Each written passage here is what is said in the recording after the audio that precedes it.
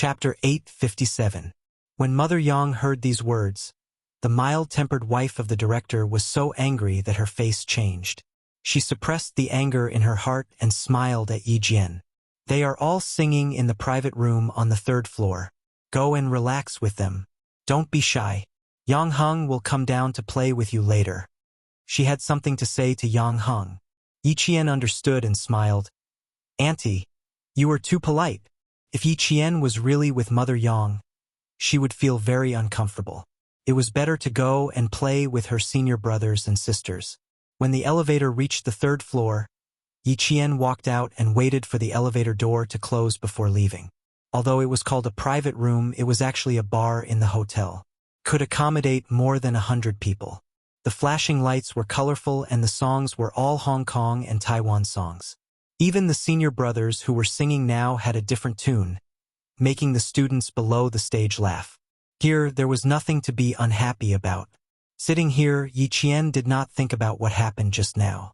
Yi Qian, who had beaten up the 7 delinquents, returned to the group of students. She was once again an excellent student in the eyes of the students. She was easy to get along with, had a good temper, and was a strong and beautiful girl. Come, come, come. Drink juice.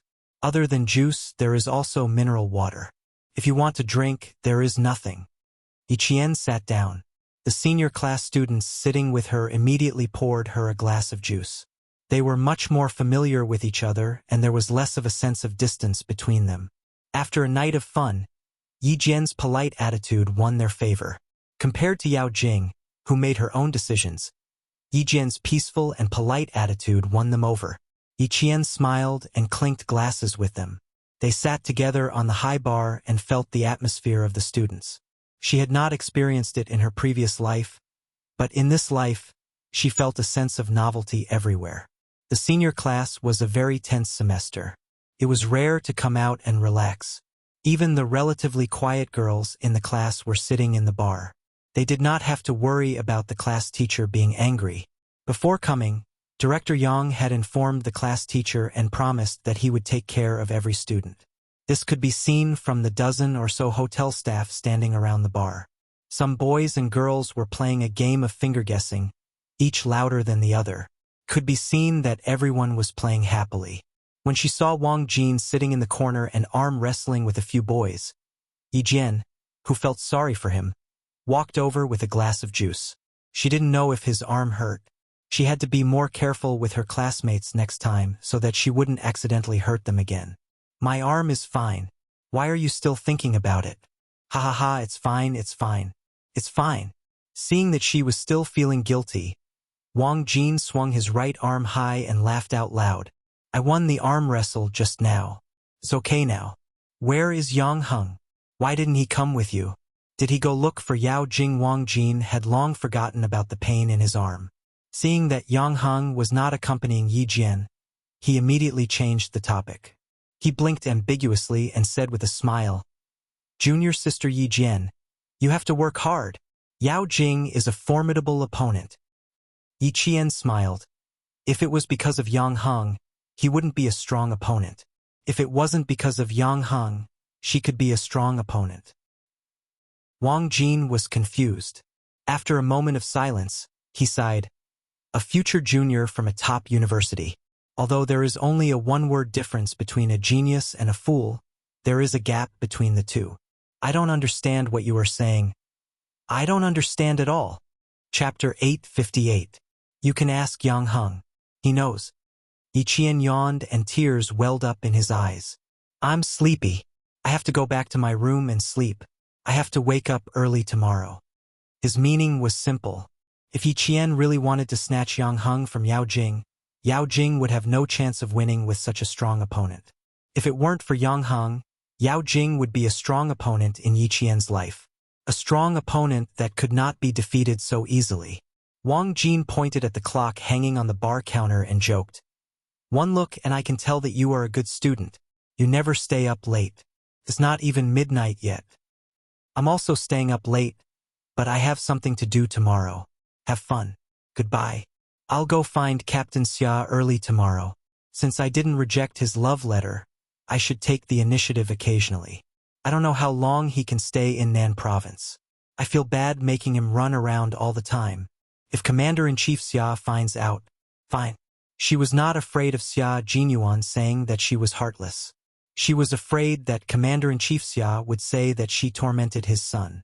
Behind him, a boy put his arm around Wang Jin's shoulder and laughed. If you were not a good student, how can you get such good grades? Why did Yi Qian ask if your arm is okay? What's wrong? Did something happen? Wang Jin shook his right arm and laughed. I sprained it. It's fine. It's fine. Let's go and sing a song. There was a lot of noise and laughter behind her. Yi Jian, who was smiling slightly, closed the door of the private room that had a good soundproof effect and left with light footsteps. It was already late into the night, and there were fewer cars outside the hotel at 11 o'clock. Yao Jing was screaming like a madwoman in the car, kicking and punching. The little princess crown on her head had already fallen somewhere. Her hair was disheveled, and she was venting her grievances and anger like a madwoman. Let her cry for a while. Don't disturb her. Deputy Director Yao, who was driving, drove steadily and motioned for his wife to sit still and not disturb his daughter's venting. A black car sped past on the opposite side of the road. The middle-aged man sitting in the car kept urging the driver, "Damn it! Hurry up! Hurry up! Run the red light! Charge through! Old Luo, if anything happens to our son, I'm not done with you. I'm not done with you." There was also a plump, middle-aged woman with tears and snot running down her face. There was even a pile of tissues scattered in the car. Boss Luo, whose face was full of fat, glared fiercely at his wife and said angrily, "Spoiled. You only know how to spoil. Look at you now." He had spoiled a person who did not know the immensity of heaven and earth. Who is Master Hosan? If your brother is afraid of him, then I'm even more afraid of him. After provoking Master Hosan, not only do you have to hope that nothing will happen to your son, you also have to fucking hope that nothing will happen to me. Boss Luo's wife choked. She collapsed in the car and wiped her tears. She didn't even dare to cry too loudly. Who didn't know Master Hosan? His eldest brother used to work with Master Hosan. Later, he made a mistake and was kicked out. Until now, he had been hiding in his hometown and didn't dare to come out. Master Hosan had warned him to stay in his hometown so that he could live. What should we do? What should we do? Hubby, my brother said that if it's third Master Ho, our son will most likely die. What should we do? How can Grandma accept this? Cry, cry, cry, cry my ass. Boss Luo, who was cursing, took out a big cigar. He wore a square ruby gold ring and lit the cigar. He took a deep puff and said in a muffled voice, "If there's no way out, you have to admit it. You have to fucking admit it." As long as they didn't fight in school, the teachers wouldn't care so much. At worst, he would pay more money to the school to keep his son's school status. Chapter 859. Even if he got into a fight or got into trouble, as long as no one was killed and he could settle it with money, it was not a big deal. But this good-for-nothing bastard dared to mess with Master Hosan. No matter how rich he was not as rich as Master Hosan. No matter how powerful he was not as powerful as Master Hausen's background in the underworld. When something happened, there was only one word for it. Admit it. One car was heading home, while the other was heading towards the Caesar Hotel. Yao Jing was screaming crazily in the car, while the other car had already stopped. Boss Luo and his wife, together with the driver, used a flashlight to find Luo Ran, who had fainted in the withered grass. "Son, son, wake up, don't scare your mother. Son, son, wake up, don't scare your mother, don't scare your mother." Holding Luo Ran, whose face and lips were pale, Luo Ran's mother cried until she almost fainted. The driver carefully touched Luo Ran's nose and whispered to his boss, whose fat was trembling, "Boss? He's still breathing. I think he just fainted. Let's put him in the car first." "He's still breathing?" Boss Luo was from Guangdong province. He had lost his fertility after a car accident in his early years. Otherwise, his family would not have raised Luo Ran as their ancestor. He was the only child in the family, and there was no way for him to grow a second one. How could he not be a treasure? The driver nodded repeatedly. He's still breathing. He's still breathing. I checked and there's no blood. Except here. The driver, who was in his early 40s, pointed at Luo Rant's neck. Someone strangled him here, but there's no other injury. The driver's surname was also Luo, and he was from the same village as Boss Luo. With his reminder, Boss Luo also gently stretched out 2 fingers in front of his son's nose. He's really breathing. It's all right. Master Ho-san was merciful. Stop crying. What are you crying for? Take him to the car. Call your cousin, who's a medical student, over for a checkup. His son was still breathing, and the Luo family was still alive. Boss Luo was so happy that he pushed his wife away and bent down to pick Luo Ran up. He tried twice but was blocked by his beer belly, so he had to tell his driver, "Hurry up. Take my son to the car. Get in the car first." As long as his son was still breathing, it was fine. If he really ran out of chi, he could only accept it. Accept it. At this moment, Boss Luo didn't want to stay here for even a minute. He just wanted to leave as soon as possible. The black BMW with a local license plate sped away. In less than 2 minutes, Ho Zi, who was wearing a loose bathrobe that revealed a large portion of his strong and muscular chest, received a call from his subordinate. He didn't have much interest in it, so he replied with a soft and hung up the phone. He turned around and poured the red wine into a large crystal wine set. While shaking it gently, he walked to the sofa and sat down. "It's settled. I've just brought him home. Tell your little girlfriend not to worry." The red wine in the wine set was slowly poured into a tall crystal glass. Xia Jinyuan, who was also wearing a loose white hotel robe, picked up the crystal glass filled with red wine and gave a slight toast to Ho Zi. "Thank you, Brother Zi. Don't mention it. Even if I didn't show up today, your little girlfriend would have taken care of it." Ho Zi was no longer drunk.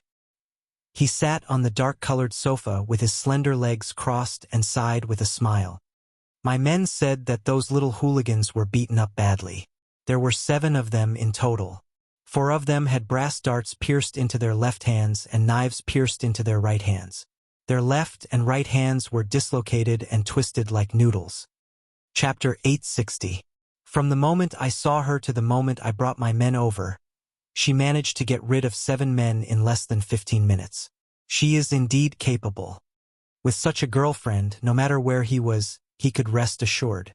Xia Jinyuan's eyes were sharp. Xia Jinyuan, who had been gently swirling the wine glass in his hand, enjoyed the night view. His thin lips curved into an unusually soft smile. "She's not my girlfriend. She's a high school student. She needs to wait. She is quite capable. Her goal is the same as mine. In fact, I'm her target. Ho Zi could hear a hint of bragging in his calm tone. She had to admit that this was something that could be bragged about. Any man would be jealous. The girl he liked had set him as her target. How could he not be envious? Ho Zi, who had just been broken up with, suddenly lost interest in talking to Xia Jinyuan about Yi Qian. She didn't want to hear a man who was so proud of his success to show off in front of her, who was about to fall out of love. She calmly changed the topic. "The scenery is good, right? Do you feel like the mountains are small?" The Caesar Hotel had 23 floors. Naturally, it was impossible for every floor to be a hotel. The hotel was divided into 2 main entrances. From the 1st floor to the 14th floor, there were hotels. From the 14th to the 20th floor, there were offices. On the 23rd floor, there were 2 bedrooms and 1 living room. For example, Xia Yiwei and Xia Jinyuan. The sofa faced the large floor-to-ceiling windows. Even if one were to sit on the sofa, they could have a bird's-eye view of the southern province. Xia Jinyuan clinked glasses with Ho Zi. After taking a sip, he slowly said, "It's lonely at the top." He wanted to sleep, so he forced himself to wake up. "Ha! Do you want to hear nice words?" "Not at all. I asked you to accompany me to relax, not to make things difficult for me." Ho Zi finished the red wine in her glass in a few mouthfuls and immediately poured herself another glass. "I've already treated you to such a good French red wine. Can't you give me some face?" Xia Jinyuan stretched his long legs and lazily replied, "No, an old man like you doesn't need a young person like me to give you face. Face is given to oneself, not by others." 37 years old. Am I old? You're 37 years old, not old. My sister is 34 years old. Don't you think she's old?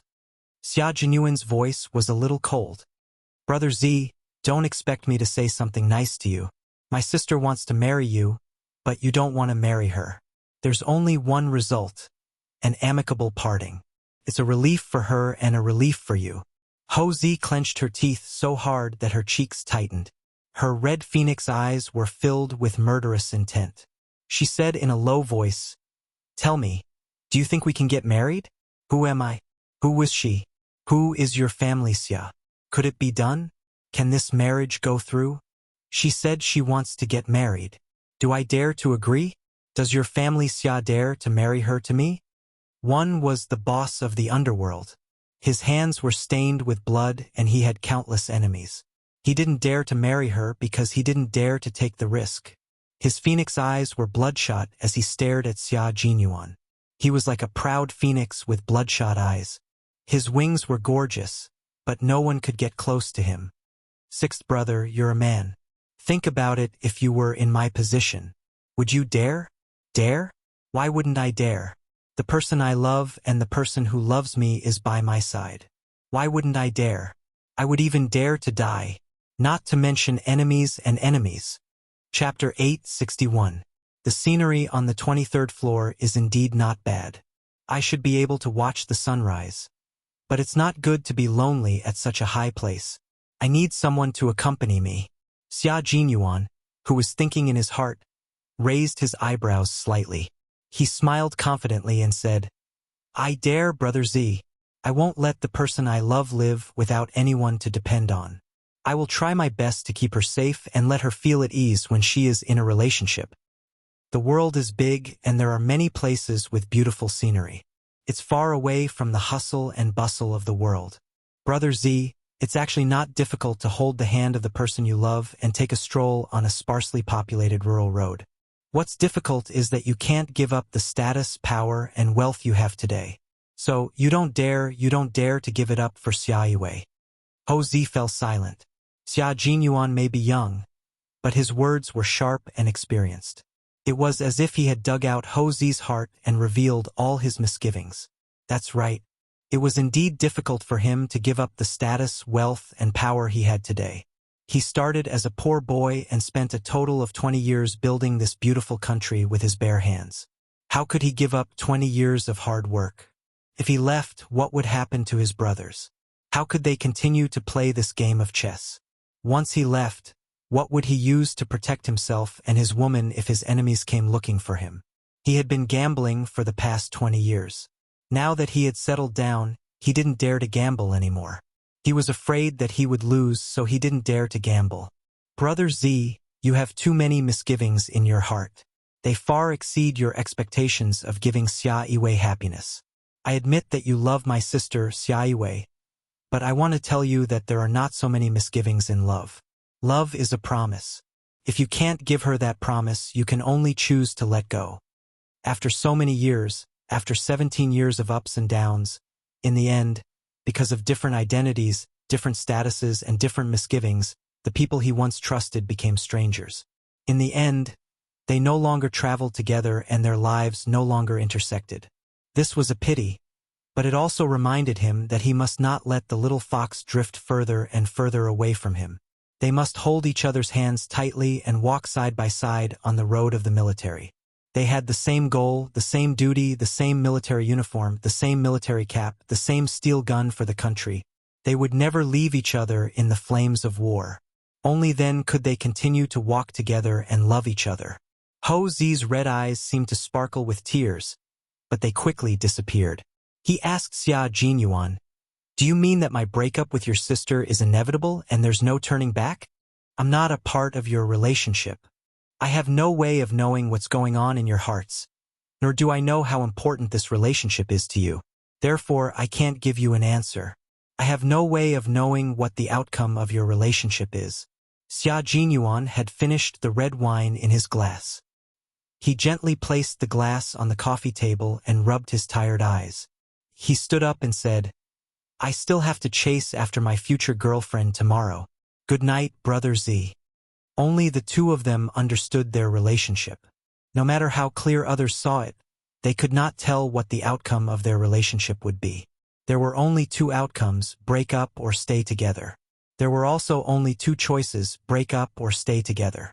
It all depended on which outcome they chose.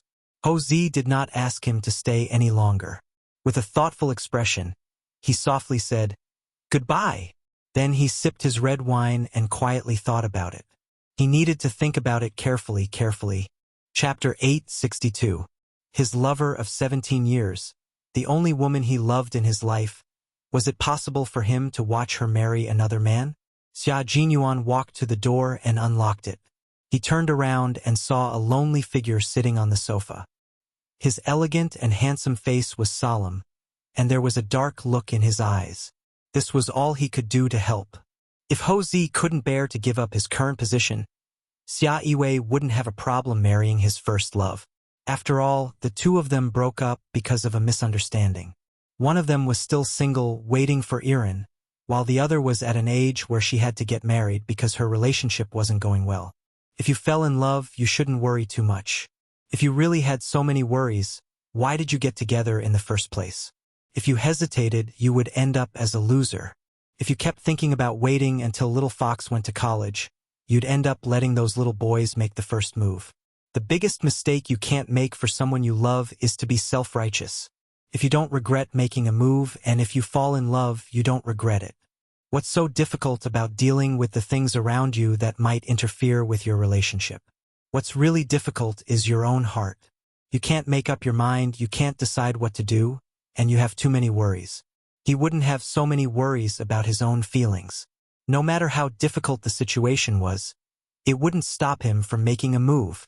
After pausing at the door for a while, Xia Jinyuan suddenly said, Brother Z, my return this time might bring you a certain amount of danger, but the only person I can think of is you. I, Ho-Zi, have been walking on the edge of a knife for so many years. You came to me because you think highly of me and you trust me.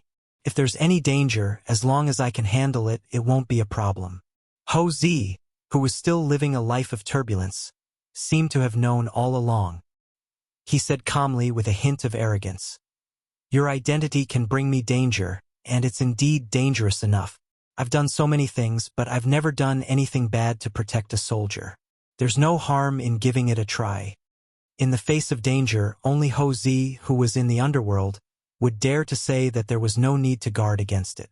Xia Jinyuan smirked and said, Brother Z, if you have the chance to make a serious choice, how do you plan to live with Xia Yiwei? Continue to live your own life and let Xia Yiwei get married? Make a serious choice? Single choice? Ho-Zi's gaze froze. She turned her head from the sofa and looked at the young man standing at the door like a pine tree. Are you willing to see your little girlfriend marry someone else? It seemed that the matter between him and Xia Yiwei had not reached a dead end yet. Xia Jinyuan nodded and smiled faintly. I understand. Rest early. If Ho-Zi could seize the opportunity, he and Xia Yiwei would have a bright future. If he missed it, Ho-Zi would still be the current Ho-Zi, while Xia Yiwei would become someone else's wife, Xia Yiwei. What opportunity is it that you can't tell me now? Ho-Zi got up from the sofa and stared fixedly at Xia Jinyuan. The opportunity one want is an opportunity that requires me to reshuffle everything in my hands. Can you afford to give it to me? Xia Jinyuan raised his eyebrows and said calmly, Working with the territory under your feet, I wonder if this opportunity is big enough? Moreover, Brother Z is the only person I can think of who can help me now. Chapter 863. An opportunity to cooperate with the territory under his feet. Ho-Zi swayed the red wine in his glass and stared sharply at Xia Jinyuan for a long time. After confirming something, he downed the red wine in his glass and smiled. I believe in you, old six. I believe in you too, Brother Z. Xia Jinyuan closed the door and left the room of the 37-year-old man, who finally understood that Xia Yiwei was so important that she had become his life. A faint smile flashed across his cold eyes. Xia Yue was really a difficult woman to deal with. A simple breakup was enough to force a mafia boss to this extent. You don't want the world, but you want the beauty. Xia Yue, you've succeeded. Standing by the corridor on the 23rd floor, Xia Jinyuan looked through the glass and his deep eyes flickered slightly. Someone's wish came true, but he didn't know if he would be able to achieve it. The night was not bad. There were no stars or moon, and there was a little wind. It was a night very suitable for Yi Yu. If his wish came true tonight, he would be able to fight side by side with Little Fox and also have a Yi Yu, a night rendezvous. Watch the sunrise? Sit on the sofa in the room on the 23rd floor and watch the sunrise together? He felt that it was not bad. Then he would wait for the military to call. Although he said that he had returned to the southern province, it was dangerous to return to the southern province. It was dangerous to lure all the snakes to the southern province. He was in the country and the mission was not interrupted. Now he just had to wait for the military to approve his request. The phone in his bathrobe vibrated. Xia Jinyuan's eyes darkened, but he didn't seem to notice it. There was a faint smile at the corner of his mouth. The man, who was wearing a bathrobe that couldn't hide his elegance, walked back to the room gracefully. This phone was specially modified. There was no one else other than the military and his comrades who would send a message at this time of night. He originally wanted to find Little Fox and drag her to watch the sunrise together, but it seemed that it would be a little later. I'm Q King. Q King, someone from abroad has sneaked into the country to carry out the second plan of the storm mission. The mission of luring the snakes out of their holes has begun. Xia Jinyuan opened the curtains in the room and sat on the same sofa as Ho Zi's room. He looked down at the city from above. Roger that. We've already contacted Ho Zi, the leader of the underworld in Southern Province. Our identities have been covered. We're ready for action. The phone was silent for a few seconds, but it felt like the entire night was about to pass. Your decision is very dangerous. Whether it's letting Ho Zi get involved or asking Yi Qian for help, it's all very risky. The military department opposes it out of caution, but Commander-in-Chief Xia supports it. Q King, your current identity is too special. We can trust Yi Qian, but Ho Zi, once she finds out and reveals your whereabouts, you should know what kind of trouble you'll be in. The voice on the other side of the phone was low and cold. It was the leader of all the members of the Snowfield Brigade, a major general in the army. Xia Jinyuan met him in Yi Qian in Pakistan. Xia Jinyuan said calmly, I'm sure Ho Zi's file is already on the military department's conference table. Although he's a member of the underworld, he's very principled. There have been people from abroad who have contacted him many times and tried to instigate him by offering him many favorable conditions. All the people sent were secretly dealt with by Ho Zi, and the foreign organizations didn't dare to retaliate. Just based on this, I believe Ho Zi won't reveal my identity. Chapter 864. Why did he come to Southern Province to look for Ho Zi? It was not only because Ho Zi was capable, but also because he trusted her character. Ho Zi was the only person in the country who dared to kill someone sent by an overseas organization. If it weren't for this, the military wouldn't have allowed you to contact Ho Zi, the Major General said solemnly. Although it's great that I'm willing to die in exchange for your life, and your decision is admirable, I don't want to see anything happen to any of you. The military has agreed to all your requests. Yi Qian is approved to join the operation as your second shield. She will be our hidden sword in Southern Province. If a snake comes out of its hole, the hidden sword will be unsheathed and kill without mercy. Xia Jinyuan's eyes flickered and the corners of his mouth curved slightly in the dark room. Since he had come to Southern Province, how could he not have Little Fox to fight alongside him? If Little Fox wanted actual combat experience, he would give it to her. As long as there was a chance, he would definitely give her actual combat experience. This was because he had promised that he would hold Yi Qian's hand tightly and grow with her. A gentleman's promise could not be bought with money. He had always kept his promise in his heart. At this moment, his wish came true. We still need to see her reaction. We won't inform her directly for now, the Major General said. The military hopes that she can be your support in Southern Province. We'll test her first before informing her. Yiqian was a student. Even if her file appeared in the military and was recorded in the system, she was still a student. The military did not know her movements at all times. When the Major General said, "See her reaction," it was actually a test. He wanted to see if Yiqian was qualified to be a hidden sword who could lure the snake out of its hole and kill without mercy.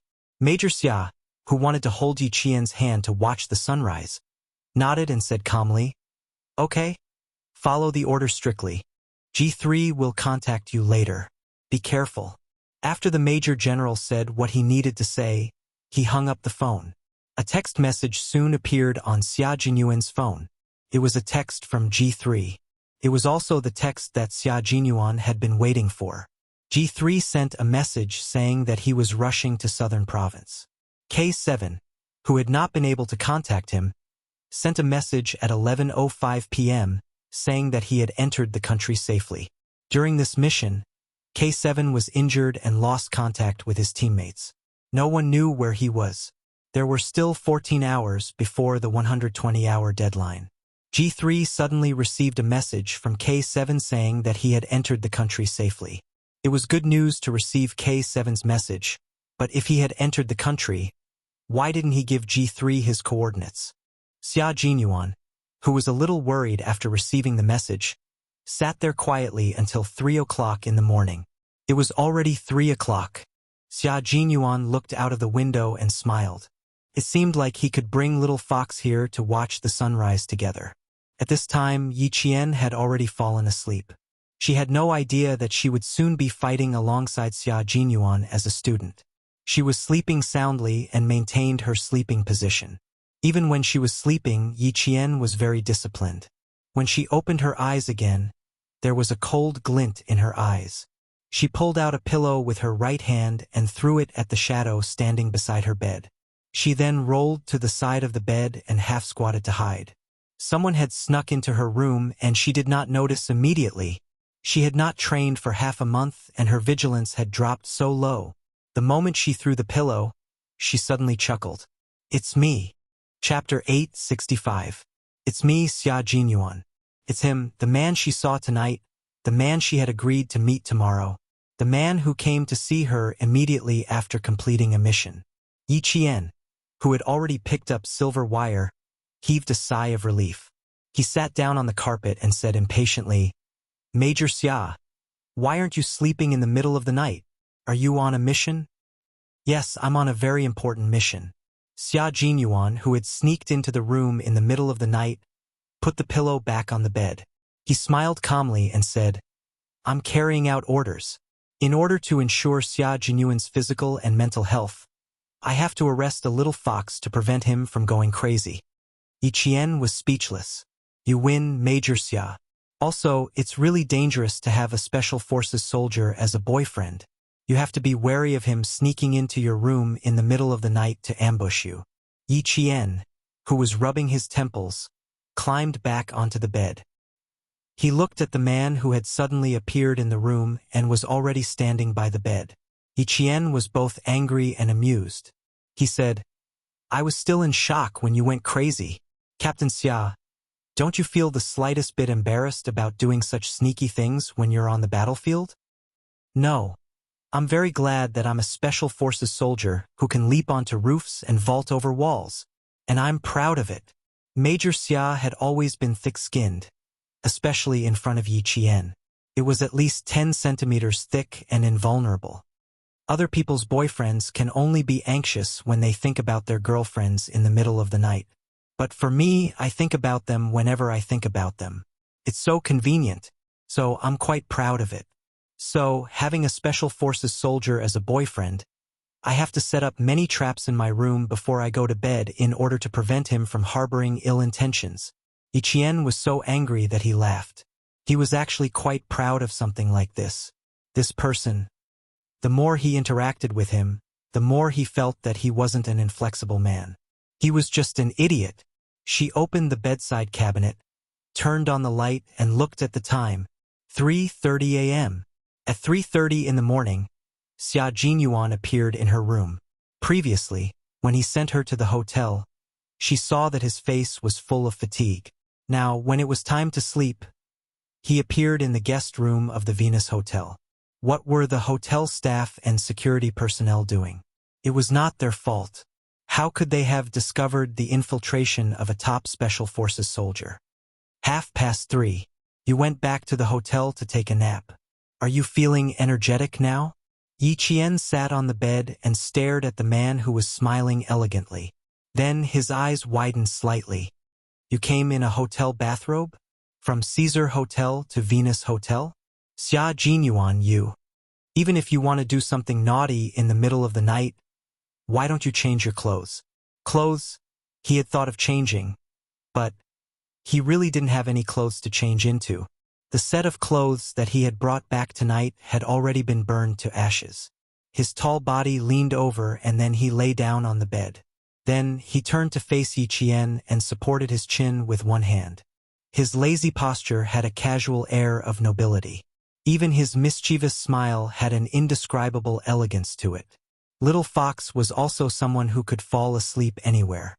When he broke into the room and heard her breathing, he knew that she was sleeping soundly.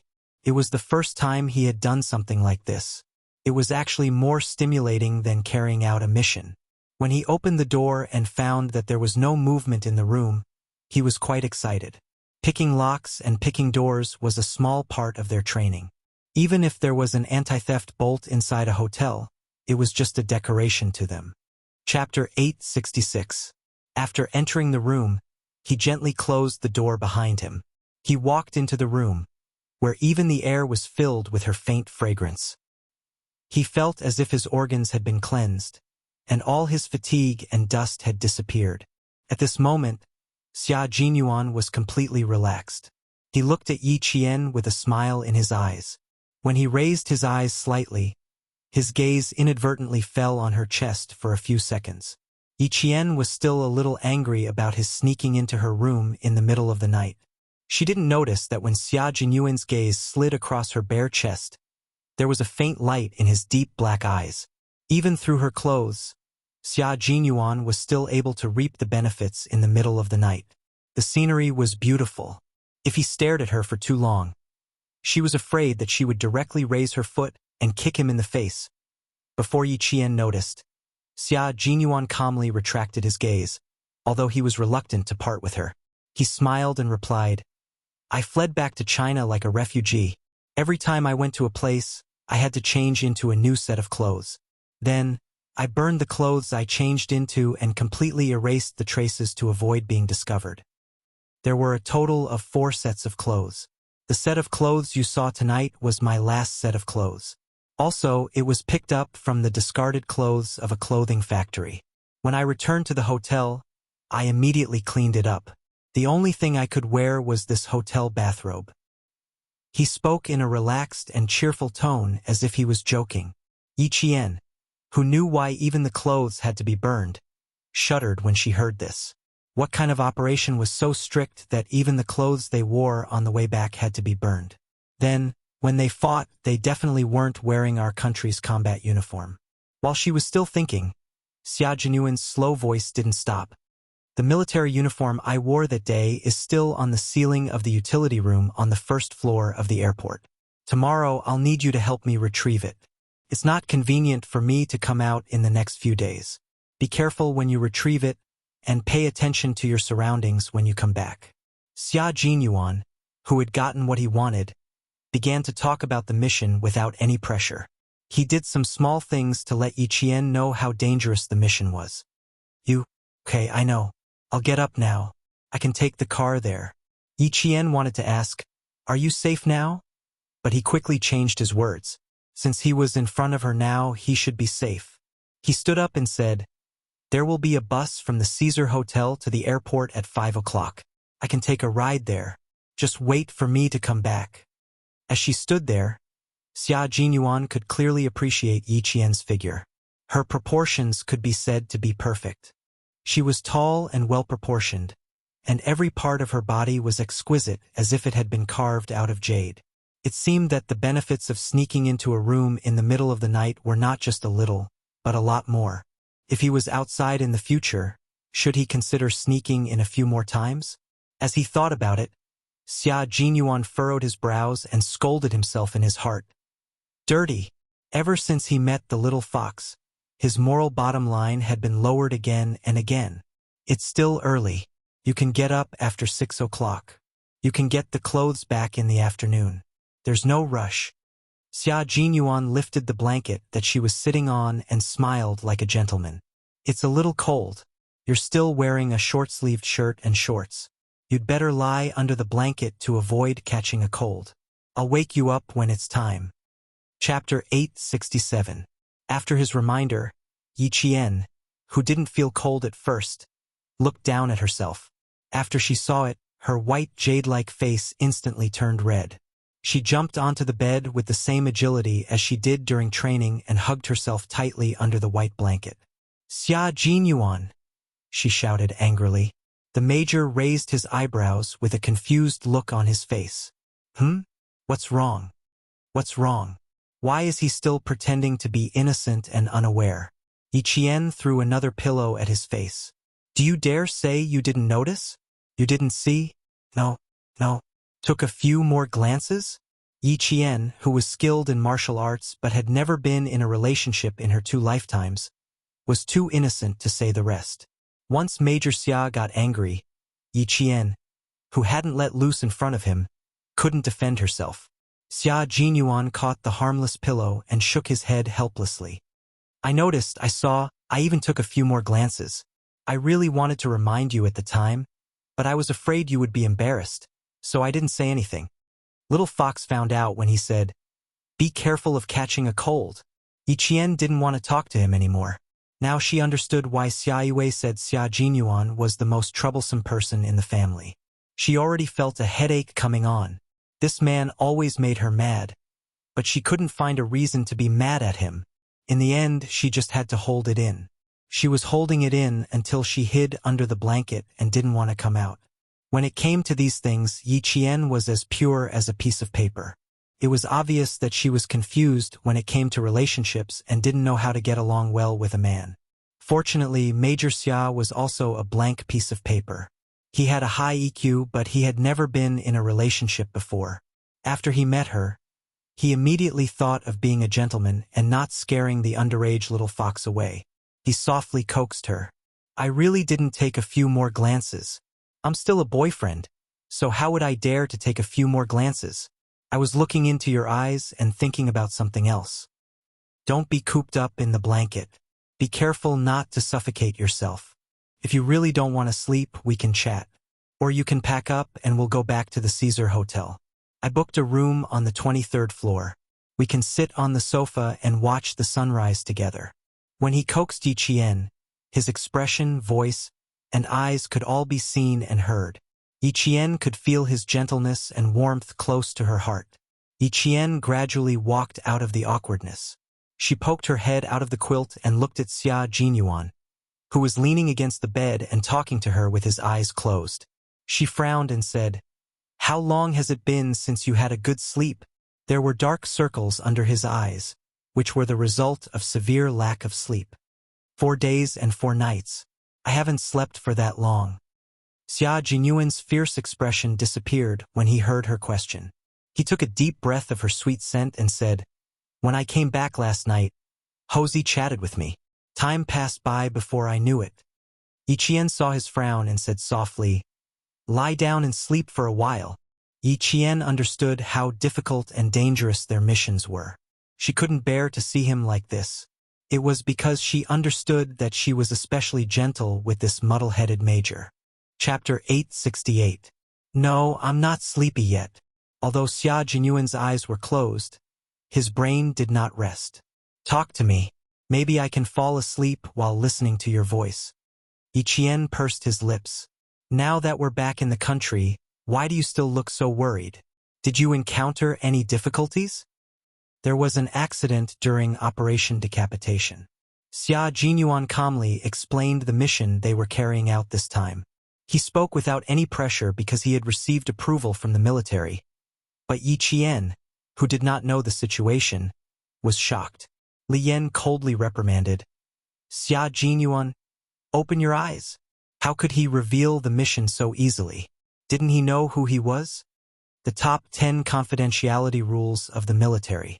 Look at what you're saying now. First, do not reveal secrets that should not be revealed. Second, do not ask about secrets that should not be asked.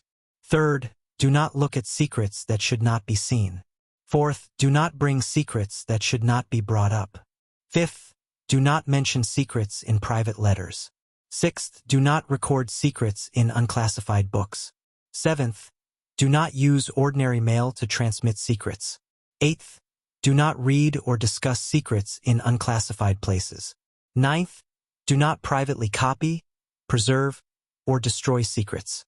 10th, do not bring secret carriers to travel or visit relatives and friends. You know all these.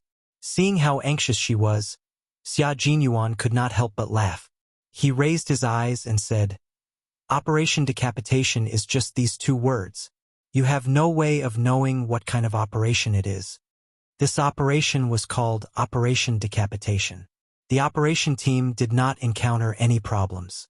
An electrical engineer in the embassy said that the Chinese side was sending people to repair the aging circuit, and his words alerted the enemy.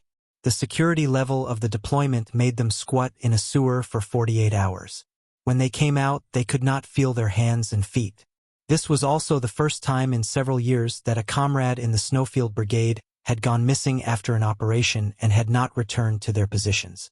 Yes, Operation Decapitation was just these 2 words, but what was decapitation? It was to destroy the enemy's leader and their organization. His mission this time was to go abroad and behead someone with a very big background. Yi Qian only thought about it, but his heart trembled. He wanted to warn him, but when he saw that he didn't even have the strength to open his eyes, he sighed in his heart. Didn't you say you were tired and needed to go back to sleep after sending me home last night? You didn't sleep at all last night. Go to sleep and stop talking. I don't want to listen to it anymore. Yi Qian forcefully pulled on his arm, wanting him to lie down and sleep comfortably. He was a soldier and a comrade who had fought side by side with her. If she didn't understand his hardships, who else could? A comrade would always be able to understand the hardships of a comrade. Xia Jinyuan, whose arm was being held by her, closed his eyes. He didn't even want to open them. He didn't even want to move. He had a faint smile on his face, and his breathing was shallow. When he spoke, his voice was extremely soft as he coaxed her. Be good. I know you have to keep it a secret. I've never forgotten. You should sleep too. I'll take a nap too. Previously, when I went back to the hotel, I was caught by Brother Z and talked for more than 2 hours. When I went back to my room, I had other things to do. Before I came to your place, I actually didn't sleep at all. Thinking about K7 and reading the message sent by G3, he sat there in deep thought. When he came back to his senses, it was already 3 in the morning. Then he came to look for her. Chapter 869. With the approval of the military, he could openly look for her when he was on a mission. He could once again hold her hand and fight side by side with her. He had to let her take a breather first and figure out how dangerous the decapitation operation was. Then he could judge whether she could handle the danger. Listening to her clear voice and smelling her scent in the air, Xia Jinyuan gradually felt tired. He couldn't even open his eyes now. Xia Jinyuan didn't speak again. He just wanted to have a good sleep. Major Xia coaxed himself to sleep. Xia Jinyuan fell into a deep sleep with his back against the headboard, his head upright, and his hands crossed in front of his lower abdomen. Yi Qian couldn't let him sleep like this. She lifted the blanket and gently knelt on the bed. She hugged his shoulders with both hands and held her breath. Little by little, she laid him down on his side. Yang Heng had reserved a double room for Xia Jinyuan, who was 186 meters tall on the 188 meters wide bed. The space instantly became much smaller.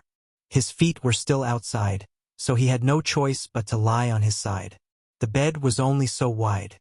The blanket gently covered him. Yi Qian, who was no longer sleepy, quietly looked at the young major who was sleeping. He couldn't sleep well, and his expression was still as sharp as a sword. Yi Qian sighed softly in the room. The decapitation operation was the most dangerous operation. No wonder he felt tired. Look, he was so tired that he was frowning even when he was sleeping. Sleep well. Since you're back in China. Sleep well. Yi Qian reached out and stroked his eyebrows. She focused on him until she smoothed his eyebrows. Then, she gently got up from the bed. She had to rush to the airport to get his military uniform.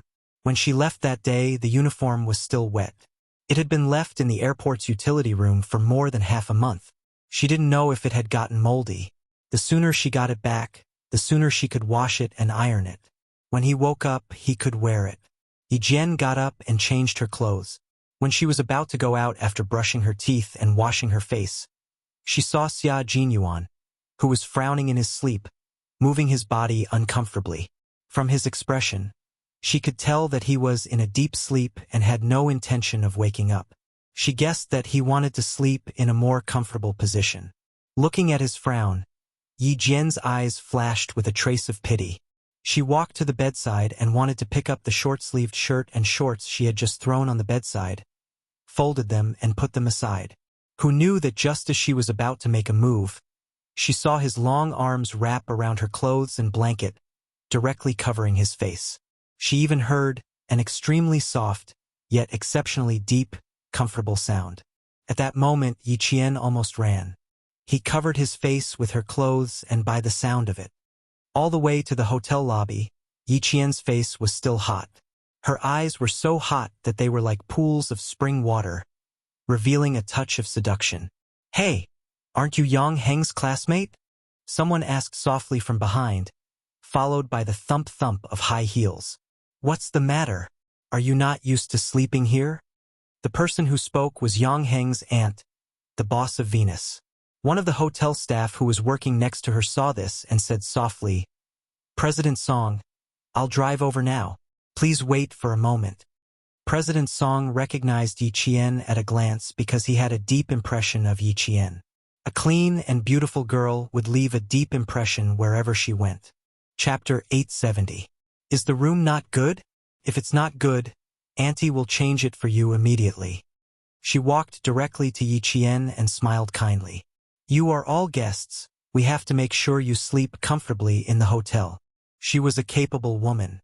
Yi Qian quickly composed himself and politely said, No, I have to go to the airport. That's why I woke up early. I slept very well and didn't feel uncomfortable at all." She could fall asleep anywhere. It was just that the hotel's security personnel had sent a special forces soldier over. She was startled awake at 3:30 in the morning. "Going to Jiang? That's great. I also need to go to the airport to pick someone up. Take my car." Manager Song, with her exquisite makeup, laughed heartily. She must have just woken up, as her eyes were still bloodshot. "The staff helped me get the car. Let's go and wait outside." She turned to the front desk and said, "Xiaofeng, prepare 2 sets of breakfast for me. 1 set with coffee and the other with fresh milk." Yi Qian's indifferent face lit up with joy. He quickly thanked her. "Thank you, Manager Song. I won't stand on ceremony then." This way, she wouldn't have to wait until 5 o'clock to take a ride from Caesar Hotel. She could pick up her military uniform earlier. "Aya, child, you can just call me Auntie. Why are you calling me Manager Song?" Manager Song, who still had a stern expression, couldn't help but laugh. This child was really polite. "Don't blame me for making the decision alone. Let's go, the car is here." Yang Heng's Auntie Song was a divorced woman. They divorced 8 years ago, and her daughter was awarded to her husband. Now she was going to pick up her daughter from France, whom she hadn't seen for more than 2 years. The car drove over. Yi Qian's gaze fell on the 1997 red Ferrari. He saw that Auntie Song was yawning several times. Yi Qian, who originally wanted to say that she could drive to the airport, silently shut his mouth. "Auntie, did you not rest well last night?" Yi Qian sat in the front passenger seat and couldn't help but ask. When she was training with the motorists, the most common thing the instructor said was, "Don't drive when you're tired." Looking at Auntie Song, who looked rather tired and yawned non-stop, Yi Qian was still a little worried. It was not good to drive while tired. President Song smiled as he started the car and slowly drove into the entrance of the lobby. You didn't sleep the whole night. Are you worried that I can't drive well? Don't worry, I still have the skills. I used to be able to drive steadily even if I didn't sleep for several nights in a row. Throughout the journey, Manager Song's driving skills were indeed not bad. But every time she yawned deeply, Yi Qian felt a chill run down his spine. When the motor vehicle soldiers were assigned to night training, if they were really tired, they would eat morning peppers to refresh themselves and apply cooling ointment to resist fatigue. They would use all kinds of hard methods to keep their minds clear all the way. However, Director Song and the others were different. It was impossible for them to use such a ruthless method to refresh themselves. If they were so tired all the way, there would definitely be problems driving. Yi Qian didn't care about the value of the car anymore. He simply smiled and said, Auntie Song, let me drive. It will take an hour to get to the airport. I'll drive. Why don't you sit and rest for a while? Just as Yi Qian finished speaking, a strong light suddenly shone from the opposite side. This was not the strong light of a small car, but the strong light of a large truck rushing towards them. President Song, who hadn't had a good rest, couldn't help but squint when the strong light shone on her. She didn't even realize what was happening in front of her. Chapter 871. Yi Qian, who had been paying attention, didn't even have time to say, "Be careful." He released his seatbelt in a second and leaned toward the driver's seat. His hands gripped the steering wheel and turned it quickly. As the bright light rushed toward them, Yi Qian said calmly, "Step on the accelerator. Quick." In that second, Director Song's brain still reacted. She stepped on the accelerator as low as possible, and the entire car was like an arrow released from a bow. Under Yi Qian's control, the car made a beautiful drift on the road. The rubber wheels rubbed against the ground, making a sharp squeaking sound. Amidst Song's screams, Yi Qian completed the second lateral drift in a row, causing the entire sports car to rush forward with a boom, thus avoiding the rampage of the truck. Fortunately, it was a Ferrari sports car. Its refueling speed and control were top-notch. That was why it could complete 2 drifts in such a situation. Bang, bang, bang. There were several loud noises. From the rearview mirror, they could clearly see that the truck on the opposite side of the road had crashed into the guardrail in the middle of the road. It continued to sweep forward, breaking several lampposts, and finally rushed into the green belt. After avoiding the danger, Yi Qian turned the steering wheel and said in a deep voice, "Auntie, let's park the car and get out to check the situation." No matter what she learned was useful. If she hadn't trained with the auto soldiers, this would have been the second time she had lost her life. Compared to Director Song, who was scared stiff, Yi Qian was unbelievably calm. She didn't even have a trace of fear on her face. Even her eyes were as calm as a mirror. Director Song, who was scared out of her wits, didn't even know how she lifted her foot to step on the brakes. She even forgot to pull the handbrake. It was Yi Qian who pulled it and turned off the engine. "Auntie Song, calm down first. I'll get out to check the situation." Yi Qian had encountered accidents like the one just now when he was training. His brain and his hands reacted together. His brain thought of a way to avoid the accident in the first place, and his hands reacted quickly with his brain. Thus, he could nimbly and calmly avoid the sudden accident. In the car, Manager Song was still in a daze. When Yi Qian spoke to her, she turned her neck stiffly and looked at Yi Qian in a daze. Although he said he was looking, his pupils were dilated. His gaze was not focused on Yi Qian, which meant that his brain could not keep up. He did not know what Yi Qian had said, nor did he know what he was doing. After getting out of the car, Yi Qian saw that the front of the truck that had rushed over from the opposite side of the road was twisted out of shape. Car parts were scattered all over the road, and the long truck compartment was overturned in the middle of the horses, blocking the road to the airport. Yi Qian's first reaction was to look across the road to see if any cars had been hit. A gust of wind blew past, bringing with it the smell of gasoline and paint. These were all very pungent smells. Yi Qian, who was sensitive to smells, wrinkled his nose uncomfortably. Something happened. Something's wrong. Quick, call the police, call the police. On the opposite side of the road, The two private cars that had picked up people from the airport stopped one after another. Those with cell phones quickly called the police, while others called the ambulance. Then, another car sped into the city without stopping on the opposite side of the road. The speeding car meant that the traffic on the opposite side of the road was smooth and no cars were hit. On her side, the scene was very tragic. Car parts were scattered everywhere. 5 lampposts were knocked down, and the lamppost at the edge was lying on top of the truck compartment. The cables buried in the ground were dragged out. Yiqian looked at the cables carefully. He did not see any signs of wires being torn. Chapter 872. The cars heading to the airport saw this from afar and stopped on the side of the road. The large truck in the middle of the road blocked their path. Yiqian had already run to the front of the deformed truck and realized that the front tire was missing. The pungent smell of gasoline wafted from the front of the truck. The engine of the truck had shut down after the collision, and the entire engine had stopped working. The truck was too high, so Yiqian jumped on the road and shouted, "Can you hear me? Can you hear me? Can you tell me how many people are in the truck?" The smell of blood mixed with the smell of gasoline and gradually drifted into her ears. It started faintly and grew stronger. Yiqian, who did not hear a reply, took a deep breath. She needed to climb onto the truck to see what was going on inside.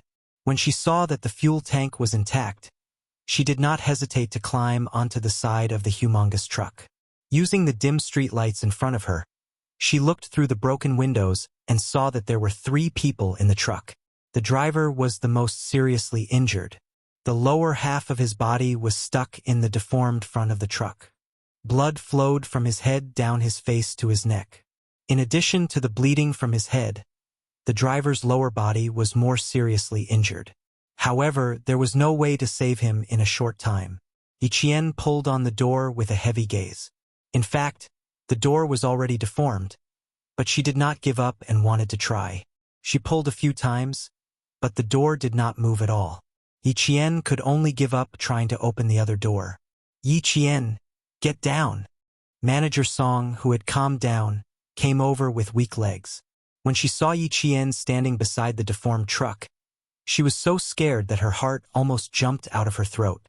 "Get down, get down. The gasoline is so heavy. Be careful of the explosion." Just now, it was this young lady who saved her life. She really saved her life.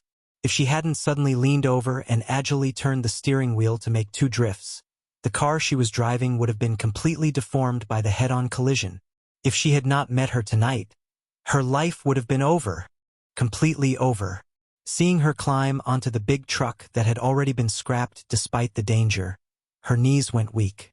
She yelled at the top of her lungs, "Get off now! It's dangerous! Get down! Quick!" She used too much force and choked on the wind. Manager Song, who had always paid attention to her image and was now coughing in a sorry state. "It's okay. The fuel tank is not damaged. The engine turned off automatically and there is no flame. There's no danger of an explosion for now." Yiqian, who had jumped of the truck, frowned and said to Manager Song, "The driver's life may be in danger. There are 2 people in the front passenger seat." Yiqian did not dare to rush to the rescue. She was afraid that if she acted rashly, it would worsen the injury of the injured. She had to observe carefully first. "Director Song, please call 120 and the fire department. Someone needs to come over for the repair of the power supply." People had already surrounded the truck. They all stood about 2 meters away from the truck. No one dared to come up. When they saw a young lady like Yiqian jump out, they thought she had come out of the truck. Someone shouted, "Young lady, what's the situation with the truck?" Chapter 873. It's not good. There are 3 people in the car. The lower half of the driver's body is stuck, and the front of the car is deformed. The injured person sitting at the side of the front passenger seat should have lighter injuries. Yiqian gave them a simple answer. She climbed to the front passenger seat and tried to open the door. The car was locked from the inside, so there was no way to open it. She took off her school uniform jacket and wrapped it around her right hand. She grabbed the broken glass and quickly pulled off one piece after another. She needed to reach into the car to unlock the door. Yiqian pulled off the sharp glass piece by piece until she found the small lever to unlock the door. She pulled it, and with a click, the locked front passenger door opened. "Does anyone have a flashlight? Can you lend it to me?" When the door was pulled open, Yiqian turned around and said to the pedestrians who were blocking the road, "I need a flashlight to check the injuries of the trapped people." The onlookers realized that the girl was not from the truck, but a passerby. Two drivers did not hesitate and immediately ran back to their cars to take out flashlights. Some hesitated and chose to stand aside to watch. Chief Song was on the phone with his brother-in-law, Chief Yang. He said anxiously, "Brother-in-law, there was a car accident at the intersection of Zhongjin Road near the airport. A truck came from the opposite side of the road, and the front of the car was deformed. Yiqian, this brave girl, is rescuing people by herself. Get someone here." Chief Yang was the chief of the Transportation Bureau. The traffic accident happened to be the Traffic Police Department's responsibility. Hearing this, he was not sleepy anymore. He did not even bother to ask why Yiqian was with his aunt at night. He got out of bed and said, "Have you called the police? What's the situation? Give the phone to Yiqian." I called the police. I also told the fire department." "Wait a moment, I'll give the phone to Yiqian." Chief Song walked around the back of the car with the phone and saw a few people shining flashlights into the car. Yiqian was holding onto the car door with one hand and peeking his head into the car to observe. Her heart was still palpitating as she trotted over. Before she could pass the phone to Yiqian, she was shocked by the tragic situation in the car. She stopped in her tracks. Under the flashlight, the car was covered in blood. The three people inside were lying on the ground like they were covered in blood. None of them had any reaction. Brother-in-law, it's very bad. Yiqian is saving people." She didn't dare to hand the phone over. No matter how strong she was in business, she had never seen such a bloody scene. Chief Yang had already put on his clothes with the help of his wife. After hearing this, his expression became even more serious. "Remind Yiqian that the car has an oil leak and caught fire. Tell the people participating in the rescue not to bring any fireworks. No smoking at the scene." Chief Yang instructed on the phone. At the scene, Yiqian said, "The driver's right leg is stuck. We need to stop the bleeding. Who has a jack or a wrench in the car? Let's save the injured people on the outermost side first." Although Yiqian had never participated in a rescue before, he had learned how to participate in a rescue when he was training with the soldiers. With a calm gaze, she calmly ordered the adults around her. She followed the rule of observing first before rescuing. After giving the instructions, she checked the condition of the injured people on the outermost side. Female, about 40 years old, slightly plump. Unconscious, breathing, pulse strong, head hit, no signs of bleeding. There was no major bleeding on the upper and lower body, but the person fell forward. There was a possibility of internal injuries or broken ribs. Chapter 874. Can you hear me? Can you hear me? After observing that there was no obvious serious injury, Yiqian pressed her finger on the middle-aged woman's philtrum. Her voice was slightly cold as she calmly called out each word clearly. After about a minute, the middle-aged woman let out a low moan and regained consciousness. "Do you feel any pain in your chest?" Yiqian immediately asked after the middle-aged woman opened her eyes. Professional terms came out of her mouth one after another, making the people involved in the rescue think that she was a medical student. "No, I was knocked unconscious. My husband," the middle-aged woman said and turned to look at the driver's seat. She saw that her husband's head was bleeding and he was sitting quietly with his head lowered. Seeing this, the middle-aged woman suddenly became agitated. She grabbed Yiqian's hand and begged, "Save my husband. Save my husband. Please save my husband." Two trucks on the opposite side of the road suddenly braked and stopped. The two drivers in the trucks jumped out and ran over. Old Guan, Old Guan." Before they arrived, they were already shouting, "Old Guan, Old Guan." Old Guan was the driver of the accident. They were a family. The middle-aged woman was Old Guan's wife, and the one sitting in the middle was Old Guan's partner. With the help of the driver's friends, the rescue operation progressed even faster. The driver's friends kept saying with trembling lips, "Daughter, you have to help us. Old Guan can't die. He can't die. Uncle, everyone is working together now. We don't want to see the worst outcome. You should comfort the anxious woman first. We'll use the tools to save her." Yi Qian held the flashlight and confirmed that Old Guan's wife's left leg was stuck and that the blood supply to her left leg was normal. Only then did he start the rescue operation. Straighten the woman's body. Stabilize her neck and spine. Give me the jack. At this time, Yi Jian had undoubtedly become the temporary commander-in-chief. She used what she had learned in medical school and what she had learned in the army to start the rescue. There was no way to completely stuff the jack under the car. Half of it was still outside. Even so, it played a rescue role. With the addition of the wrench, the first person rescued was the emotional middle-aged woman.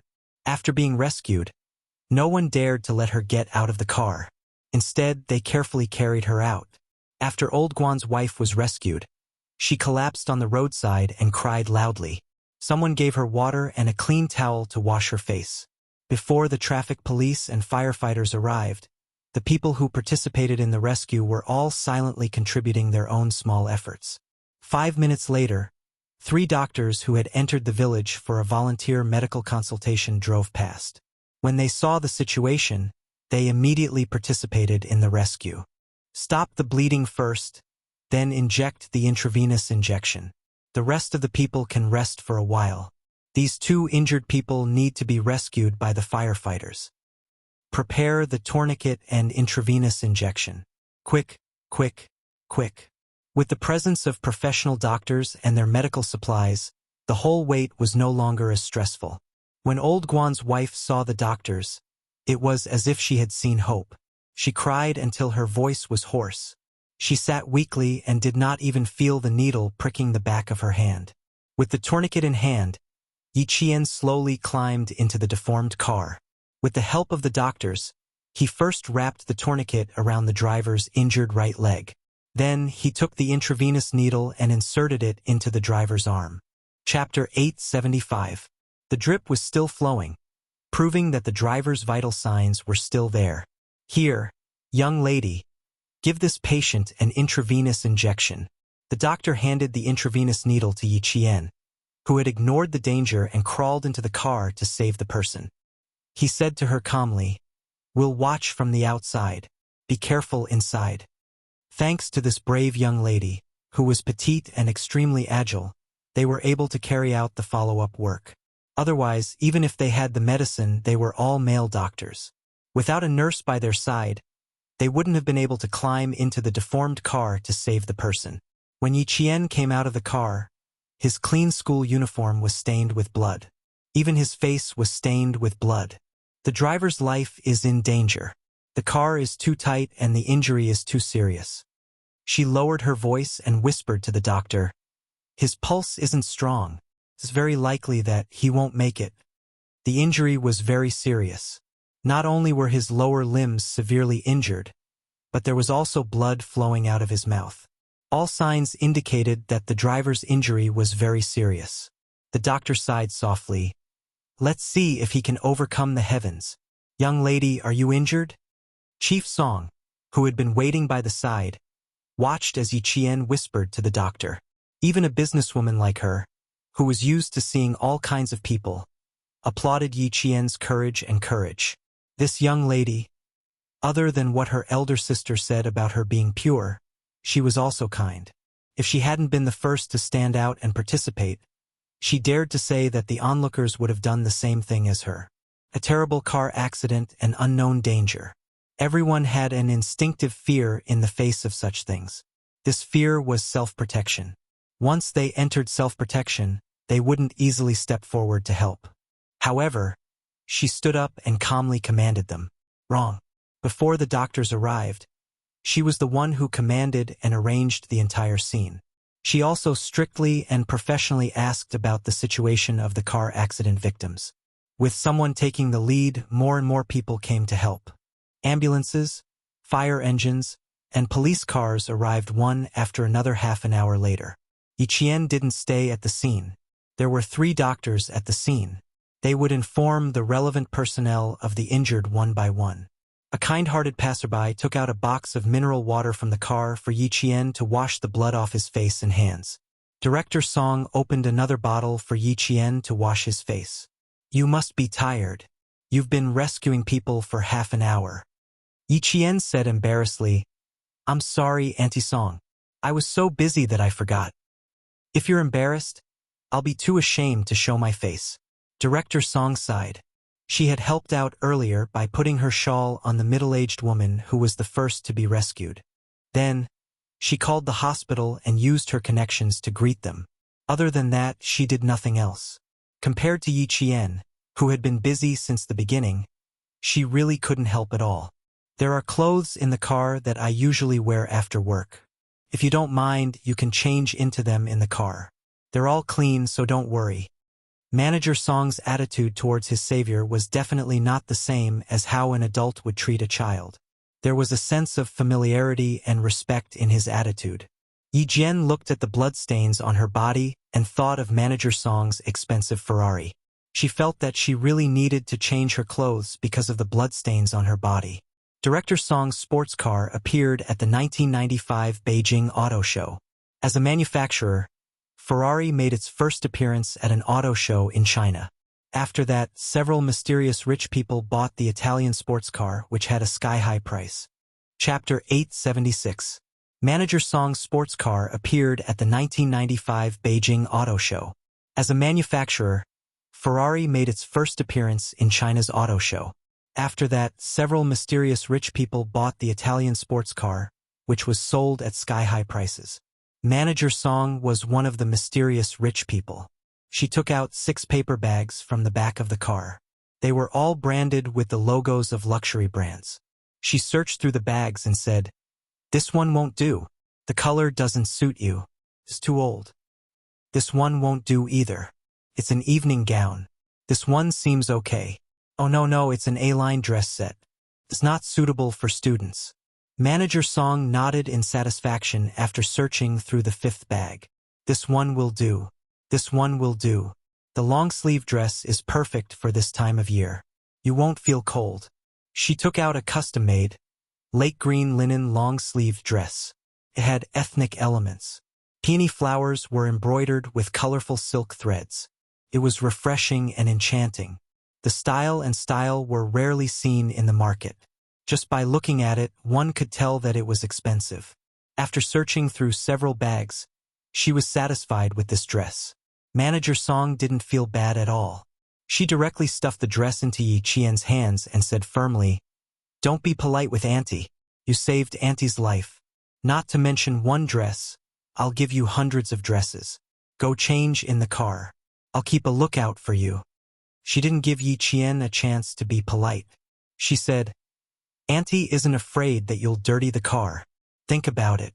When we arrive at the airport, why would the airport staff let you in when you're covered in blood?" Indeed, there was no reason to refuse. If she entered the airport with a bloody uniform, it would scare others and the airport staff. Manager Song was slightly shorter than Yi Qian. When Yi Qian put on the ethnic autumn cotton dress, her facial features were beautiful. She was tall and slim, so the dress came alive. It was a combination of innocence and enchanting. Large peony flowers bloomed alluringly from the side of the skirt to the waist and then to the chest. A few branches with vines curled up and then delicately extended to the neckline. A clear and seductive temperament assaulted one's senses. She was an obedient female student in her school uniform. Once she changed her clothes, her temperament changed so much that even Mr. Song was amazed. "Beautiful, beautiful. So beautiful. My friend said he's going to Hong Kong and Taiwan to hire a model. He doesn't need one. He can just ask you." Yi Qian couldn't see the effect of the dress, but he could only see President Song praising it. He couldn't help but smile and say, "Auntie Song, it's your dress that's beautiful. No matter how beautiful a dress is, someone has to wear it. The person who wears it has to have a temperament to make the dress beautiful." CEO Song's complexion had yet to recover. and his voice was still a little hoarse. He had shouted Yi Qian so loudly just now that his throat was filled with blood. He took out 2 bottles of mineral water from the car and handed 1 bottle to Yi Qian.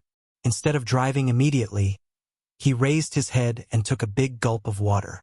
After a while, he smiled bitterly and said, "Xiao Yi, you drive. My legs are still a little weak. I don't even have the strength to step on the accelerator." Her legs went soft and she felt nauseous. Whenever she thought of the bloody scene in the carriage, she felt nauseous. Behind her, police lights flashed. The traffic police came over to direct traffic, the firefighters started the rescue, and the medical staff sent the injured to the hospital. Everything was carried out in an orderly manner. A car accident happened suddenly. Fortunately, it was around 4 o'clock in the morning. If it was daytime, the entire truck would have been driven from one side of the road to the other. The scene would have been even more tragic. Chapter 877. As for the driver, Old Guan, no one could guarantee that he could be saved. Yi Qian said softly, "It's all over now. I'll drive. You should rest for a while." The scene was indeed tragic, but on the battlefield, it was even more tragic. "You don't seem to be afraid at all. Your reaction to avoid the car was also very fast. Xiao Yi, Auntie is a little curious about you." Yi Qian was the one driving the Ferrari. It was her first time driving such a luxury car, so Yi Qian was not unfamiliar with it. In her previous life, she had worked in a car shop that specialized in luxury cars.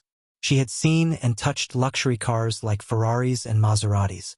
Hearing this, she started the car and answered with a faint smile, "I grew up in the army. I'm bold and a little wild. I often see motor vehicle soldiers training on the field. Sometimes I would shamelessly sit on them. After a long time, I'm quite familiar with cars." No wonder she was so calm. She grew up in the army. Big Sis said that Xiao Ye's mother was a martyr, and both of her parents were dead. It made sense that she grew up in the army.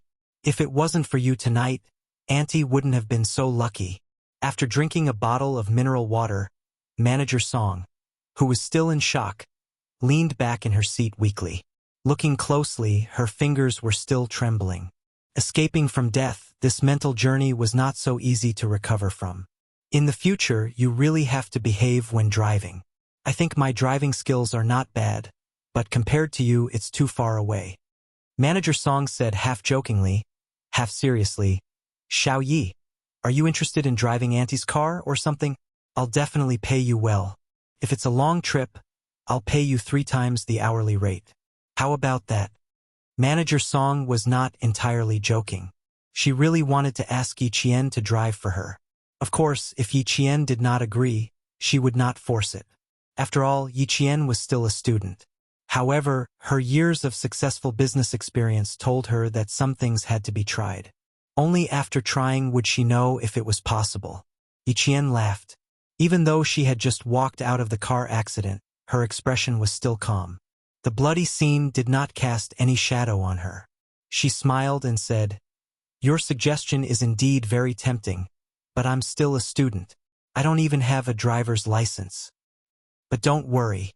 Although I don't have a driver's license, I'll drive very seriously so that both of us can arrive at the airport safely." Her words were calm and composed, with a hint of teasing and a hint of playfulness. When he spoke, his voice was very steady. It sounded like spring water flowing gently from the mountains. It had a mysterious power that calmed people's hearts. Director Song was already laughing out loud. She was a strong career woman. She was never stingy with her praise for the people and things she admired. "Yes, it's a pity that you're still a student. People like you, in our words, are hard to come by." No wonder her sister was so relaxed about Hung making friends outside. Even though Hung sometimes went to the internet cafes outside and occasionally got into fights outside, her sister and brother-in-law never cared. It turned out that they trusted Hung Heng's judgment and his ability to make friends. To have a friend like Yi Qian, even if she was the only friend in her life, was a lifetime of fortune. As they chatted and laughed, the car accident scene got further and further away. Under Yi Qian's clear voice, the fear on Director Song's face gradually dissipated. The fear in her heart also gradually disappeared. Soon, this strong career woman in the business world gradually calmed down. Chapter 878. The car drove into the parking lot of the airport. Yi Qian parked the car and handed the car keys to President Song. Auntie Song, I might have to leave in a bit. I have to rush back to the hotel for something, so I can't wait for you. Be careful on your way back. If there's really no other way, you can ask a friend or the hotel's driver to pick you up. President Song's daughter arrived at the airport at 7:45 p.m., and it was only 5 p.m. Yi Qian didn't want to keep Xia Jinyuan waiting for too long. She wanted to send the military uniform back as soon as possible. He had to have something to wear. Also, he was in her room. What if a classmate from grade 12 came over and saw a grown man in a bathrobe in her room? What would they think? After considering everything, the military uniform had to be sent to him immediately. She looked down at the long dress she was wearing. It was expensive. She had to wear it. Forget it. She could only wear it first. After saying thank you again, Yi Qian headed to the first floor of the airport. Yi Qian walked very quickly and disappeared from President Song's sight in the blink of an eye. Watching the slender and delicate figure disappear before her eyes, President Song of Southern Province's second-largest hotel, Venus Hotel, sighed softly. This little girl was extraordinarily capable. She was so capable that even an adult like her felt a little inferior. Her phone vibrated. President Song looked at the caller ID and answered, "Hello, brother-in-law." "Me? I'm at the airport with Yi Qian." "Yes, we're fine." "No, I should say that if it weren't for Yi Qian, you might have seen me and my wrecked car at the scene of the accident." President Yang rushed to the scene of the accident. He heard people saying, "If it weren't for the little girl in the school uniform, the 3 people in the car might not have survived." They were all talking about the little girl in the school uniform. Even the 3 doctors who participated in the rescue said that it was all thanks to the girl in the school uniform. Otherwise, they wouldn't have been able to climb into the car. President Yang was deeply moved. Needless to say, the little girl in the school uniform they were talking about was Yi Qian. Yi Qian, who was full of courage, had a strong sense of righteousness about her. She was clear about good and evil, and she was flexible. Huiying said that she wanted to take her as her goddaughter. This was a good decision. Yang Heng had a younger sister, and Xiao Yi had an older brother. Both of them were sentimental people, so it was best for them to be brother and sister. It was a good thing to go back and ask his wife to settle the matter. He supported it wholeheartedly. "Why is Yi Qian at the airport so early in the morning? Why are you 2 together?"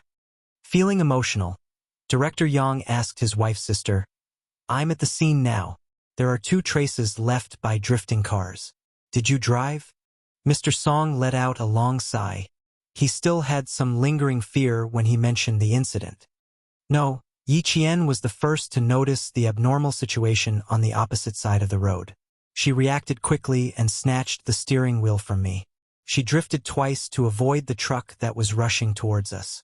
Yi Qian grabbed the steering wheel and drove his sister-in-law Song Tinglin's car, quickly avoiding the oncoming cars. Even Chief Yang found it unbelievable. He asked, "Are you 2 really okay?" President Song rolled down the car window and rubbed his forehead with one hand. "We're fine. We're really fine. Yi Qian came to the airport to do something. I didn't ask what it was about. Now that she's gone, I'm still waiting for my daughter to come back. As long as they were fine, as long as they were fine." Director Yang didn't ask any more questions. He said, "Okay," and hung up. Chapter 879.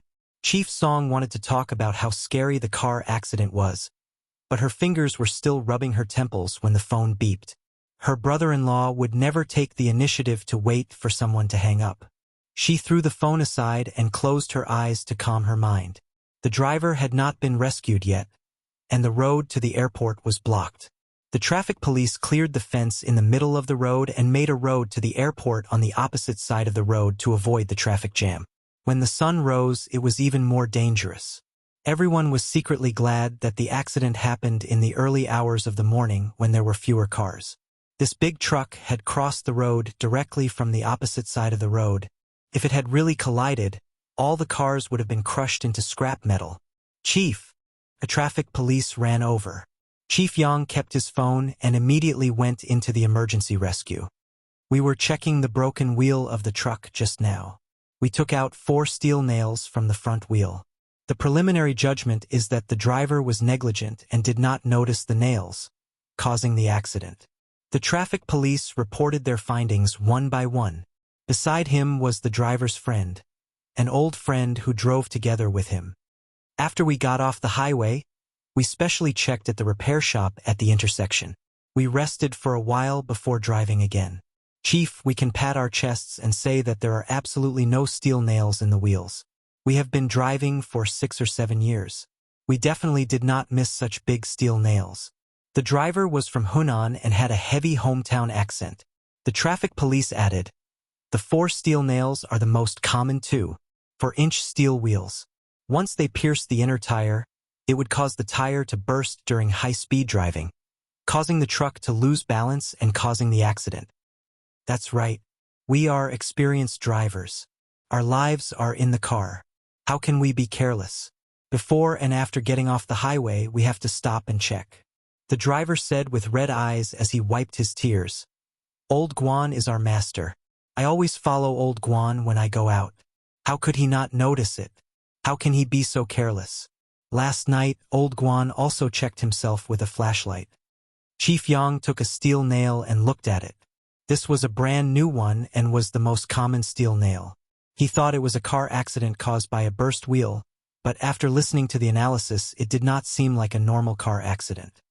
Bring the people from the repair shop here and ask the driver's wife. Also, call the police station and ask them to send someone over.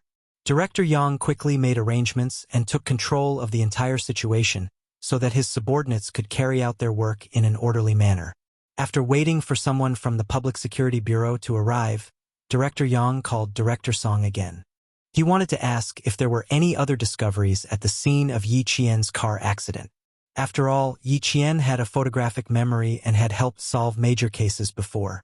Yi Qian, who had already arrived at the airport, was standing on the first floor of the airport, looking at the distribution map. Suddenly, she heard the announcement that someone was looking for her. When she heard the last line, "Your friend, Miss Song, is waiting for you at the reception desk." Yi Qian moved over to the reception desk. Miss Song, that would be President Song. When he walked to the service desk, he saw President Song holding a phone in his hand, looking around to see which side he could appear from. Yi Qian walked quickly and raised his hand to greet her. Auntie Song, I'm here. I'm sorry for calling you over again. Yang Heng's father is looking for you urgently. He said that he wants to ask about the car accident. As she spoke, she dialed the number and passed it to Yi Qian. He insisted that I come over. Don't be afraid. Just say whatever you want to say. Chapter 880. Director Yang's voice came from the phone. It was different from last night's friendly tone. He asked, Xiao Yi, did you notice anything unusual at the scene of the accident early this morning? Unusual? Yi Qian's expression turned cold when she heard that. She recalled the moment before the accident. The scenes before the car accident seemed to have been frozen in her mind. As she recalled them, they slowly moved like a film. At that time, she first heard a loud bang, followed by a huge bright light shining from the front. She didn't have any other thoughts. She subconsciously grabbed the steering wheel from Director Song's hands and quickly completed 2 drifts to avoid the large truck that was rushing over. Then she got out of the car and rushed to the front of the stalled truck to check the situation. This was done by herself. As for the other side of the road, if there was anything unusual, Yi Qian closed her eyes and once again fixed the scene of her getting out of the car. Her gaze swept across the road. In her mind, she saw a car driving across the road. Because it was early in the morning, there were very few cars. There were only 2 cars in total, and both of them stopped at the same time. Wait, there was another car coming from behind. As she ran to the truck to check the situation, another car also drove across the road but didn't stop. After she finished recalling, Yi Qian said to Director Yang, who was waiting for her to speak, at that time, there were 3 cars across the road. 2 of them stopped, but the other gray car didn't stop. I'm not sure about the license plate number.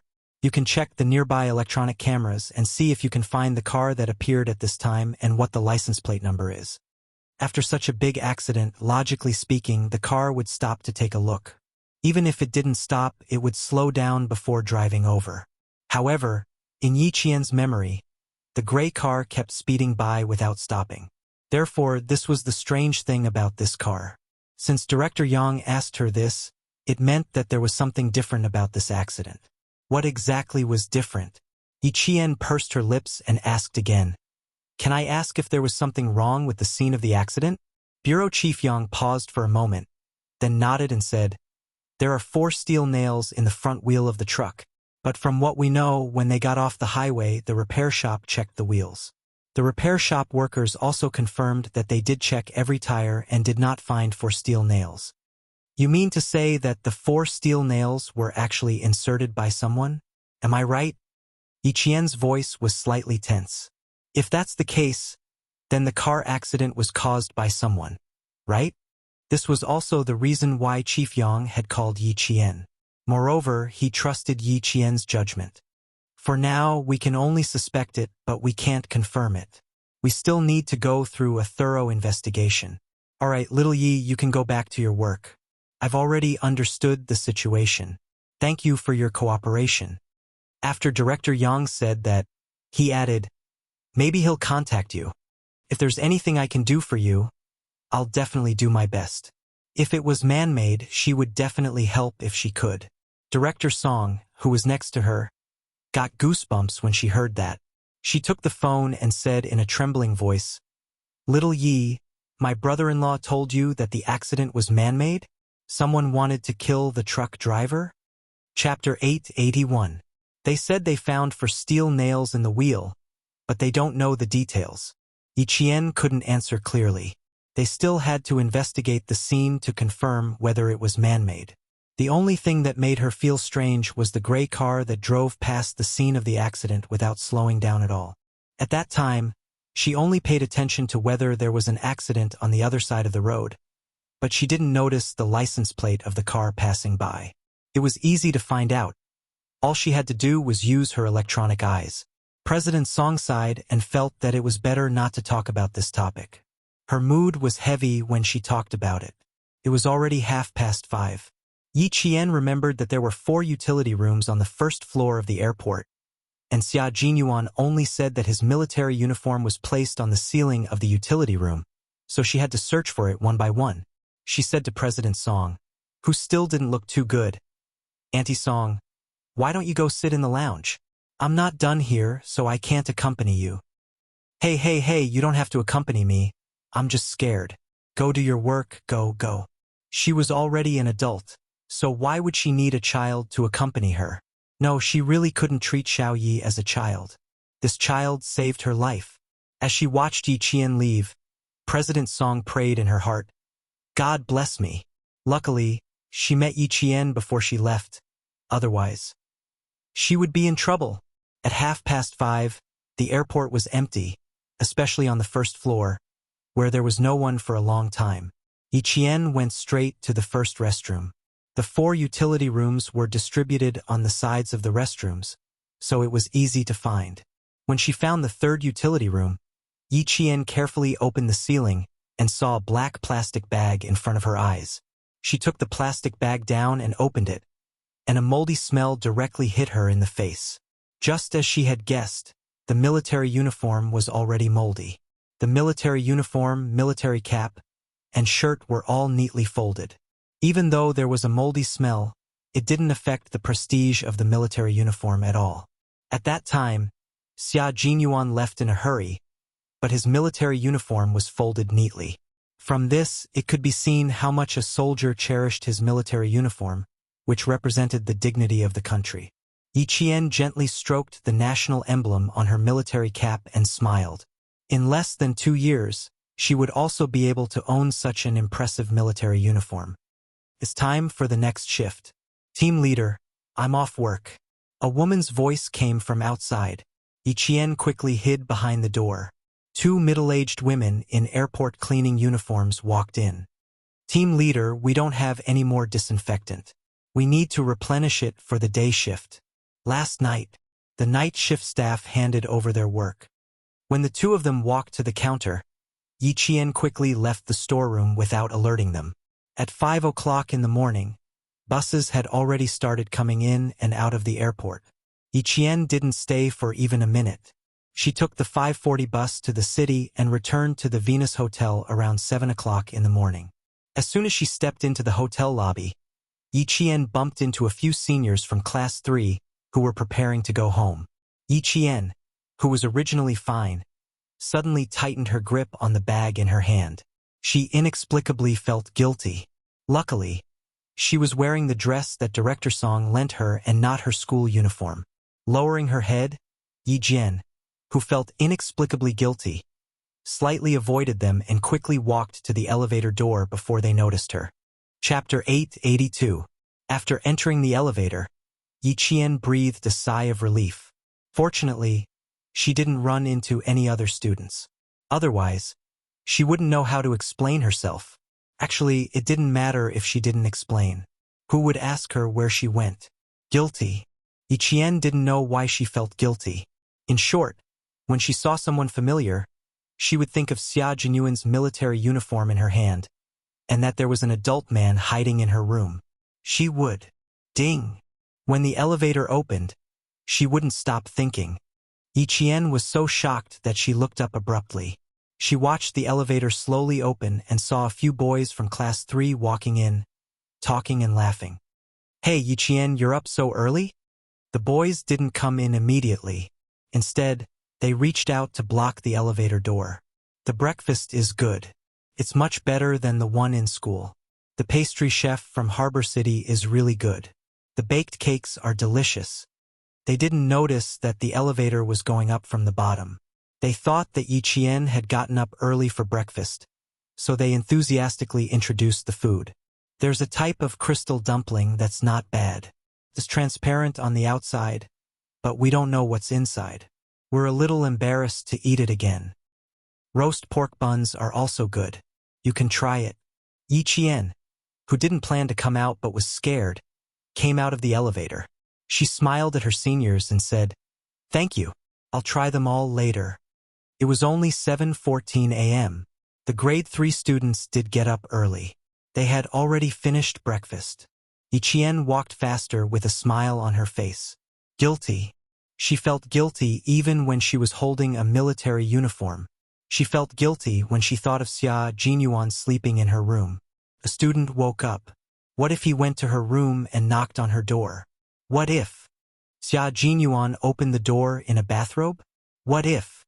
Thinking of this, Yi Qian, who had always been calm, felt her breathing quicken. She walked faster and faster.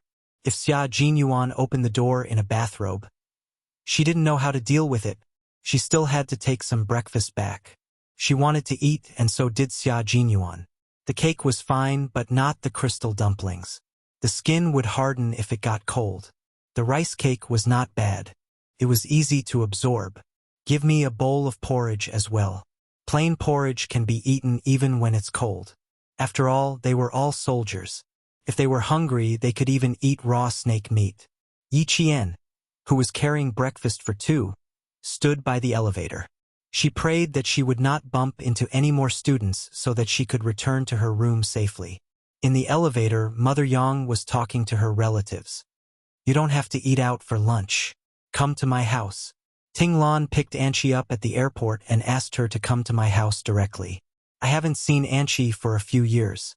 Let's have breakfast first. If we wait any longer, Hong Heng's classmates will have woken up. Let's eat first so that these children won't feel uncomfortable when they see us adults." As the elevator next door opened, Yi Qian looked at Mother Yang, who was the first to walk out. His eyes twitched. The more one was afraid of something, the more likely it would happen. Mother Yang was very happy to see Yi Jian, especially when she saw that Yi Jian was wearing a traditional dress. There was a smile in her eyes and she laughed out loud. "Good morning, Xiaoyi. You're so beautiful today. Auntie almost didn't recognize you." She then said to her relatives, "Don't you think she's prettier? She's wearing a school uniform and a long dress. She's obviously the same person, but I still like Xiaoyi in a long dress." She's so beautiful that it makes people's eyes light up. Chapter 883. The relatives standing next to Mother Yang looked at Yi Qian with a smile. Wasn't this the girl who played darts last night? It was said that her grades were the best in school. Last night, Heng Heng's classmates talked about her the most. At this time, Yi Qian's heart was beating like a drum. He tightened the bag containing Xia Jinyuan's military uniform. After being praised by Mother Yang, his face began to turn red. Feeling guilty and nervous, she could only try her best to maintain the smile on her face and not reveal anything strange. When the relative of the Yang family saw the little girl blushing after being praised by the adults, he smiled kindly and joked, "Look, you've made the little girl shy. All right, she still needs to go back to her room for breakfast. Stop praising her. It's not too late to praise her after breakfast." Amidst the laughter of the relatives, Mother Yang's gaze fell on the breakfast that Yi Qian was ringing. "I like Xiao Yi when I see her. She's natural and capable. She's a good child." Then she said to Yi Qian, "I'll ask the waiter to send it to you. Don't ring it yourself." Last night, she talked to old Yang in bed for a while and felt that it was a good idea to recognize Xiao Yi as a goddaughter. It would make the Yao family wary. Looking at the Yao family's behavior last night, even if she didn't like to fight with others, she still felt a chill in her heart. They had no principles at all. Old Yao and his wife were the main culprits for Xiao Jing's current personality. They were the ones who harmed Xiao Jing, but they didn't even know it. Yi Qian just wanted to leave quickly. He smiled politely and said, "No need, Auntie. There isn't much food. Thank you. You're being too polite with Auntie again. The elevator is here. Go back to your room and eat first. I'll ask Yang Heng to come find you later." Last night, she said that she would let Xiao Yi come to her house for lunch. Now that she had to treat Tinglan's family, she could only postpone it to tonight. Mother Yang smiled and said, in her heart, she was thinking about inviting Yi Qian to her house for lunch tonight. How could she ask Yang Heng to find her later? Yi Qian quickly said, "Auntie, I have something to do later. I'll leave first. Last night's incident is over. I'm fine here. Thank you for your concern." She glanced at the elevator floor number from the corner of her eyes. There was one more floor. It was a long wait. Leaving so early? Then you go back to your room and have breakfast. Just as the elevator arrived, Mother Yang smiled and said, "Go in quickly. It's late and breakfast is already cold." Watching Yi Qian say goodbye to her as he entered the elevator, Mother Yang's eyes had a warm smile. This child was afraid of troubling her family. In fact, in the end, it was Yang Heng who had implicated this child. That brat Jing saw that she was close to Yang Heng, and that was why she kept picking on Yi Qian. In the end, that brat Jing's heart was rotten to the core. Through the slit of the slowly closing elevator door, Yi Qian saw Mother Yang and the others leave while talking and laughing. The door hadn't closed yet.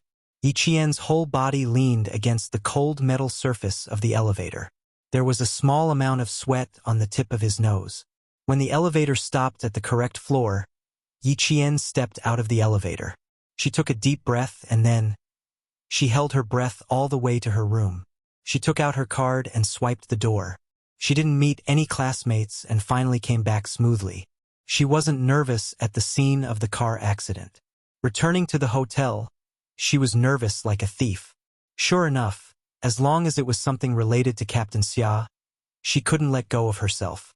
Her heartstrings were stretched taut. The room was very quiet. There was no sound at all. After gently closing the door, Yi Qian walked in with light footsteps. She finally managed to catch her breath. Her breathing tightened again, and her face inevitably turned red again. Chapter 884. He actually maintained the same posture as when he left a few hours ago. He didn't move an inch and just covered his face with her clothes. What kind of habit was this? He even covered his face with someone else's clothes. After putting away the breakfast, Yi Qian, who had originally wanted to take off his clothes, took 2 steps forward and hesitated. She raised her hand and gently patted her slightly flushed face. She took out his military uniform and walked into the bathroom. He didn't wake up even when she came back. It was obvious that he was really tired. Forget it, let him sleep. When Yi Qian turned on the water, she lowered the volume to the minimum for fear of waking him up. She didn't immediately wash the clothes, but turned on the shower head and washed her hair. Her hair was stained with blood. Other people didn't smell the blood, but she smelled it all the way back. The water flowed out gently, making a slight splash sound. After washing her hair, Yi Qian started washing the hat. She washed the military uniform until there wasn't a trace of mold. Yi Qian used the bath towel to soak up the water again, then began to dry himself with the hairdryer. She dried herself in the bathroom from 7 in the morning to 8:30 in the morning. Only her shirt wasn't dry. She hung the jacket and pants neatly on the hanger, then placed the tie together and hung everything on the hanger. Her movements were light and silent. She didn't wake up Xia Jinyuan, who had been sleeping for 4 days and 4 nights. Xia Jinyuan, who had used Yi Qian's clothes as a blindfold, slept soundly and peacefully. This was because there was a girl beside him. She had stood firmly and fearlessly by his side on a rainy night and said softly, "The relationship between the people and the people is thick in water. Comrades in the military, occasionally as civilians, we can also be your shield. Protecting us is your unshirkable responsibility. So please allow me to contribute my meager strength to you." She knew to stand up bravely to protect him at such a young age. Now that she was a qualified reservist, he believed that she would protect him. The room was filled with her sweet scent. The bed was filled with the warmth of her body, and the tip of his nose was filled with the faint fragrance that belonged to her. These special effects medicine that allowed him to relax made him fall asleep on the bed, unwilling to wake up. He had to give up on sleep as soon as possible. If K7 still couldn't contact his team by today, then he and G3 would return to the battlefield to search for their missing comrades after completing the mission in the southern province. Outside the room, Yang Heng had a good night's sleep. His hair was wet, and he looked as handsome as a model in his blue and white striped uniform. He knocked on the door. "Yi Jian, are you awake? It was time to go down for breakfast. Breakfast is no longer served after 9 o'clock, so we can only eat outside." There were already students coming and going in the corridor. Some of them were carrying their backpacks and preparing to go home after breakfast. Some of them were still sleeping, like Wang Jin and the others. They had been singing and playing until 2 o'clock in the morning last night. How could they get up now? They were all sleeping soundly. Yang Heng, who had also slept until now, didn't know that his mother had already met up with Yi Qian. Hearing no sound from inside, he knocked on the door again and smiled. "You're still not up yet? Yi Qian, don't sleep anymore. Get up, get up." Yi Qian, who was drying his shirt in the bathroom, heard the knocking on the door. The second knock made Xia Jinyuan, who was sleeping soundly on the bed, frown slightly. On the fourth knock, he opened his eyes. Chapter 885. His face was covered by the clothes, and his breath was filled with Yi Qian's natural fragrance. Xia Jinyuan blinked and lifted the clothes covering his face. When he saw whose clothes it was, he couldn't help but chuckle. He had a habit of covering his face with clothes or towels when he slept, but he didn't know when he had covered his face with Little Fox's clothes. No wonder he slept so comfortably. "Yi Qian, are you up?" A young boy's voice came from outside. His voice had gone through puberty, but it still had the cleanness of a teenager and the deepness of a young man. From his voice, he felt that the boy outside was quite good-looking. Xia Jinyuan didn't want to move, and he didn't dare to either. He was afraid that Yi Qian would open the door and step out. This was a huge misunderstanding. "Yi Qian isn't up either?" a classmate asked Yang Heng as he passed by. Xia Jinyuan heard the boy who knocked on the door laugh and say, "No, I asked her to have breakfast. You don't have to wait for us. Go down and eat first." The bathroom door opened, and Yi Qian walked out with a dry shirt in his hand. When he was hanging it up, he unconsciously leaned into the room to see if he had woken up the man in bed.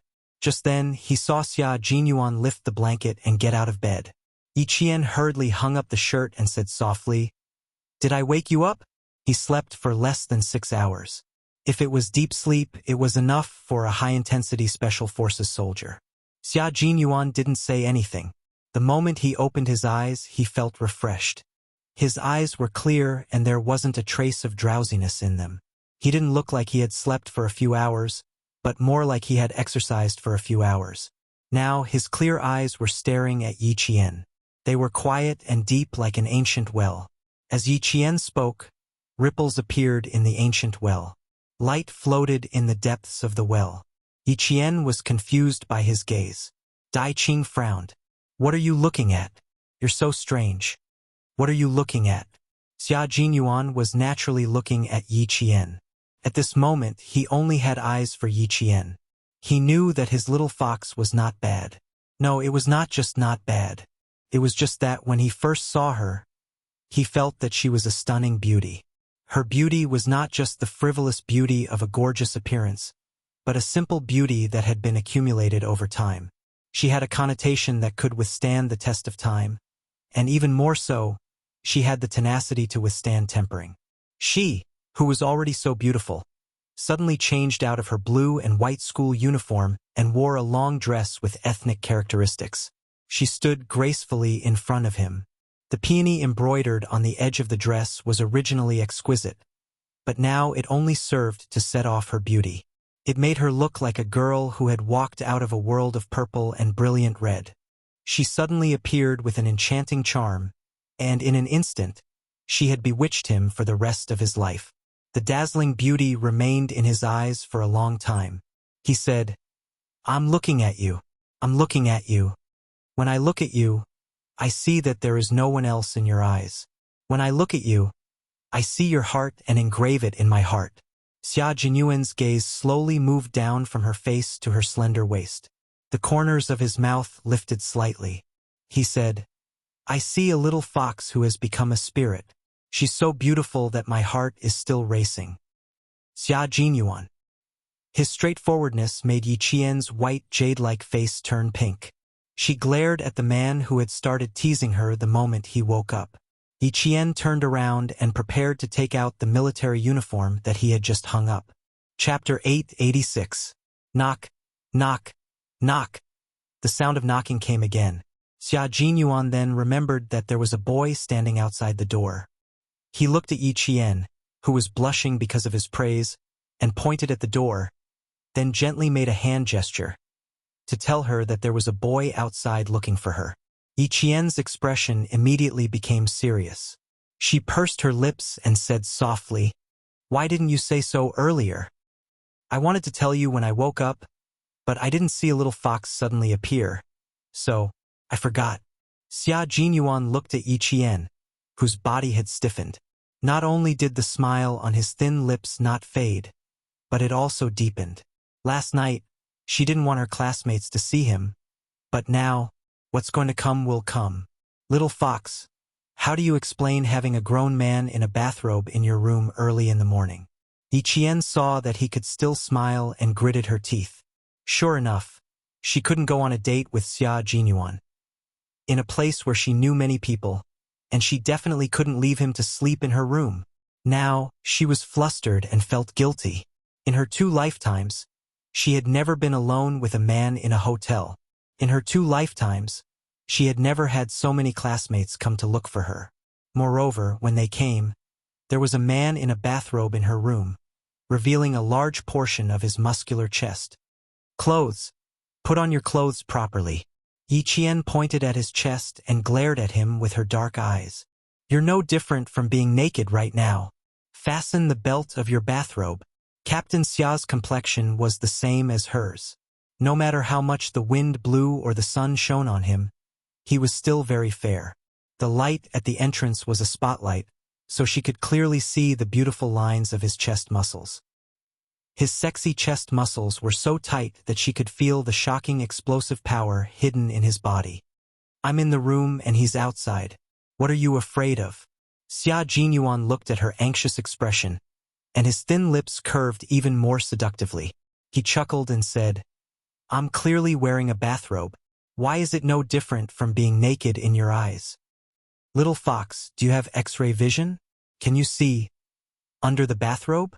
Yi Qian took a deep breath and walked up to the man who was so muddle-headed that he wanted to punch him. His hands reached for his waist. She had to tie his robe for him. She could feel his hot breath above her head. She was sure that if she looked up now, she would only see her figure in those unfathomably dark eyes. Because, even if she didn't raise her head now, she could feel his deep gaze on her body, not a single trace of his gaze away. She pulled the loose belt of his bathrobe into her hands and fastened the Yi Qian tightly with her lips pursed. Then she pulled the lapel tightly to cover his chest. X-ray vision? Even without X-ray vision, I can still see it clearly. Xia Jinyuan lowered his head and looked at her slender hands tidying his robe.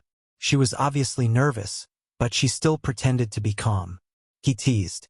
You can see clearly even without underwear?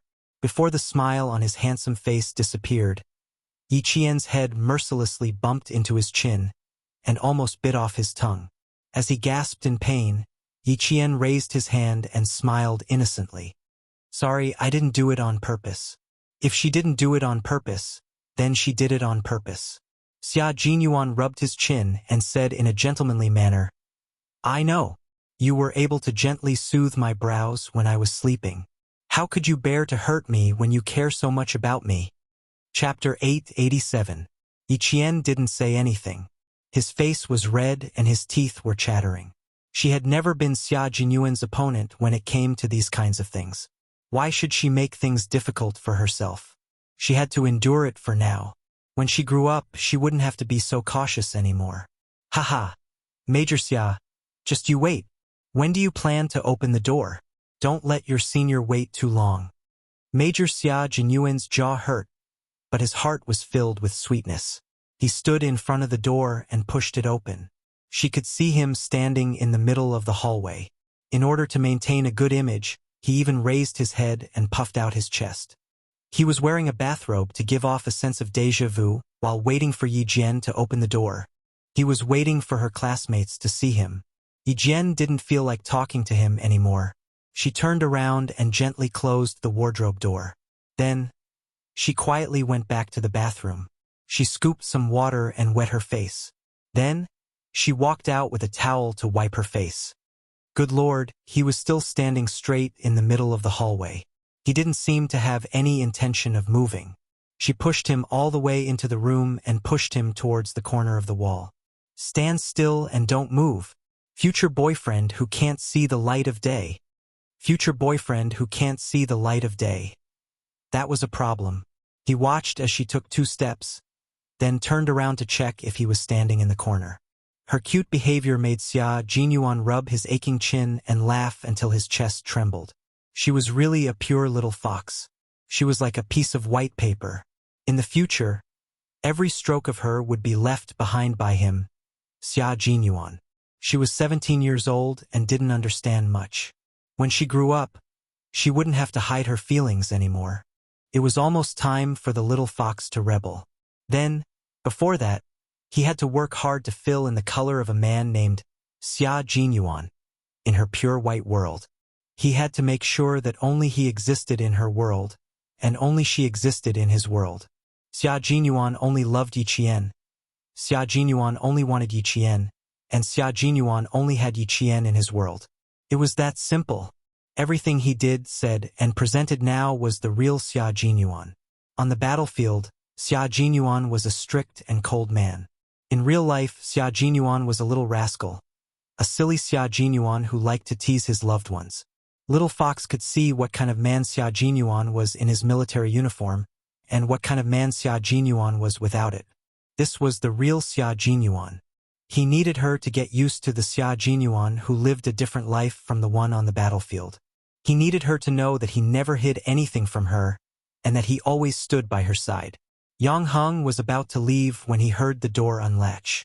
He turned around and saw Yi Qian standing at the door after washing her hair. Yang Heng smiled brightly and said, "Good morning. Have you had breakfast? When are you leaving?" "Good morning. I was just about to pack up and leave." Yi Qian, who pretended not to hear him while washing her face, looked at him calmly. There was a grown man in the room, so she had no choice but to open the door a little and use her body to block him. Yi Qian gradually accepted this version of Xia Jinyuan. Even when she was teased helplessly, Yi Qian never got angry. Sometimes she even felt guilty, because the real Yi Qian was hiding a huge secret. Yang Heng didn't expect that there was a grown man in her room. Seeing that she was about to pack up and leave, he smiled and said, "That's fine. There's a bus at the hotel entrance that goes to the school. You can take it back." Chapter 888. Also, my mom said yesterday that she would like to invite you over for lunch today, but she has to go back on her word. My cousin is back in the country, so lunch will be a family gathering. If he didn't mention it, Yi Qian wouldn't have taken it to heart. He hurriedly said, "It's okay. It's okay. Your mom is too polite. I can't find you on Saturday and Sunday. You should thank Auntie." "We know we can't find you on Saturday and Sunday. I'm going for breakfast. See you on Monday. See you on Monday." Yi Qian's calm expression did not arouse Yang Heng's suspicions. After he left, Yi Qian closed the door and leaned against it, letting out a long sigh. She was so nervous that her palms were sweaty. Xia Jinyuan looked at her nervous expression and couldn't suppress the smile on his handsome face. "Don't worry. Even if your classmates come in, I will beat them to it." Before he could finish his sentence, there was another knock on the door. Xia Jinyuan's smile disappeared. He quickly walked towards Yi Qian and quickly went into the bathroom. The two seniors' voices came from outside. "Junior Yi Qian, are you done packing? We just bumped into Yang Heng. He said you were going back to school so we can go back together." Sure enough, one shouldn't feel guilty. The more guilty one is, the more afraid one is. Yi Qian opened the door for the second time and explained that he wasn't going back to school. Only then did he successfully send the two seniors away. "It's not a safe place. We have to leave immediately." Xia Jinyuan came out and tried hard to hold back his laughter. He looked at Yi Qian seriously. "Otherwise, I'm worried you'll be so nervous that you'll cry." His little face was as red as an apple. His expression was tense, as if he was afraid that something would happen. It was cute no matter how he looked at it. Yi Qian could tell that he was trying hard not to laugh. He glared at him, opened the wardrobe, and took out a blow-dried military uniform. "What's not safe? I'm nervous because you're wearing a bathrobe. I'm still a student. If they see a man in a bathrobe in my room, I won't have the face to go back to school." Originally, there was nothing wrong, but once he saw it, regardless of whether there was a problem or not, it became a problem. "Put on your clothes. I can even open the door now." Yi Qian took out his military uniform and shirt. When he looked up, he saw Xia Jinyuan staring at him with a deep and pitiful gaze. Yi Qian paused and took a step back. "Why are you looking at me like that? Hurry up and get dressed." His voice was steady, but it was a little soft. At that moment, Xia Jinyuan made Yi Qian's heart tremble slightly. His handsome face, which had just woken up, revealed a bit of drowsiness and laziness. His deep black eyes were dark and gloomy. His whole person gave her the feeling of a cheetah stretching out its claws and staring at her, the prey. You change into your clothes. We'll leave after you change." Her breathing was a little tense. He could feel that she was a little nervous. Xia Jinyuan walked over and took the clean, fragrant military uniform. His gaze was locked on her face and did not move at all. "After I fell asleep, you immediately went to the airport?" "Aha! Didn't you say that you didn't have any clothes? Then the only thing I could think of was to get your military uniform back." His expression was very calm. It was impossible to tell why his eyes had suddenly darkened. Yi Qian, who was trying to figure out what was going on, was also certain that he had not touched any sensitive nerve. Everything was very natural. Chapter 889. However, his gaze was still so deep that it was as if there was a whirlpool in his dark eyes that could suck her in. The military uniform was dry and dry. Her slender fingers tightened around the military uniform that she had brought back from half the provincial capital without his knowledge. There was a feeling of solidity in her heart, as if the whole world was filled with solidity. There was not a single empty space that was filled by her at this moment. "It seems like I slept too deeply. I didn't even know when you left or when you came back," Xia Jinyuan said softly. His calm tone did not change. His deep gaze was still so deep that Yi Qian's heart couldn't help but tighten. He came over at 3:30 in the morning. Little Fox left at around 3:40 in the morning. It would only take an hour to get from the hotel to the airport. It was now 8:40 in the morning. A military uniform would take around an hour to dry, which meant that she rushed back to the hotel at around 6 o'clock. He had been back for so long, but he didn't hear any movements. It seemed that the scent she left on his clothes was even more effective than taking sleeping pills. He didn't know that Yi Qian had been delayed at the scene of the car accident for nearly 40 minutes. He even thought that Yi Qian had returned very early. He should have reminded her before going to bed last night to bring back the military uniform. Unfortunately, he couldn't wear it now. Her efforts had been wasted. You were too tired. That's why you didn't know. You look a lot better now. Hurry up and change. Why are you still standing there? Yi Qian said uneasily as his gaze on her became more and more intense. She didn't know if it was because he had just woken up, but he was standing in front of her with a casual laziness. Even a casual raise of his eyebrows was sexy. Her heart was beating a little faster. Could he not be so sexy? Could he not look at her like that? Could he hurry up and change? Xia Jinyuan looked at the girl who was working for him quietly. She was nervous because of him and blushed because of him. His world was not only filled with satisfaction, but it also made his heart throb.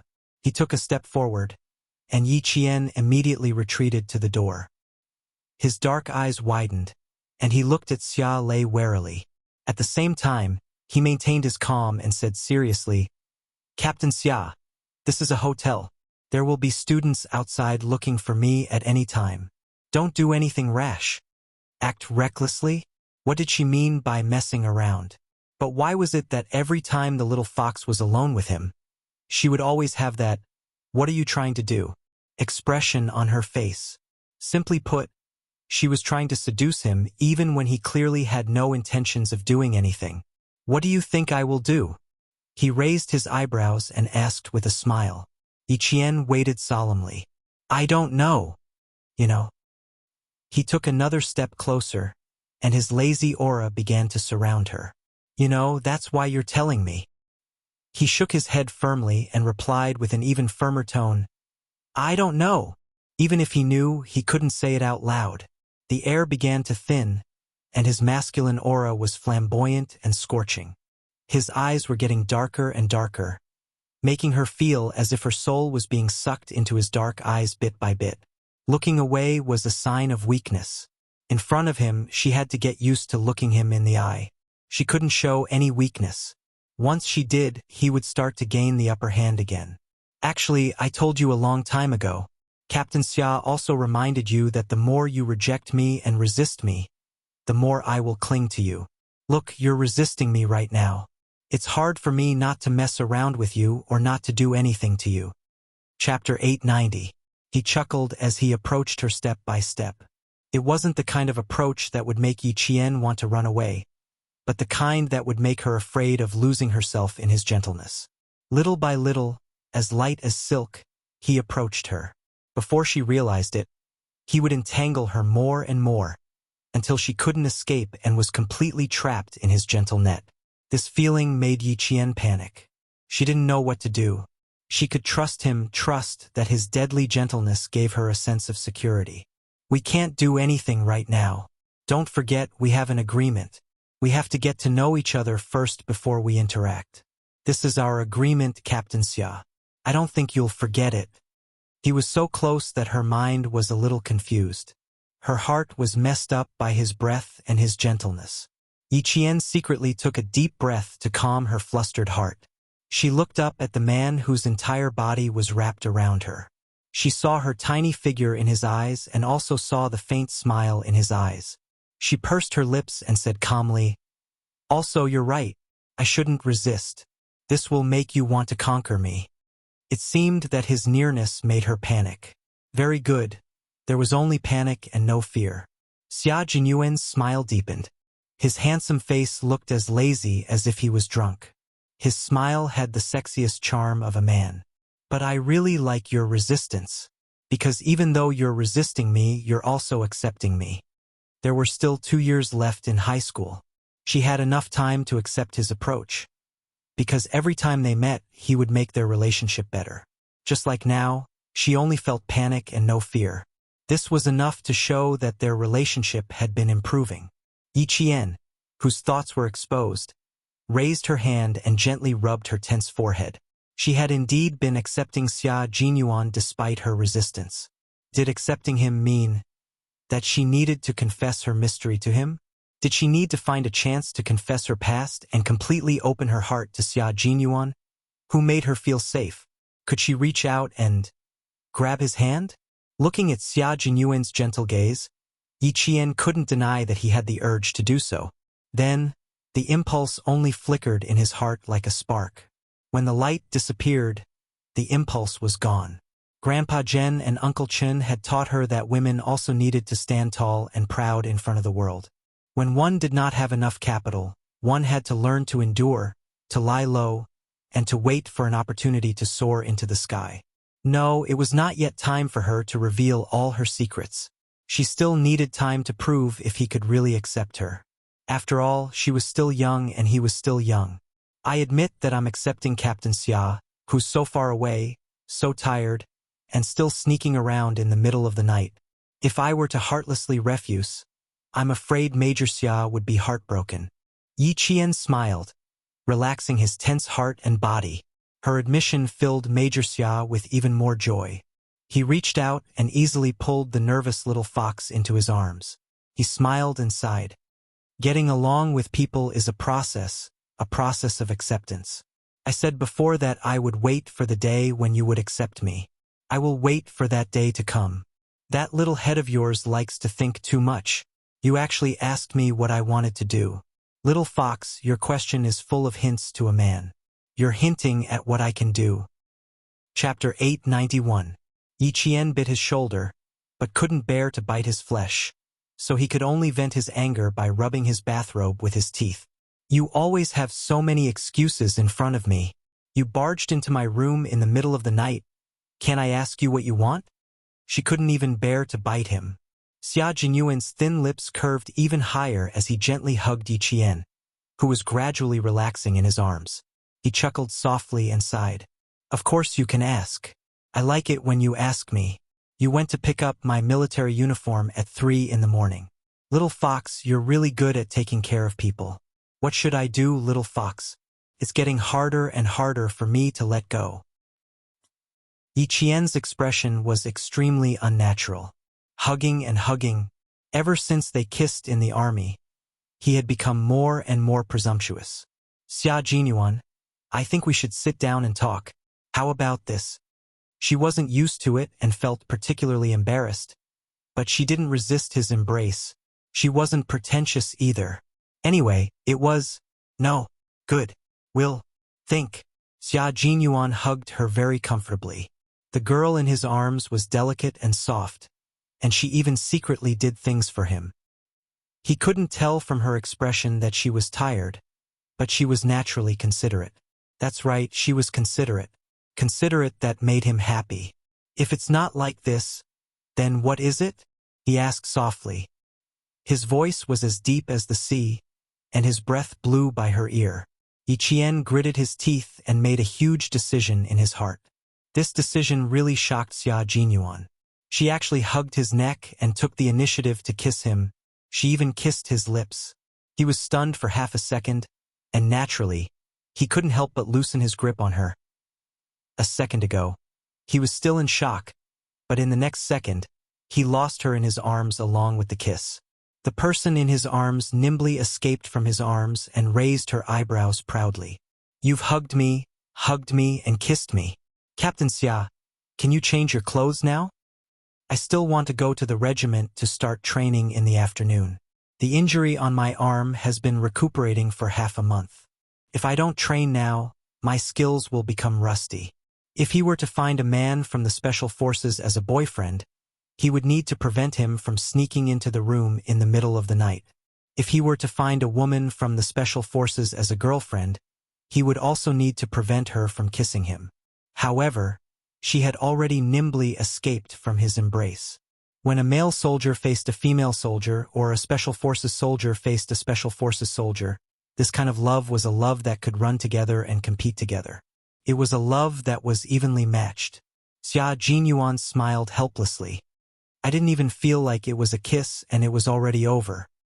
His slender fingers gently caressed her warm lips as he raised his eyebrows and said meaningfully, "Why don't we kiss for a while more? Let me feel it again." It wasn't easy for him to escape, so how could he possibly go back? Yi Qian rejected him with a smile and used his eyes to signal him to quickly go into the bathroom to change. "You're not wearing your school uniform, but you're wearing such a beautiful dress." Then, Xia Jinyuan put the military uniform back into the wardrobe and said with a smile, "I'm not wearing my military uniform today. I'll wear casual clothes." He glanced at the breakfast on the cabinet in the entryway and said, "I'll wash up first. You can watch TV while eating breakfast. How about the international news channel? Although you're in school now, since your current goal is to enter the military academy, you should also pay attention to international news." Chapter 892. He picked up the breakfast that Yi Qian had brought over and placed it on the coffee table. Under her slightly serious gaze, he said casually, "The morning news is over. Let's watch the 9 o'clock news. Didn't I say that our operation this time was a decapitation operation? Can you see if you can find anything from the international news?" Yi Qian's expression was serious. "Xia Jinyuan, this is the second time you've mentioned your operation, and you haven't forgotten the top 10 confidentiality rules. Why do you have to mention it again and again in front of me? You can watch it first. Okay, this is the channel."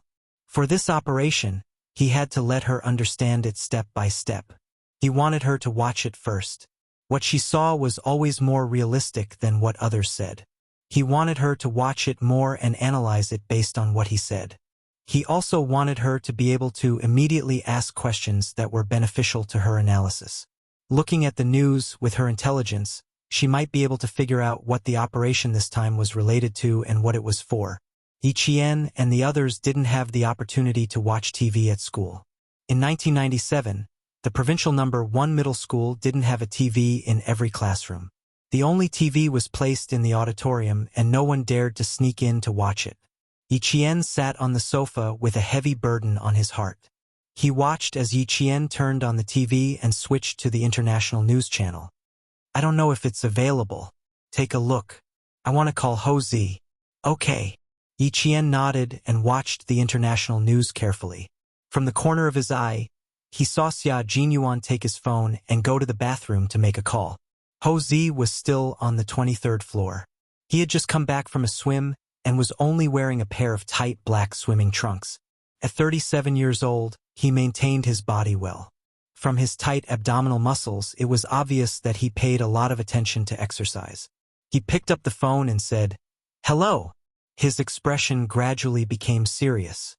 "So this is the cooperation with this territory. Okay, I'll send the clothes to you in half an hour. I'll take you directly to pick the goods." Ho Zi loved Xia Jinyuan because he loved him. Moreover, the other party was worthy of his help. Today, if Xia Jinyuan had asked him to bring a gun to help, Ho Zi would have agreed without hesitation. Xia Jinyuan couldn't help but raise his eyebrows at such a straightforward answer. He said with a faint smile, "I killed someone overseas and fled back to the country. Brother Z, I'm in big trouble. What am I afraid of? Who do you think you are? Killing people was not done for personal reasons. All right, stop trying to scare me. Other than your sister, there's no one else who can scare me." Ho Zi smiled. Her beautiful phoenix eyes filled with killing intent. She smiled and said, "Thank you. What's there to thank?" He had two thanks. First, he was thankful that Xia Jinyuan thought of him at this time. Someone like Xia Jinyuan went overseas to kill people, and he killed people for the country. Since Xia Jinyuan could come to the southern province to find him after killing people, he had to help him. Helping Xia Jinyuan was equivalent to helping the country. Second, he was thankful that Xia Jinyuan gave him a good opportunity to start reshuffling the cards and wash away all the past. Xia Yiwei wanted to marry some bullshit designer. When did he agree? What was so great about studying abroad? Ho Zi did not study for many years, but he was still doing well. He was still going to marry Xia Yiwei. The place to pick the goods is a little far. but you won't regret it if you go. Ho Zi was not afraid that Xia Jinyuan would find out where he hid the goods. So what if he found out? He did not take these goods out to endanger the peace of the southern province. It was just a hobby. He liked to collect them. Chapter 893. Xia Jinyuan knew that Ho Zi had weapons. It was normal for a gangster like him to have weapons. But he didn't expect that Ho Zi could say the word pick. He could tell that Ho Zi had a lot of goods just from this word. That's right, he wasn't afraid of having a lot of goods. But he was afraid of not having any. Zigu, you know the consequences if I go to your collection place. Although he wasn't afraid of Ho Zi having a lot of goods, some things had to be made clear. Xia Jinyuan's expression became serious. You know who I am. If I go, I will take your goods, but it's very likely that. Ho Zi took the towel from the bodyguard and wiped his hair with one hand. He walked towards the cloakroom with his phone in the other. Since I dare to take you there, why would I be afraid of you seeing my goods? I've known you since you were 16 years old. I've never given you anything that can be used against me in all these years. Even your sister can't find anything that can be used against me. Besides, you said that I'm helping you, but I know that you're helping me. You're helping me to reshuffle the cards openly. Zigu, I'm not afraid of you finding out. In fact, I should be thanking you. Besides, since you're asking me for goods, you must know that I have the goods. Given our relationship, there's no need to talk too much nonsense. If you want the goods or the people, just say the word. He had to help Xia Jinyuan now. Helping him was also helping himself. Ho Zi said casually. His tone revealed the decisiveness of a decision-maker. With just a few words, he decided on such a big matter. A gangster bringing a soldier to his own armory to pick out goods. Wasn't he courting death? If it was in the past, he would be courting death. But not now. This was an opportunity for Ho Zi. There were countless people who wanted to cooperate with this territory. And this opportunity was now in Ho Zi's hands. He would be a fool if he didn't seize this opportunity. Xia Jinyuan laughed. Xia Yue, you've completely won. You've really won. Based on his understanding of Ho Zi, he would definitely give him the goods if he asked, but he would never bring him to pick out the goods himself. As Ho Zi said, even Xia Yue didn't have any direct evidence of the person sleeping next to her. Why would the cautious Ho Zi suddenly think of bringing him to pick out the weapons? There was only one answer. Ho Zi heard what he said last night and used his actions to tell him that he had decided to give up his country for the beauty. Zigu, you decide. I need the goods urgently. I have to get them this morning. Xia Jinyuan didn't give Ho Zi a chance to reconsider. He didn't have time to wait. I'll send the clothes to you in half an hour. I'll be waiting for you in the underground parking lot of Venus Hotel. Ho Zi, who was getting some clothes for himself, had a relaxed expression on his face. He had to seize the opportunity to cooperate with this territory. If Xia Yue had the intention of marrying someone else, why would he need worldly possessions? Last night, every time he compared his current status to that of a fickle woman like Xia Yue, he realized that no matter how he compared himself, as long as he thought of another man sleeping next to Xia Yue, he would burn with anger. He couldn't wait to buy a ring and run to her to propose. I still have to do it one by one. I have to do it slowly. Suppressing the anger in his heart, Ho Zi's handsome face, which was so beautiful that it was close to a demon's, was not filled with a charm that made people's eyes linger, but with a gloominess that made people tremble. Xia Yue wanted to marry another man? No way. Chapter 894. It was 8:50 a.m. Yi Qian was focused on the TV. She wasn't curious about what Xia Jinyuan and Ho Zi were talking on the phone in the bathroom. It was 8:50 a.m. and there were still 10 minutes before the 9 o'clock a.m. news. The news that could be shown on TV had to be edited and reviewed before it could be shown. She never thought that she would be able to find out what mission Xia Jinyuan and the others were carrying out from the news. After hanging up the phone, Xia Jinyuan came out of the bathroom and said to Yi Qian, "Someone will deliver the clothes in half an hour. Let's go out for a walk then." Go out for a walk in half an hour? Then she wouldn't be able to watch the entire episode in detail. She just hoped that she would be able to find some clues from the trailer. Must we go out for a walk? Can't we go to the training ground? Yi Qian raised her head and looked at the man who had decided on the itinerary for the day. She frowned slightly and said, "Captain Xia, why do I feel like you're hiding something from me?" Xia Jinyuan raised his eyebrows and said, "We really can't go to the training ground today. As for what it is, watch the TV first. I have breakfast, right? I'm suddenly a little hungry." He immediately changed the topic, which made Yi Qian even more suspicious. "There's breakfast. You can eat it and tell me why you must go out with me today." Xia Jinyuan smiled at her. His deep eyes were deep and mysterious. "Continue watching the TV. Eat your breakfast slowly. I'll be there soon to accompany you." Little Fox's curiosity was piqued. Hopefully, she wouldn't be so scared that she would cry. Cry? That didn't seem likely. How could a strong little fox cry? Less than 10 seconds later, Xia Jinyuan walked out with a cold expression. He was holding Yi Qian's blood-stained school uniform in his hand. "What happened on the way there?" he asked in a low voice. He even sounded a little anxious. "Did you meet any suspicious people? Did you get rid of them directly?" Ever since he entered the country, he had been on the lookout. It was impossible for a snake from outside the country to discover his whereabouts in such a short time. Could it be that he had been too careless? Had someone already made a move to kill the little fox? Yi Qian, who was watching TV intently, looked up and saw his handsome face tensed up as he held the bloodied school uniform she had left in the bathroom. She was a little surprised by his reaction and immediately explained, "I was on my way to the airport when I bumped into a car accident. The blood on my uniform wasn't mine. It was the blood of the injured people in the car when I participated in the rescue." So that was the case. He was really frightened just now. She looked at the school uniform in her hand. Although the dried blood on it did not belong to Yi Qian, her heart sank.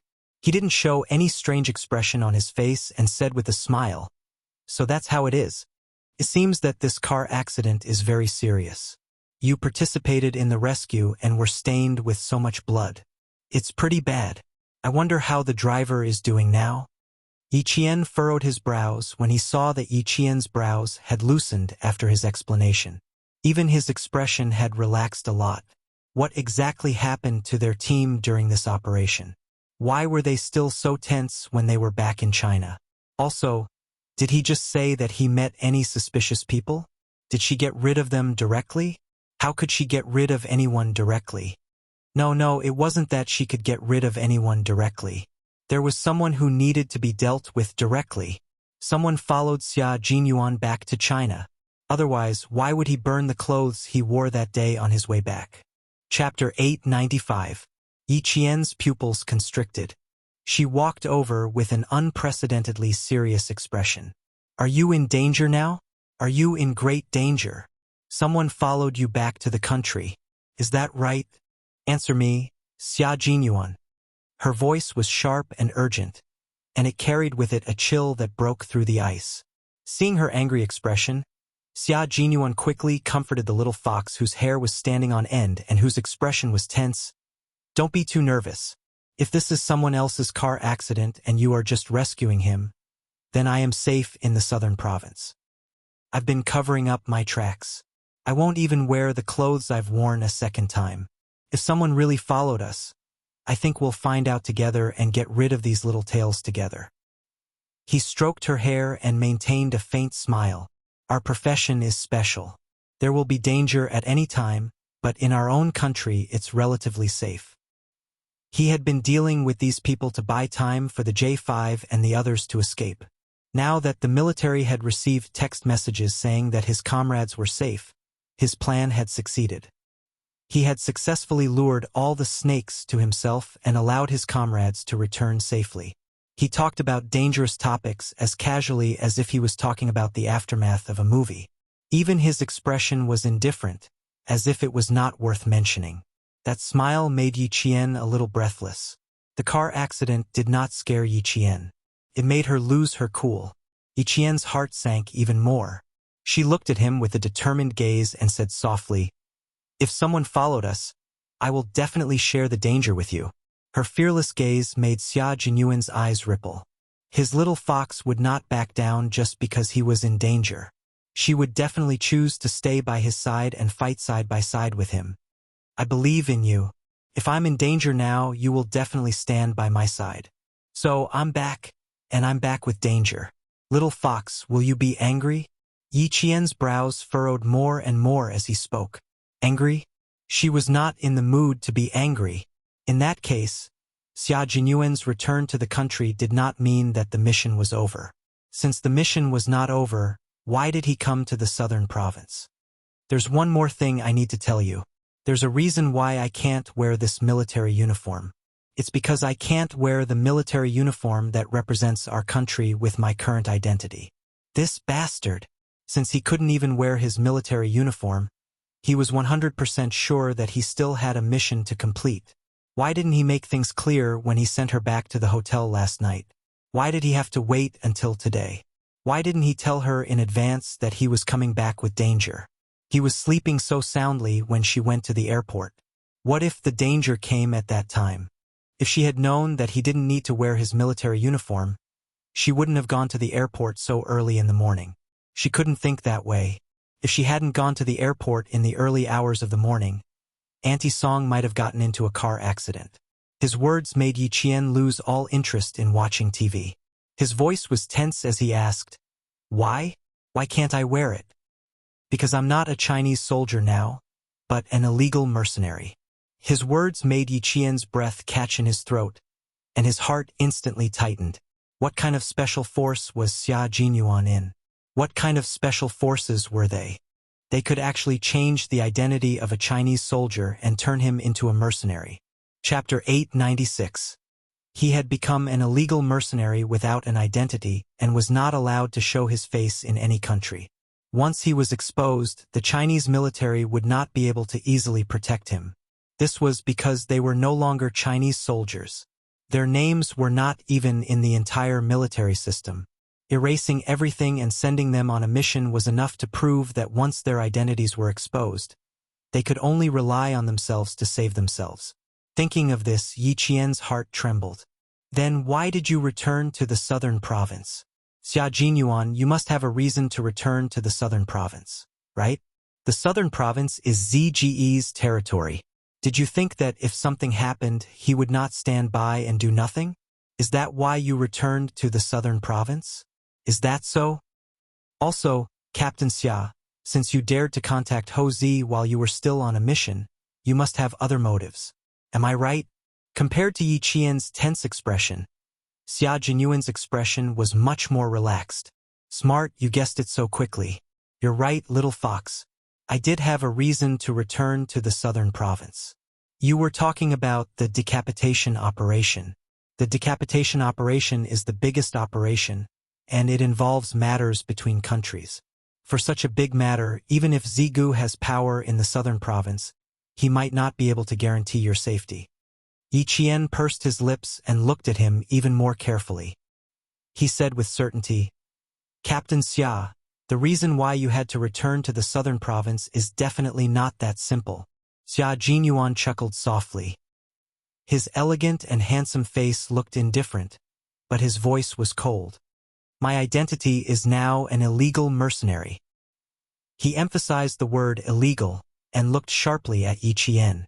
Yi Qian, tell me, why did I have to return to the southern province? What's the reason why I had to return? The southern province was Ho Zi's territory. Ho Zi would not stand by and do nothing when a snake from abroad attacked him. The reason why he had to return to the southern province was because Ho Zi had a weapon. Yi Qian's brain never stopped working. He kept analyzing the reason why Xia Jinyuan had no choice but to return to the southern province. He also thought about how Xia Jinyuan had suddenly told him about Operation Decapitation. He didn't say anything that wasn't supposed to be said in the confidentiality agreement, but what he said seemed to be on purpose. No one could help them. They could only help themselves now.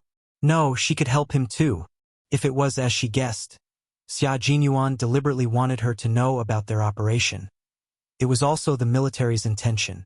Otherwise, as a soldier, how could he tell him about their operation so easily? He only dared to say it after getting the approval of the military. The military knew that he had returned to the southern province, that he had contacted Ho Zi, and that he had contacted her. The military knew everything, but Xia Jinyuan was still an illegal mercenary.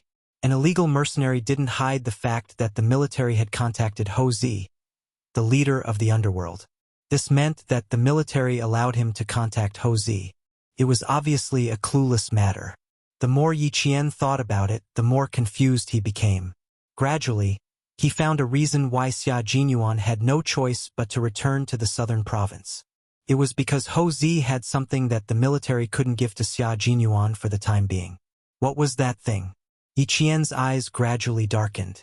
Like the sea, they were so deep that the bottom couldn't be seen. After about a minute, the bottomless sea began to ripple. She should have guessed the reason why Xia Jinyuan had to come to the southern province. Chapter 897.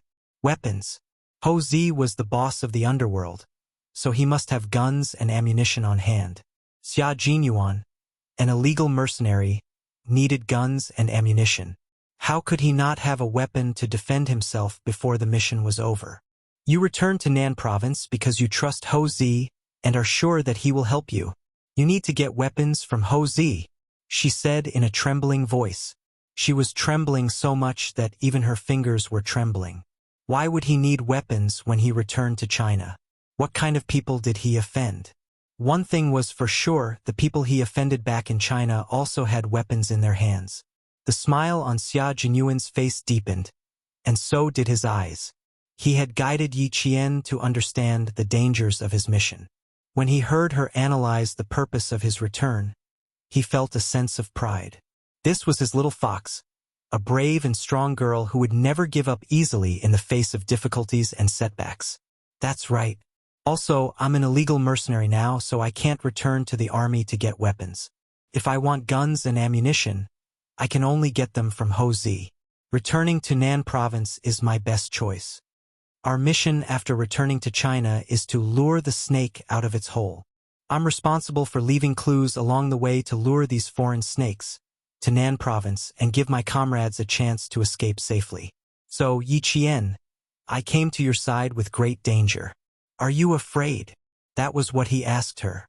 It was only 3 words, and his voice was soft, but every word was heavy. Every word was like a mountain pressing down on her. Yi Qian wasn't afraid. She wasn't afraid of danger at all. She wasn't worried that he would bring danger with him. When Yi Qian spoke again, she realized that her voice was as tense as a string that was about to snap. Then what are you going to do now? What about your identity? That's right, she wasn't afraid of danger. She was afraid that he wouldn't be able to restore his identity. Her words made Xia Jinyuan tear up. The girl he liked was not afraid of the danger he brought to her, but she was afraid that his identity would not be restored. Major Xia, whose heart was aching, resisted the urge to pull her into his arms. He took a deep breath and calmly said, "Although my current identity is an illegal mercenary, my identity will naturally be restored after this is over." When Yi Qian heard this, it was as if he saw the mountain that had been pressing down on his heart explode with a bang. His entire body relaxed. It turned out that his identity could be restored after the mission was completed. That was good. That was good. However, before she could exhale, Xia Jinyuan's next words made her heart turn cold. Actually, that's not the problem. The problem is the injured K7. He contacted G3 last night, but he didn't even send out the coordinates. Therefore, I suspect that he didn't manage to escape, but was bitten instead. Little Fox, this is the biggest problem right now. G3 is K7's contact person, and I am G3's contact person. For this mission, we contacted each other one by one. When K7 crawled out from the gunfire, his random mercenary uniform was blown into strips. When he saw your uniform and thought about K7's injury, he stopped. He didn't want to personally voice out his suspicions that his comrade was injured and captured. He kept looking at Yi Qian with a heavy gaze. Yi Qian, whose emotions were stirred up by Xia Jinyuan, narrowed his eyes and stared at him. He didn't ask anything else. Instead, he asked for himself, "Captain Xia, if you tell me about your mission and the difficulties you're facing, it means that not only can I ask you some questions about your mission, but I can also directly participate in your mission, right? Chapter 898. Didn't you already guess correctly? What else do you need to confirm? I can only contact you and tell you what our mission is if the military agrees to your participation. Xia Jinyuan laughed and even raised his hand to rub her head. What else do you want to confirm? Yi Qian waved away the hand that was rubbing his head. I want to confirm whether my current identity is a student or an illegal mercenary. Keep your hands to yourself and don't touch me. I still have a lot of things to know. Of course you're a student. Also, what do you want to know? Xia Jinyuan laughed out loud. His laughter was low and deep, and even his chest was trembling slightly. Can you think about what we should do next? After all, my current identity is not a soldier, but an illegal mercenary. You're a little fox who is so smart that it gives me headaches sometimes. Do you have any ideas on how to restore my identity as soon as possible? He could take her to actual combat, but in actual combat, she had to be able to control the entire situation on her own. She was such a smart girl. She couldn't just be a soldier who followed orders. She had to become a commander who could command soldiers. He hoped that she could become a commander who could command soldiers in battle. Now, she would talk and he would listen. If there was anything wrong, he would point it out to her. He would let her grow up step by step with him.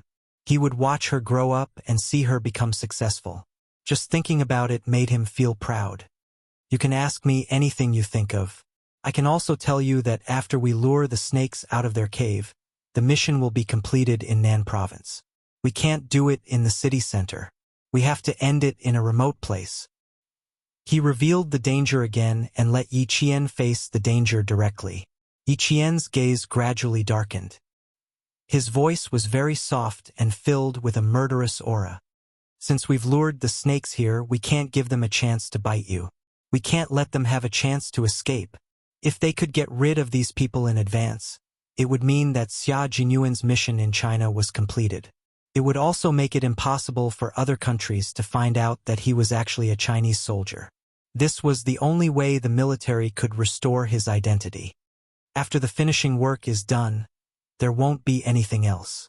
Yi Qian said softly. His dark eyes stared at the elegant face in front of him.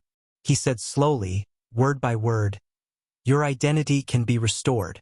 Her breathing went from rapid to steady, and even her eyes calmed down. Xia Jinyuan couldn't help but lift his hand to hold her face gently. He stroked her face gently with his fingers and said, "No, little fox, it's not over. It is good that you are not soft-hearted to your enemies. However, there is still our comrade K7. You still need to consider his current situation. I came to the southern province to divert everyone's attention and ensure the safety of my comrades. But as long as one of my comrades is still alive, my mission will not end, and my identity will not be restored. For this operation, the identities of all the comrades participating in this operation will be changed. As long as one of them is still alive, no one will be able to restore their identities." Xia Jinyuan explained everything to Yi Qian. When he was done, he gently touched Yi Qian's trembling lips with his lips. "Little fox, you still need to learn how to control the entire battle. You need to control it from all aspects." Chapter 899. You're not a good soldier if you don't want to be a commander. You have to remember that your goal isn't just to be a soldier. You have to become a soldier who knows how to fight. You have to know how to fight and how to command soldiers to fight before you know what to do. Yi Qian's body was trembling. She stared at him fixedly as he spoke softly. She said, "I want to drink water. I want to drink water." She was very thirsty. She was so thirsty that she was panicking. She rushed to the side of the coffee table and covered the teacup with a lid. After stabilizing her trembling fingers, she grabbed the teacup tightly and drank the remaining cold water from last night in one gulp. She wanted the coolness of the water to suppress her panic. She didn't think that she would be the one to command soldiers in battle. She only knew that they were in danger. There was also K7. The mission couldn't end before K7 was confirmed to be out of danger. They couldn't give up on their comrade, so the mission had to continue. The cold water seemed to suppress the panic in her heart. Yi Qian took a deep breath and turned around. She looked at Xia Jinyuan coldly. You said that K7 and G3 were in contact, but they didn't send their coordinates. So, you suspect that K7 contacted you last night to tell you that he was safe so that you wouldn't have to worry. You also suspect that he had the determination to sacrifice himself so that you wouldn't have to look for him. Comradeship could be so deep that they would exchange their lives for each other's. If K7 was really captured, she didn't doubt that he had the determination to sacrifice himself so that his comrade wouldn't come back to save him. K7's thin but handsome face flashed through her mind. He was a young soldier who didn't speak much, but every word he said was precious. Yiqian clenched her fists. Her voice was bloodthirsty. You have to go back and look for K7 after you finish the mission in Nan province. This is something you have to do. I support your decision to go back. What I want to ask is, what about the other comrades? Do they also have to go back? But you guys are illegal now. What about your weapons? What about your weapons? The weapons that Ho Zi provided at most are guns. If it's life-saving grenades, you have to prepare them. You have to consider this. I mentioned G3 earlier. Since G3 is K7's contact, where is he now? Yiqian did not ask one question at a time. Instead, he asked one question after another, each one sharper than the last. If you're in China, you can still look for Ho Zi. But if you're overseas, who will you look for? What if you don't have enough weapons? Through the black market? Xia Jinyuan's nerves twitched when he was hit by her questions that hit the nail on the head. As expected of a comrade who had been on a mission together, her questions came one after another, and each of them hit the nail on the head. After thinking for a while, he answered seriously. G3 is already rushing to the southern province. He's the only one who knows K7's situation the best. He's part of the mission to lure the snake out of its hole. G3 also needs weapons. When he arrives at the southern province, we have to take away the best weapons in Ho Zi's hands. Even if Ho Zi has a weapon, will it be enough? Our country forbids private collection of weapons. This is illegal. Even if Ho Zi has a weapon, how much will it be? Yiqian was practically chasing after her. Fortunately, she was relatively calm and didn't lose her composure. Yiqian was the type of person who would calm down the more anxious she was. The calmer she was, the more she understood that this was not a small matter. The news that Xia Jinyuan brought back was too shocking. She wasn't involved before, so no matter how calm she was, she still seemed a little anxious. Chapter 900. Xia Jinyuan had been speaking to her calmly so that she could remain calm. Faced with her questioning, he smiled and said, "You don't have to worry about the weapons. Ho Zi has a hobby of collecting guns. He definitely has the best guns. We have the weapons from southern province. As for the weapons after we leave the country, we will find other ways to get them. We will only know if K7 needs to be rescued at 3 in the afternoon. The four of us may seem like a sheet of loose sand, but we are all in contact with each other. For example, G3 hasn't contacted me, which means that K7 hasn't contacted him either. If one person didn't contact them, it meant that none of them could contact them. No one wanted their comrades to be sacrificed, and no one wanted their comrades to be worried about them. Therefore, everyone would try to contact their comrades to reassure them. This method of contact was simple and straightforward. Everyone followed the simple rules of contact.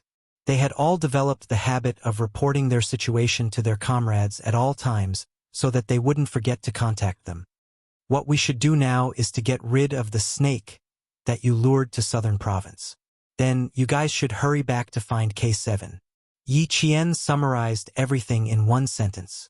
The last sentence was the most important. They were comrades who had sworn to each other that they would live and die together and never give up. This was their oath, and it was engraved in their hearts forever. With G3 around, the two of them could take care of each other and return to the battlefield together. She felt a little more at ease. Yiqian glanced at the wardrobe. She thought about how he couldn't wear the military uniform that she had brought back. Her eyes instantly turned red. She turned her head, and tears welled up in the corners of her eyes. That military uniform, I'll take care of it. When you come back, wear it again. Wear it openly. She was sad. It wasn't the kind of sadness that came from crying. It was the kind of sadness that came from suppressing her trembling heart. She was sad because of his identity. Xia Jinyuan smiled gently and hugged her with his right arm. His warm and broad palm gently stroked her arm to comfort her. Silly fox, it will be over soon. Everything will be fine. You have to believe in us. Believe in our country. We will not give up on ourselves, and our country will not give up on us. A country can't stand without defense, and the people can't be at ease without soldiers.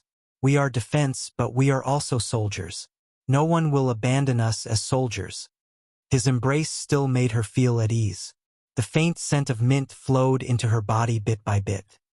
His presence and his scent were comforting her, allowing her to calm down. Yiqian forced his tears back. He raised his head and looked at him with determination. I've always believed in you. I'll take care of the uniform for you. I just want to take good care of it for you, because I was the one who brought it back from the airport. I was the one who cleaned it. Only I can keep it. She was so serious that Xia Jinyuan's heart palpitated. He had wanted to comfort her, but now he wanted to love her dearly. She was telling him that she had been waiting for him to come back, waiting for him to personally take back his military uniform from her. She wanted to see him safe with her own eyes, and not find out about his safety through other channels. He hugged her tightly in his arms and hid her completely in his wings with only the strength of his right arm. He used the strength in his arms to express his throbbing emotions. Okay, I'll give it to you. I'll give it to my current comrade and future girlfriend. Chapter 901. This was a promise made using the military uniform as a medium. He promised her that he would definitely come back and take back his military uniform and the epaulets that represented his military rank. He also promised Yiqian that his identity would never change. A country could not be established without defense, and people could not be at ease without soldiers. He was both a defender and a soldier, so how could he give up his identity so easily? Xia Jinyuan let go of her hand and smiled. Since you helped me wash the clothes, I'll help you wash them too. But I'm not sure if the bloodstains on them can be washed off. It's unlikely that they can be washed off. I plan to take them back to school and see if I can get a new set or buy one. He would not make promises easily. Now that he had made a promise, he would definitely be able to do it. She believed that he would definitely be able to do it. Yijian smiled. Bloodstains are the hardest to clean, but if you can clean them, that would be the best. I will wash them very seriously. It was his first time washing someone's clothes, and it was his future girlfriend's school uniform, so he had to perform well, letting Xia Jinyuan wash his clothes for him. Yiqian thought about it for a while and felt that it was quite interesting. He did not wash the clothes immediately. Instead, he soaked them in water. After washing up, Xia Jinyuan sat beside Yiqian for breakfast. After straightening out the matter, Yijian once again looked at the TV that had not been turned off. The 9 o'clock news had already started. However, it was all domestic news and had not been broadcasted to foreign news yet. After breakfast, Xia Jinyuan accompanied Yiqian to watch the domestic news for a while before he got up and went to the bathroom. It was not easy to wash his future girlfriend's clothes, so he had to finish what he started. After soaking for 10 minutes, he could start washing them. After scrubbing hard, Xia Jinyuan looked at the light brown stains on the school uniform. He put it in the water and scrubbed it a few more times. He picked it up and looked at it again. There was no way to wash it clean, so he could only change it. Performance failure. There was a knock on the door. Ho Zi's assistant stood outside and respectfully handed the clothes to Xia Jinyuan. This is what you will wear today. When you come back, 10 sets of clothes will be prepared for you in the car. Brother Z is waiting for you in the underground parking lot. Ho Zi had already arrived at the parking lot. Xia Jinyuan could go straight to him after he changed his clothes. Thank you for your hard work. Xia Jinyuan took the clothes. After the man politely closed the door, he said to Yiqian, "The reason why I insisted on going out with you today is that after I change, you need to accompany me to Ho Zi's to pick out some goods.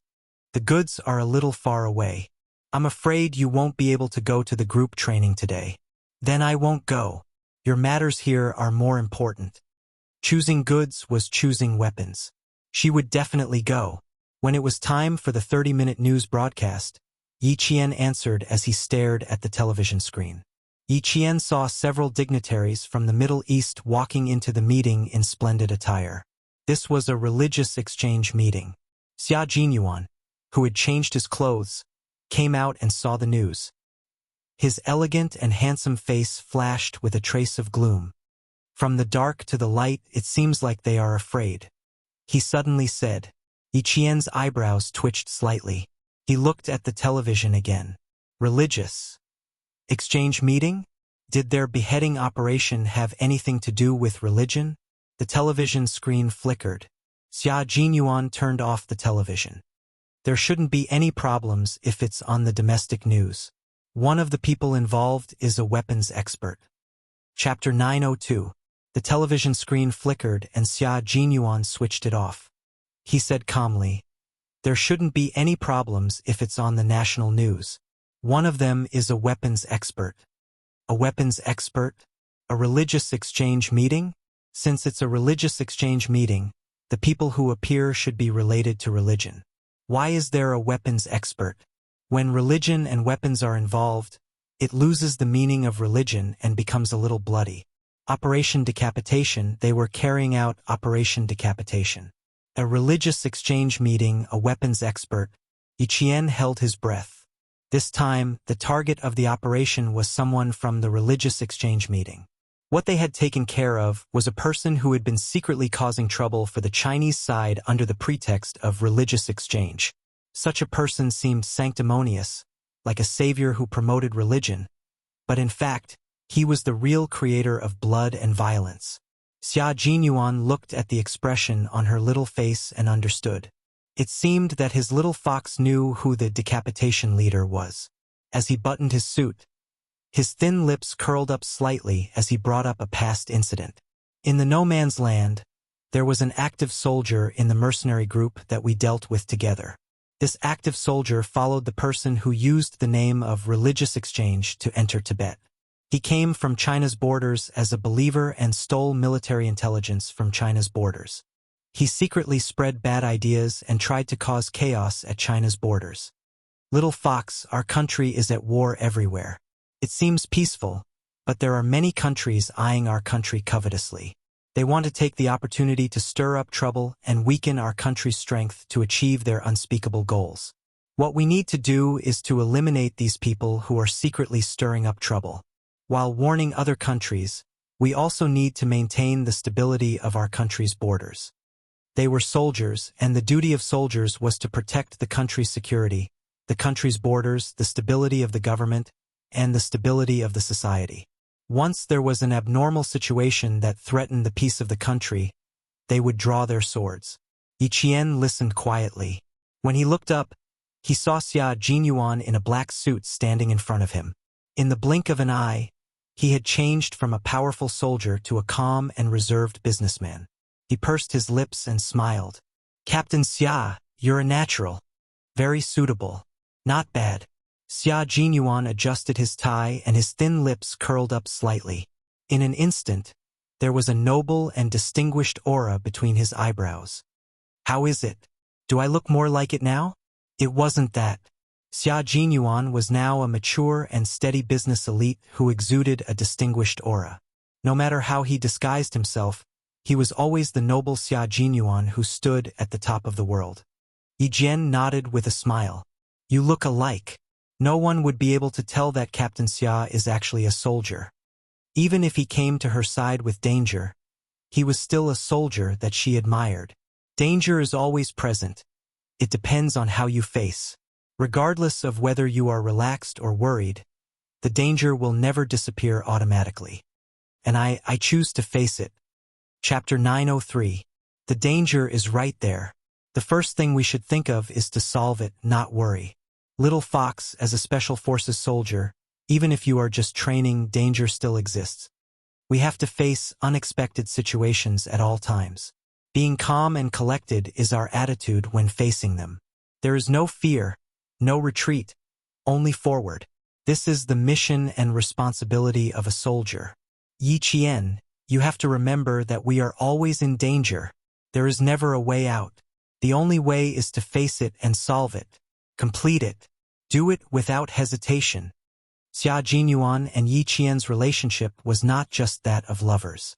He would also tell Yi Qian what a soldier should be like. He would clearly tell Yi Qian all the dangers and difficulties that Yi Qian faced. He would not allow Yi Qian to have any thoughts of running away. He would be her closest comrade in the future. Uncle Zhen and Principal Chen could teach Yi Qian all the skills she needed to know, as well as how to be a person, how to make decisions in the military, and how to be strong in handling matters. Then Xia Jinyuan would be the one who could truly get close to Yi Qian's heart. He would hold Yi Qian's hand tightly at any time and tell her that he was a soldier who had no way out once he put on the military uniform. Yi Qian was shocked when she heard that. He was teaching her. And when he saw that she had a problem, he immediately pointed it out sternly and told her clearly what she should do. That's right, he was right. No matter what attitude you use to face danger, the danger will always be there. It doesn't matter if you are afraid or timid. It won't go away. It's there, and you have to face it and solve it. There is no way out once you put on the military uniform, because you are a soldier. Yi Qian's clear eyes looked at the man who had repeatedly pointed out her mistakes.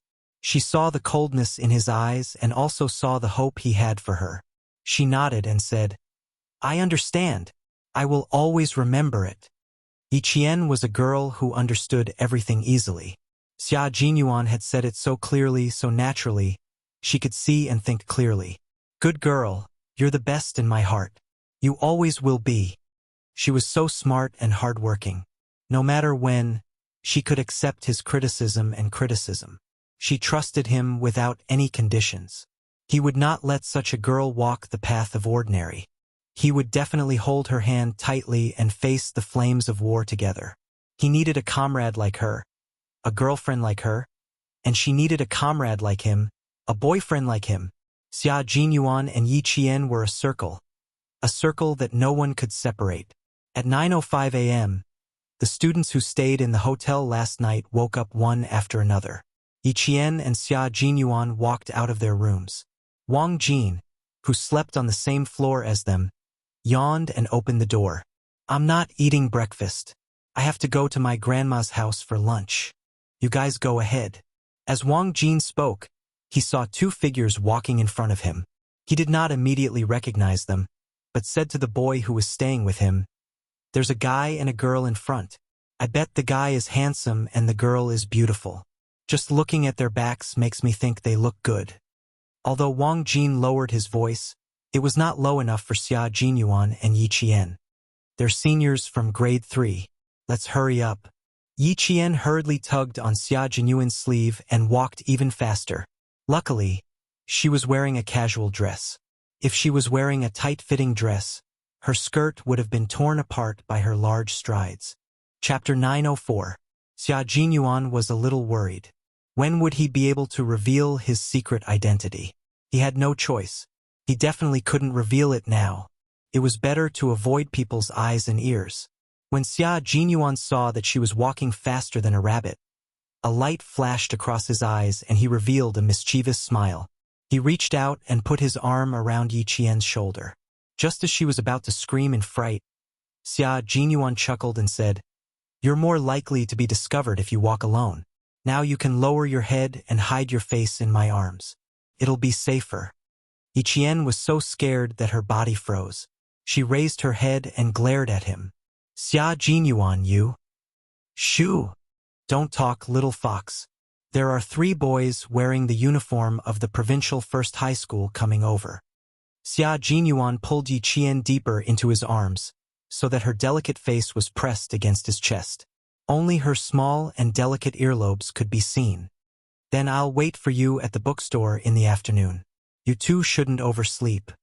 The girls walked over and stood on Xia Jinyuan's left side as they talked and laughed. As Yi Qian listened to their laughter, she held her breath and cursed in her heart. Xia Jinyuan is a bastard. However, she couldn't help but admit that if he didn't hug her like this, he would definitely be discovered by the seniors. However, this combination was very strange. The girl hid her head completely in the man's arms.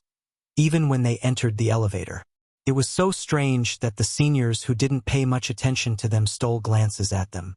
After glancing at them, the three students simultaneously retracted their gazes. Then, the three of them secretly looked at each other and all of them pursed their lips and smiled embarrassedly. This guy was even more handsome than Yang Heng. However, he was a little cold, so they didn't dare to look at him for too long. In the elevator, Yi Qian's hands were tightly gripping onto Xia Jinyuan's clothes. Wang Jin, who was walking slowly upstairs, suddenly turned back after passing a row of rooms. He stared at the room number that he saw the girl and the guy walk out of. Wasn't this Yi Qian's room? That man and woman had walked out of Yi Qian's room. Holy shit! Was that woman's back view Yi Qian? Who was that man? It couldn't be Yang Heng. Yang Heng was tall, but he wasn't as tall as the man just now. The most important thing was his temperament. Yang Heng didn't have the temperament of the man just now. Fuck. Yang Heng, you have a love rival. Your love rival even came to your aunt's hotel to kidnap Yi Qian. The other party is very strong. You're in big trouble. I have to find Yang Heng. Something big has happened. Wang Jin threw his backpack and ran toward the elevator. As a brother, he had to tell Yang Heng about it. Wang Jin, who needed to go home immediately, ran straight to the restaurant and found Yang Heng. He said, "You have a love rival." Love rival? What nonsense are you talking about? Yang Heng had already finished his breakfast. Being blocked by Wang Jin, Yang Heng laughed and patted his friend's shoulder. Even though Wang Jin had purposely come to tell him about Yi Jian, Yang Heng's expression was obviously gloating. Yang Heng laughed and said, "Brother, you've really misjudged her. I don't have any feelings for Yi Jian, unlike you guys who were green with envy when she got into the car." Wang Jin didn't believe him. He looked at him with a look that said, "Stop pretending. Who would believe that you don't like Yi Qian? We want to pursue her, but we don't have the ability to do it. We don't dare." It's not that I don't dare, but I think it's better to be friends with Yi Qian. As for the strong love rival you mentioned, if he really exists, then he is indeed a good match for Yi Qian. Chapter 905. After a while, Wang Jin glared at him and said, "Damn, you really don't have any ideas." "Not at all. You guys are just making a fuss." Yang Heng smiled. His clean and handsome face did not have a trace of abnormality. "All right, hurry up and eat breakfast. I have to go home with my mom." His cousin was coming back to China and would be having lunch at his house, so he had to go home to prepare. As for Yi Qian, Wang Jin was sure he was not mistaken. He had looked for her this morning and did not see anyone in her room. Wang Jin saw that Yang Heng really did not care and felt that it was meaningless. Sigh, to think that he ran all the way here to snitch. He waved his hand and said weakly, all right, I won't send you off. Damn, I'm hungry from running. Let's eat something before we go." Yi Qian's dress was quite nice. Even her back was beautiful. It's a pity you didn't see it. The waiter in the restaurant was clearing up breakfast. Yang Heng pointed and reminded him kindly, "You can eat a few pieces of cake to fill your stomach. Otherwise, you can go out and eat some buns." Not only did he see Yi Qian in the dress, but he also saw how she looked in it. The ethnic dress on her was stunning and beautiful. Yi Qian was an orphan, a girl who grew up in the army. It was not strange for anyone to be around her. Therefore, there was no need to find it strange. Wang Jin ran into the restaurant and suddenly ran out to chase after Yang Heng. "Let me ask you something. Last night, I told Yi Qian that Yao Jing was her rival. She said something that I didn't understand at all. She said to ask you, you must know." He repeated what Yi Qian said last night. "If it's because of Yang Heng, she is not my rival. If it's not because of Yang Heng, she is indeed a rival." He asked Yang Heng with a face full of curiosity, "Do you understand?" Yang Heng understood and chuckled. "She meant that if she were to pursue me, Yao Jing is not her rival at all. I would choose her directly. If she doesn't pursue me, Yao Jing will be her rival in life. Do you understand?" "Damn! So that's what it meant." Wang Jin rubbed his face and chuckled as he asked him, "So when you said that Yi Qian wanted to pursue you, did you really agree?" Didn't you just say that there was a man with a very strong aura who was more powerful than me who left Yi Qian without saying a word? What you are thinking of simply does not exist. Yang Heng patted his classmate's head, who was always slow to react. He carried his backpack and gave Wang Jin a look that said, "Be smart." Then he left handsomely. Heng, over here. When Mother Yang saw her son coming over, she elegantly raised her hand to signal him to speed up. Your aunt has already picked up Anqi. We have to go home quickly. Also, have you spoken to Xiao Yi? Invite her over for dinner tonight. Yesterday, she had said that she would invite her home for lunch this afternoon. Now that she had to change the time, she had to go and inform her. Yang Heng opened the car door and smiled. Mom, I have something to do on Saturday. Let's talk about it next time.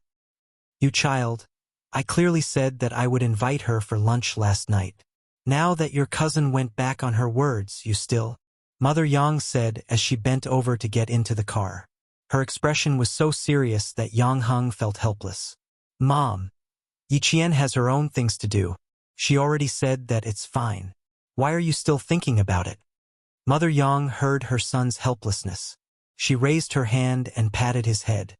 What do you know? Mom and Dad asked you to invite Yi Qian home for lunch because they have something to do. Chapter 906. Thinking about what happened last night, Mother Yang's face turned a bit cold. Your Uncle Yao's family left last night with resentment. Also, you heard the words that little girl Jingle shouted afterwards. I still get angry when I think about it. Jing is so stubborn. Little Yi is alone and has no elders to support her. This child's character is so pure that it makes people feel sorry for her. I'm thinking of acknowledging her as my goddaughter and finding you a younger sister. Yang Heng was stunned. Goddaughter? Find me a younger sister? Mom, why were you so agitated last night? Didn't my dad comfort you last night? Goddaughter? You have to get Yi Qian's approval first. Yang Heng couldn't help but laugh. His mother was really funny sometimes. What era was this? Goddaughter? How did she think of that? Mother Yang laughed and scolded. You child, your dad also thinks that my idea is good. Why? Are you not happy? Fine, if you're not happy, I won't mention it. It's not that I'm not happy. Having a younger sister like her is quite impressive. Yang Heng didn't know whether to laugh or cry. He thought about it seriously. It was not bad. Being a friend was not as good as being a sister. Why don't I ask on Monday? I still have to get Yi Qian's approval.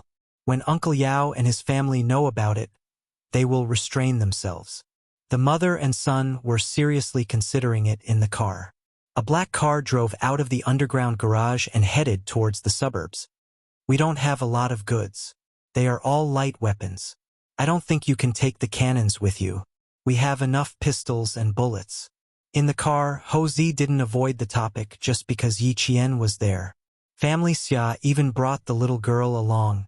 To be honest, he was thinking that he wasn't afraid that someone would find trouble with the little girl.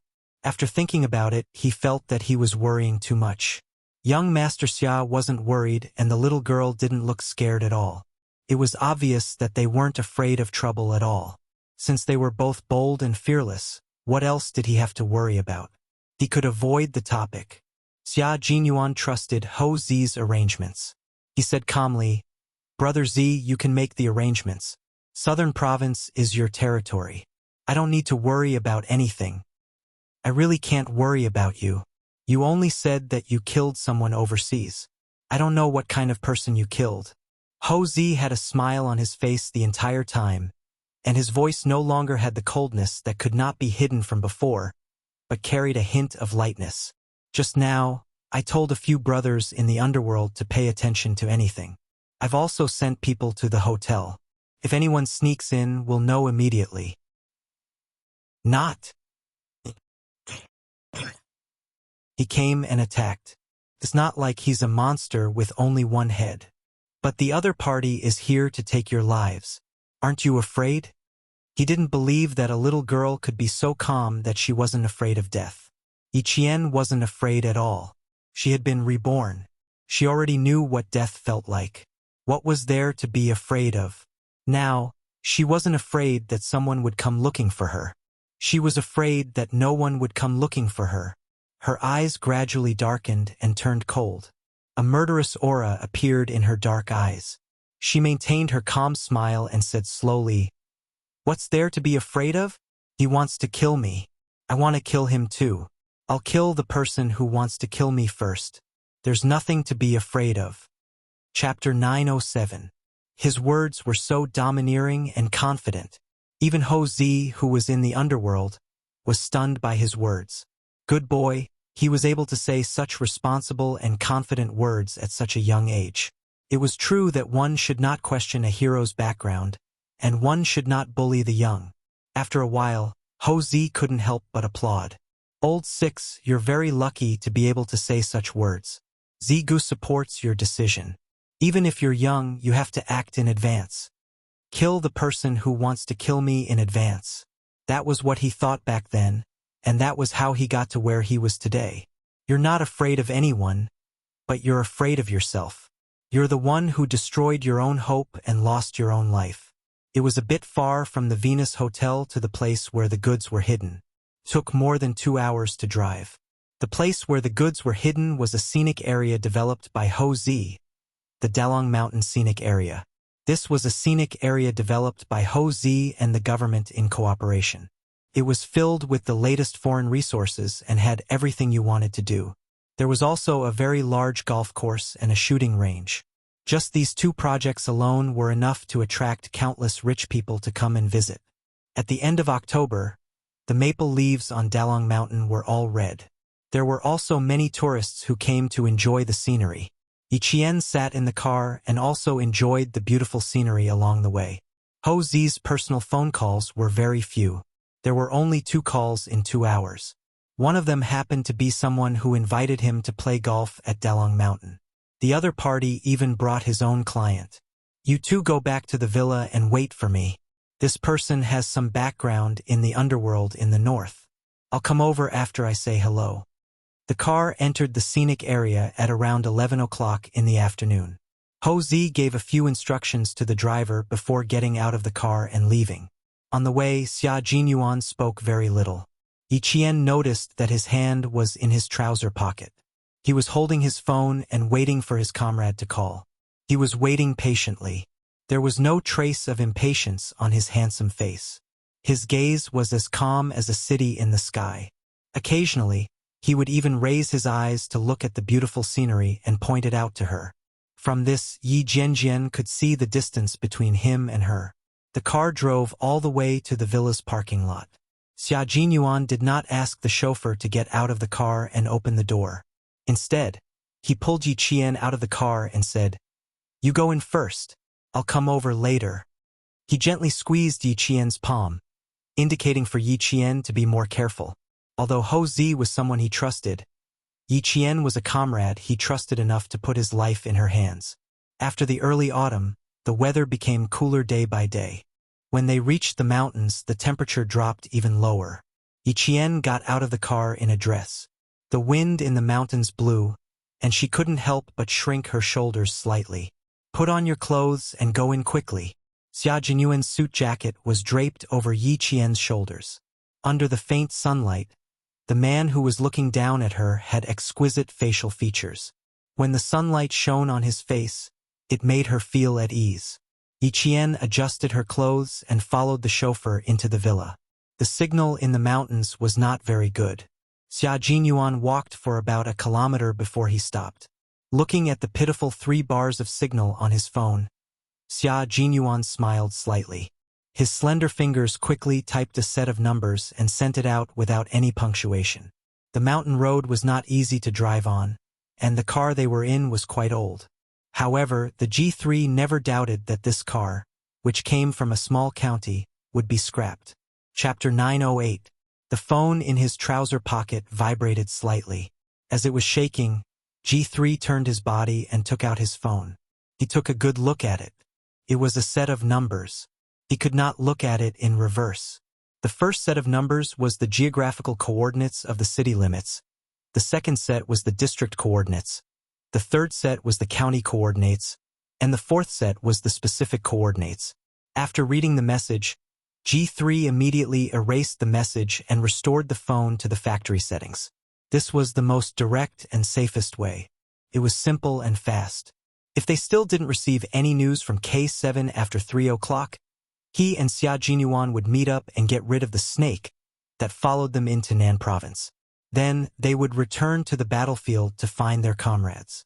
Whether they were alive or dead, they had to find their comrades. Never leave, never abandon, never give up. G3, who was wearing a straw hat, covered his face with it and closed his eyes to rest. There was still more than an hour before they arrived at Nan province. He could use this time to take a good rest. At this time, Hou Zi led Xia Jinyuan and Yi Qian to his weapon collection room. The entire room was filled with wooden display cabinets. It looked like a jewelry store. All the handguns were placed one by one on the counter. They were in a mess, as if no one had maintained them for a long time. Xia Jinyuan looked around and said to Hou Zi, "Brother Zi, this is a small handgun arsenal. If something big happens one day, this is the first place you have to deal with. I've already considered this point.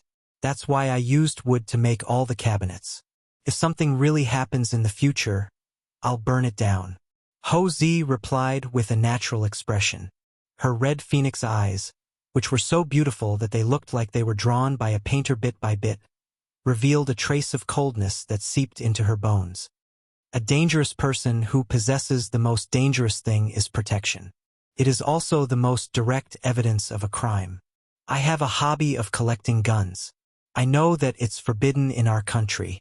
After I get them back through some means, I just put them on display. There was no one around Hou Zi. Even his personal bodyguards were outside the villa, which showed how cautious he was when it came to such matters. Hou Zi picked up a shotgun and smiled at Yi Qian. It has a 6-round capacity. Doesn't it look like a shotgun? He didn't want to continue on this topic. Xia Jinyuan didn't talk about it anymore. He turned around and picked out a gun for himself. This gun used to be called a shotgun or a musket. Now it's sometimes called a shotgun. Brother Zi, it's not about whether it looks like a shotgun or not. This is a 1995 Benelli M1. Yi Jian took the shotgun made by the Benelli company from his hand and gently stroked the barrel with her finger. Under Hou Zi's surprised expression, she said indifferently, "This is developed for the military and the police. It uses the automatic recoil mechanism. This series of guns uses aluminum alloy magazines, which are light, sturdy, and durable. Unfortunately, it wasn't suitable for him and Xia Jinyuan. It had a 6-round capacity. Even if it had great lethality, it wasn't convenient to carry around." Hou Zi's impression of Yi Qian changed drastically. "You even know about this? Yi Qian, are you really just a high school student? Are you really not hiding your age? Are you sure you're a student?" While Yi Qian was talking, Xia Jinyuan picked up a Colt M200 pistol. Chapter 909. The Colt M2000 pistol fired 9mm labellum bullets. The gun was only 195 millimeters and weighed only 0.82 kilograms. However, the magazine had a capacity of 15 bullets and an effective range of 50 meters. Yi Qian put the shotgun back in its original position and glanced at the pistol he had picked. His gaze swept over all the guns and locked onto the Colt M2000 pistol. "There are 3 in total. You can pick all of them." She walked to the display cabinet and picked up the other 2 Colt M2000 pistols from 2 different places. The shooting accuracy is very good. The power index is also very high. The ergonomics index is also not bad. You can bring all 3. "Isn't that right, Brother Zi?" She asked him if he was right after she finished picking. Hou Zi raised his eyebrows and looked at the 2 pistols she had picked up in just a few seconds. He looked at Yi Qian thoughtfully and smiled. "You know more about guns than I do. If you say it's right, then it's definitely right. Then we won't hold back. Also, Brother Zi, you separated the guns and bullets. Where do you keep the magazines?" Yi Qian waved the 2 Colt M2000 pistols in his hands. There was a faint sharpness on his beautiful face. When he held the pistols, even his aura changed from when he was carrying a backpack. When he saw Yi Qian holding the pistols, Hou Zi, the boss of the underworld, couldn't help but think to himself, what kind of girl did Xia Jinyuan find? Why is she so strange that it makes me feel a little guilty? There were no less than 200 guns in his small weapons room. He liked to collect them. After he collected them, he would play with them for a while and then put them aside. After a long time, he didn't even know where the pistols were kept. He also couldn't remember if he kept one or a few of the same type of guns. But this girl just glanced at them and picked up the 2 Colt M2000 pistols as if she knew where they were and could take them out with just a stretch of her hand. When Yi said that she had a good memory, he was also very surprised. However, it was far from being surprised to the point where he felt guilty. There were only 2 people who had made Zi feel guilty. The first one was the person who had single-handedly raised him to where he was today and was now enjoying his retirement on a small island in the Atlantic Ocean. The second one was Xia Jinyuan's girlfriend. Pull out the magazines from the lower compartment. They're all inside. Look for them yourselves. Zi continued to observe Yi Qian. He wanted to see how good her memory was. He separated the magazine from the gun to prevent anyone from breaking into his collection room. Yi Qian tried pulling at the bottom of the wooden cabinet with both hands. After confirming it, he pulled harder. A drawer-like compartment was pulled out. Rows upon rows of magazines of various sizes were neatly placed in the drawer with a black velvet cushion.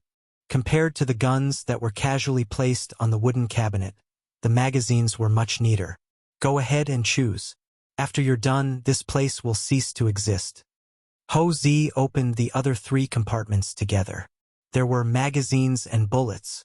Guns need bullets. The bullets in the magazines won't be enough. You can choose the bullets that you can use. He said that this place would cease to exist after you're done choosing. Yi Qian's heart skipped a beat.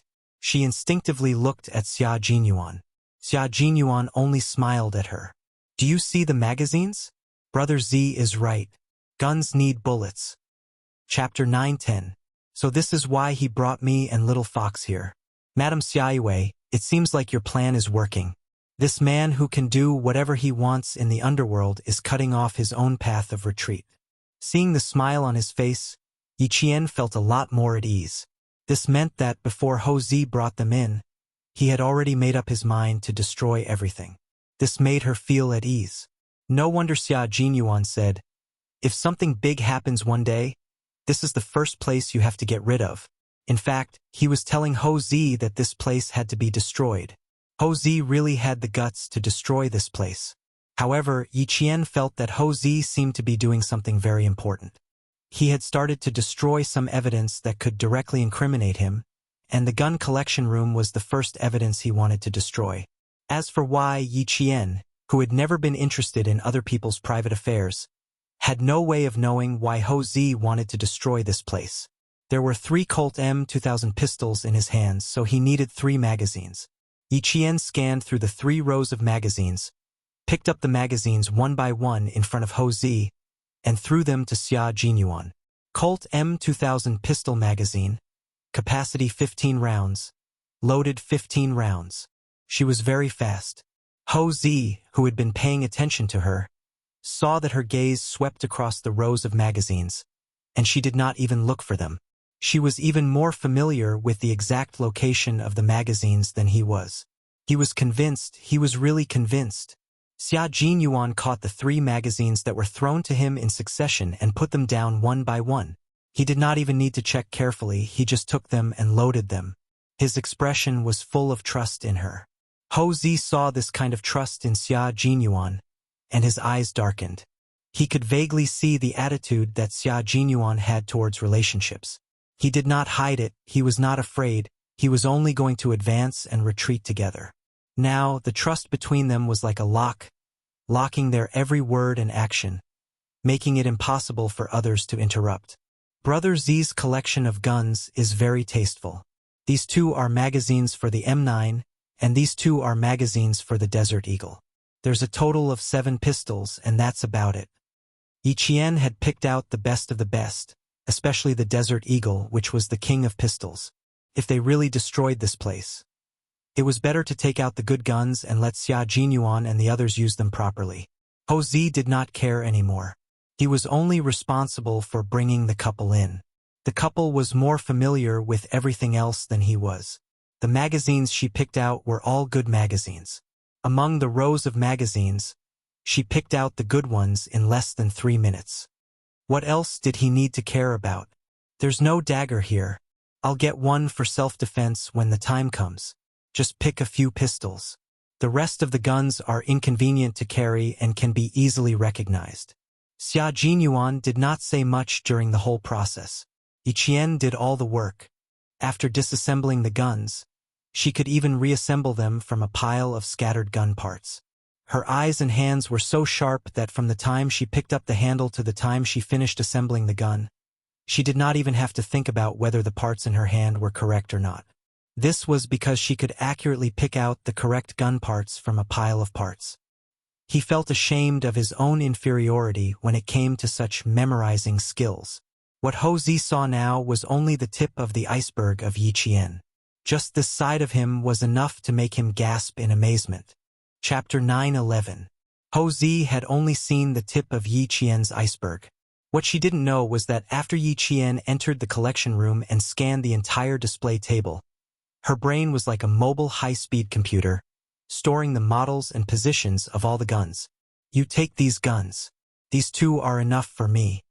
After picking out the guns for Xia Jinyuan, Yi Qian picked up 2 HKP-7M8 pistols for himself. These pistols used 9mm parabellum bullets, had 8 and 13 rounds, magazines, and had an effective range of 50 meters. Yi Qian picked this pistol because it had a low recoil and was so safe that it could be carried safely even if the magazine was loaded. If the magazine was loaded, it was easy to misfire, but this pistol wouldn't.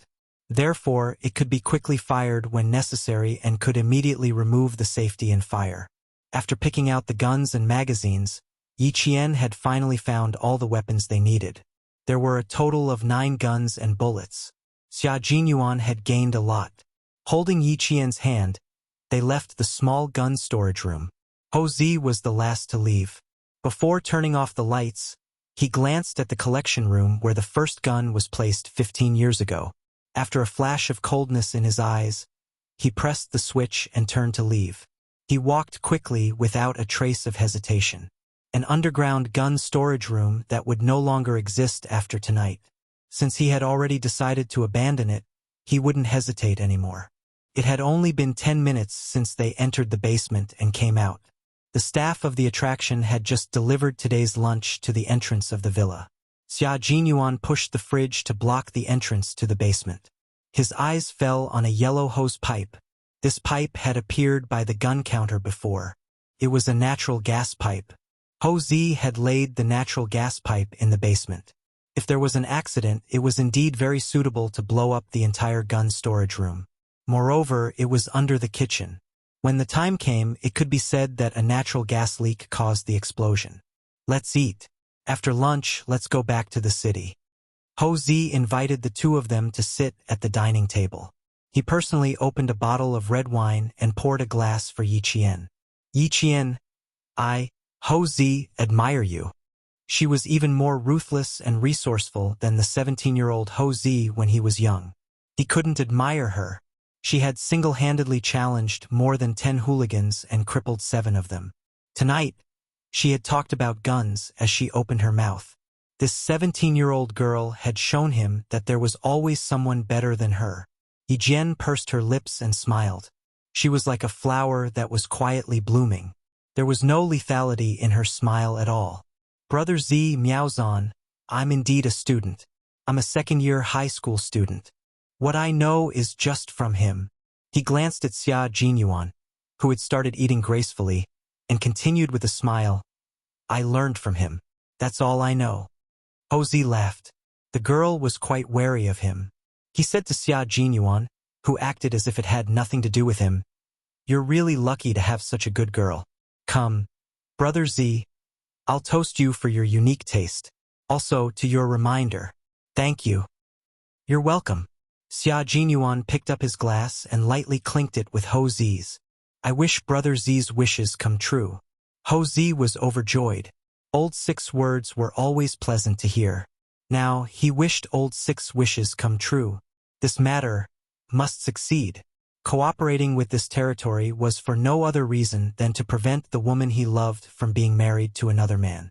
Ho Zi, who was sitting at the dining table, was talking cheerfully and wittily. There was no trace of ruthlessness in his expression. Although he occasionally spoke with the arrogance of a superior, his words were always humorous and witty. Unconsciously, one would be deeply attracted to his conversation. Chapter 9:12. Xia Jinyuan's trust in Ho Zi could also be seen at the dining table. After everything was over, he directly told him that he would bring Yi Qian here to enjoy the scenery of Mount Dalong and would leave a little later. Indeed, you can leave a little later. The maple leaves on the mountain are all red. There are a lot of tourists at this time of year. You can enter from the small path behind the villa.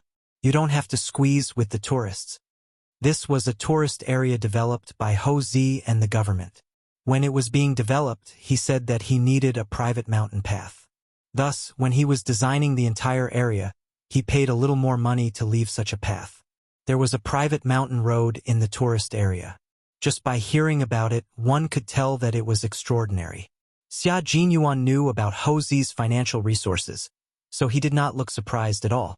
After thanking him, he was led by Ho Zi's bodyguard into Mount Dalong from the back of the villa. The bodyguard was only responsible for escorting them to the entrance. After watching them leave, he turned around and reported back. G3 will come to Mount Dalong. We will meet up with him later. After walking for a while, Xia Jinyuan said to Yi Qian in a low voice, "When the time comes, cover for him and drive away directly." Yi Qian nodded slightly. He knew that Xia Jinyuan did not want Ho Zi's people to discover G3. Soldiers were soldiers, and bandits were bandits. Regardless of his relationship with Ho Zi, the safety of his comrades was the most important thing. When G3 arrived at Mount Dalong, they would begin to deliberately reveal their whereabouts on Nanshan Hill. They would attract all the danger to themselves until the danger was over. After the matter in Southern Province was settled, they would set off directly from here and appear on the soil of another country as illegal mercenaries to search for their missing comrades.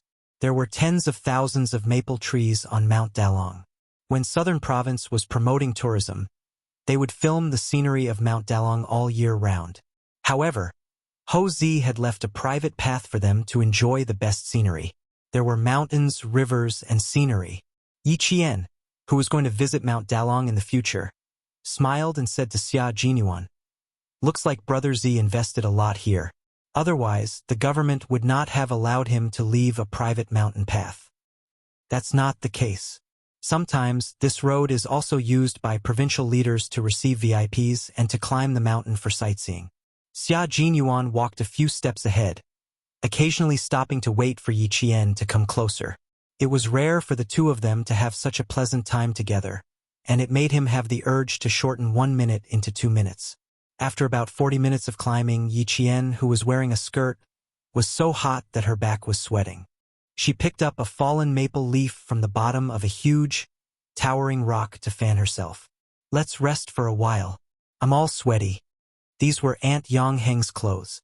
She was planning to return them after washing them. She didn't want to get her sweat on them after wearing them once. She wouldn't be able to return them when the time came. Xia Jinyuan raised his head and looked at the rock. After circling around it, he put on his suit jacket and began to climb up the rock. When he reached the top, he lowered his head and looked at Yi Qian, who was still wiping her sweat and resting under the rock. "Go up there and rest for a while. You can get some wind." When Yi Qian saw him climb up, she immediately went around and heard him say, "The place to enjoy the scenery of Mount Dalong is on this rock. Hurry up." There weren't many climbing points on the rock. It was high and steep, and one wouldn't dare to climb it if they didn't have the guts and skills. Yi Qian lowered her head and looked at what she was wearing today. She looked very ladylike, but none of the things she did had anything to do with being ladylike. Chapter 9:13. With a smile on her face, she walked towards Xia Jinyuan, who had already climbed up. He was at a high spot. She would climb up and enjoy the scenery with him. She had once said that she would use him and his troops as her goal. No matter when, as long as he reached out his hand, she would definitely walk towards him.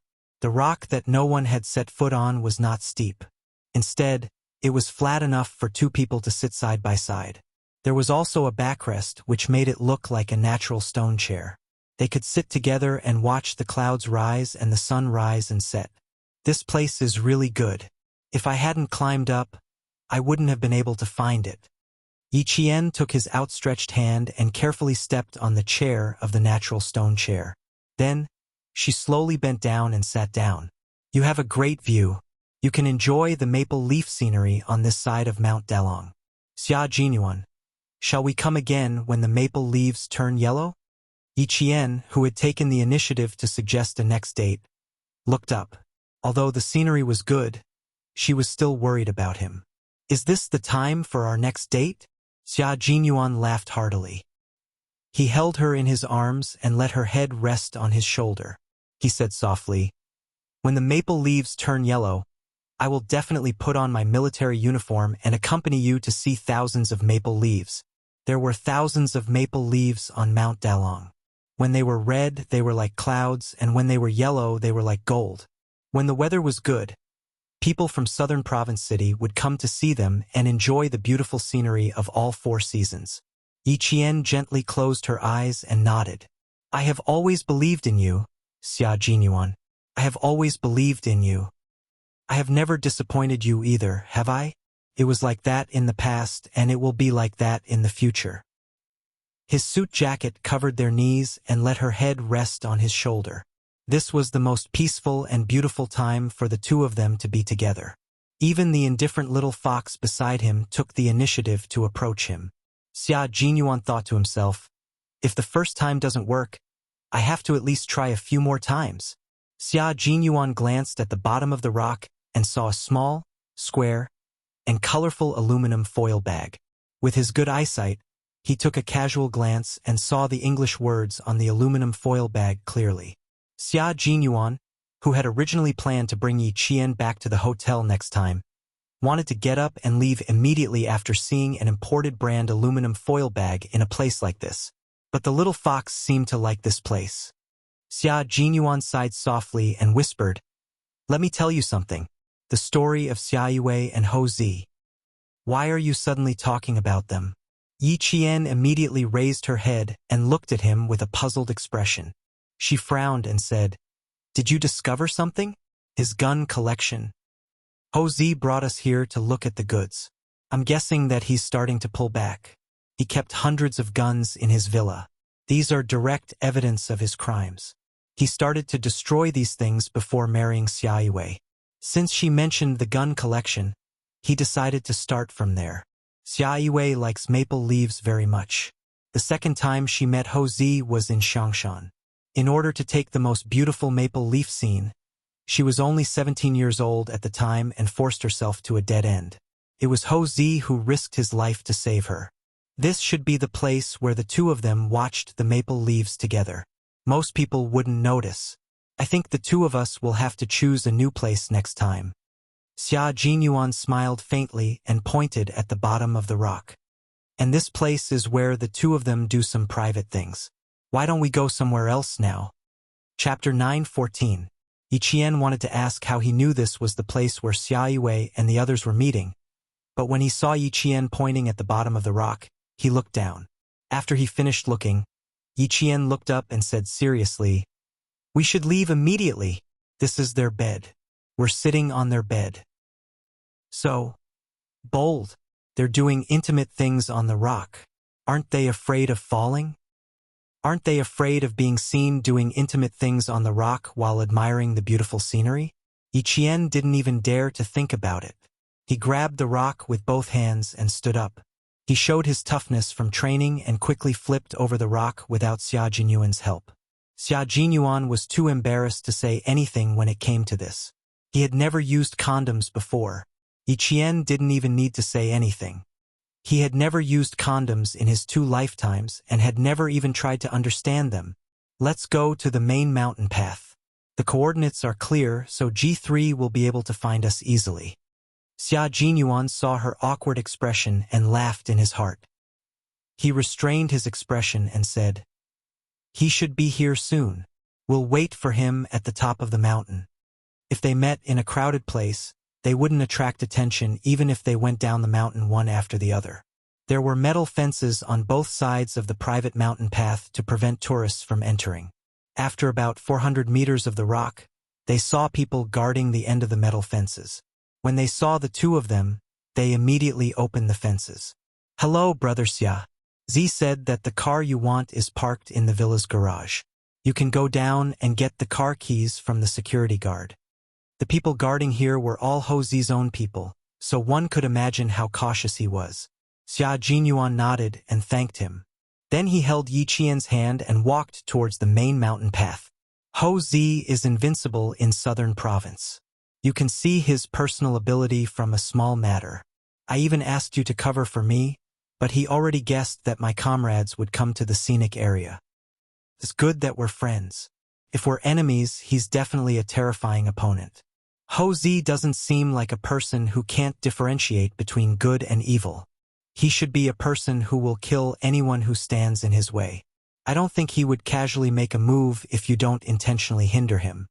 Although he had only met Ho Zi twice, Yi Qian's intuition told him that Ho Zi was a very principled person in the underworld. That was indeed the case. Otherwise, Xia Yiwei would not have been willing to give up the opportunity to return to the capital and choose to stay in the southern province after following him for 17 years. Walking to the main mountain road because it was Saturday afternoon, there were more tourists coming to the mountain to see the maple leaves. Tourists came and went everywhere. There were also couples holding hands, laughing as they climbed to the top of the mountain. "Let's hold hands too." Seeing the fourth couple pass by, Xia Jinyuan stretched out his hand and smiled at Yi Qian. "Let's climb up together, shall we?" He only stretched out his hand, but he did not directly hold her hand. Yi Qian's fingertips twitched slightly. Then she calmly stretched out her left hand and placed it in his slender and strong hand. She did not even look at Xia Jinyuan's expression and hurriedly looked up the mountain. "It will take more than an hour to climb up. Do you have time?" "Yes, we have a lot of time. An hour is also our time." She stretched out her hand and Xia Jinyuan immediately held it tightly. "We have a lot of time." This was the first time she held hands in public. It was also the first time she stood under the sun with a man. How did it feel? Chapter 9:15. Felt like the warm sun in winter, so warm that it chased away the cold. It felt like the morning breeze in spring, blowing away the dampness of the rainy season. Felt really good. "I'm Yi Qian's boyfriend." "Yi Qian? Who are you to Xia Jinyuan?" He held her hand and interlocked his fingers with hers. His deep voice was filled with joy as he smiled and asked her, "Who are you to Xia Jinyuan?" Finally, he was able to hold her hand in public like an ordinary couple. They were able to walk hand in hand intimately, letting others know at a glance that they were a couple. Xia Jinyuan felt like he had walked halfway through a long journey and finally saw the light of dawn waiting for him. In the face of the insatiable man, Yi Jian glanced at him and said calmly, "Who can I be to you?" "Captain Xia, don't think too much. I just don't want people to keep looking at me from time to time." He lifted his chin slightly and looked up. He chuckled softly and said, "I just don't want the people upstairs to keep looking at me. Am I thinking too much? It doesn't matter. We've already held hands. Are you afraid that I won't be able to win your heart?" Xia Jinyuan smiled until his dark eyes sparkled. He looked up calmly and swept his gaze across the faces of the single men in front of him. The moment his gaze landed on them, his indifferent eyes turned cold and ruthless. He immediately retreated with his gaze and looked at the men of Yi Qian repeatedly. Little Fox was dressed beautifully today. Even without her school uniform, she looked much more mature. Although she looked young and inexperienced, she had a calm temperament and did not look like a high school student. She looked more like a college student. She looked like a college student. "Little girl, that's why she dared to hold hands with me." Yi Qian watched as he used his gaze to scare away the men who kept looking at her. He lowered his head and pursed his lips into a smile. She could always see a different Xia Jinyuan, a real Xia Jinyuan, still felt good. His palms were dry and his slender fingers could still wrap around her hands. This was a pair of hands meant to protect the country. At this moment, he was holding her tightly, as if he was afraid that she would pull away in the next second. Yi Qian looked sideways at Xia Jinyuan, whose face was as perfect as a jade carving, and said softly, "Let's be together after I finish my college entrance exams. How about that?" Happiness came suddenly, but Xia Jinyuan's reaction was even faster. He even stopped walking and stared deeply at Yi Qian. "It's a promise. Can I go back on my word now?" Looking at his happy face, Yi Qian suddenly felt that she seemed to have agreed too quickly. So be it, he would always think of her. If love was the first thing that came to his mind, then she believed in him. She believed in love. She believed in a love that was so illusory that she had never thought of or embraced it. Xia Jinyuan raised his eyebrows. "You dare? Why wouldn't I dare? I'm not a gentleman." Under the urging of the passers-by behind, Yi Qian's eyes were filled with sweetness. He laughed and said, "I'm going back on my word now. What can you do to me?" What else could he do to her? That might not necessarily be the case. There were many ways to do so, being able to stand side by side sweetly in action. This kind of love was too difficult to come by. He had thought of what he wanted to do to her 1,000,000 times in his heart. 1,000,000 times in his heart. Just thinking about it made his heart beat faster. Xia Jinyuan, whose smile was much more restrained, looked meaningfully at the smirking little fox. Later, he would find a deserted place and kiss her properly. Chapter 9:16. Previously in the hotel, she only touched him lightly. How was that enough? She couldn't do anything else, but kissing was still fine. A 17-year-old kiss was pure and innocent. Having her at the age of 17 was the luckiest thing for the 23-year-old Xia Jinyuan. Xia Jinyuan kept holding Yi Qian's hand as he pondered. When they passed by a stone tablet with a simple mountaineering map, he glanced at it and saw a green path labeled Lover's Path. Lover's Path. It's time to walk it. They were still climbing the main path with stone stairs. One step after another was enough to make one's knees weak. Some elderly people who were tired would rest in the stone pavilions. Ho Zi had put in a lot of effort to develop this scenic area. No wonder so many elderly people came to climb on Saturdays. There were many elderly and middle-aged people. There are a lot of people up ahead. Let's go this way. After walking for about 100 meters, Xia Jinyuan held Yi Qian's hand and entered a small path. He was so fast that Yi Qian, who was focused on climbing, didn't see a wooden sign with the words Lover's Path on it. Lover's Path was a path for young people. It wasn't paved with stone slabs. It was a mountain path made by stepping on foot. If the trees on both sides were trimmed slightly, it would be a winding path suitable for lovers to climb. "It's too steep here. Let's go out." "Okay? It's too hard. My feet hurt." A woman's coquettish voice came from up ahead. A man coaxed softly, "It's not steep. It'll be fine after we get past here. How about I carry you?" After the sweet conversation, a woman's soft voice came from behind. Yi Qian stopped in his tracks and whispered to Xia Jinyuan, "Let's go later. Don't disturb them. This is a lover's path. It's a path for lovers. We can do what lovers do and not disturb each other." Xia Jinyuan was a man who was good at seizing opportunities. When she stopped, he pulled her into his arms and said, "Let's do a lover's thing." He didn't give Yi Qian a chance to escape. His voice was low and seductive. "How was that enough for you at the hotel? You want to leave just because you've piqued my interest? Little fox, things aren't that simple. This road is fast. Don't think that it's very steep. It's straight and steep. It's not like the mountain road that goes up in circles. The last time we passed by, it was really fast. Someone was walking towards them, and it wasn't just one person. From the sound of the footsteps, there were at least 4 people. Yi Qian's body stiffened. He pushed against Yi Qian's chest and said, "Xia Jinyuan, let go of me. Someone's coming. Let go of me." No. Not only did he not let go, but he also hugged Yi Jian even tighter in his arms. However, he also knew that she was shy in this kind of thing, so he hugged her and hid behind a maple tree. He let her lean against the maple tree, and her back was also facing the 4 young people who were walking over. "What are you afraid of? They're all young people. They're all holding hands. This is a lover's path. Kissing and hugging are the most normal things to do. His voice was very low, as if he was enduring something. Listen. Someone's kissing right in front of us. Yiqian wanted to slap herself. She must have been muddle-headed to agree to hold hands.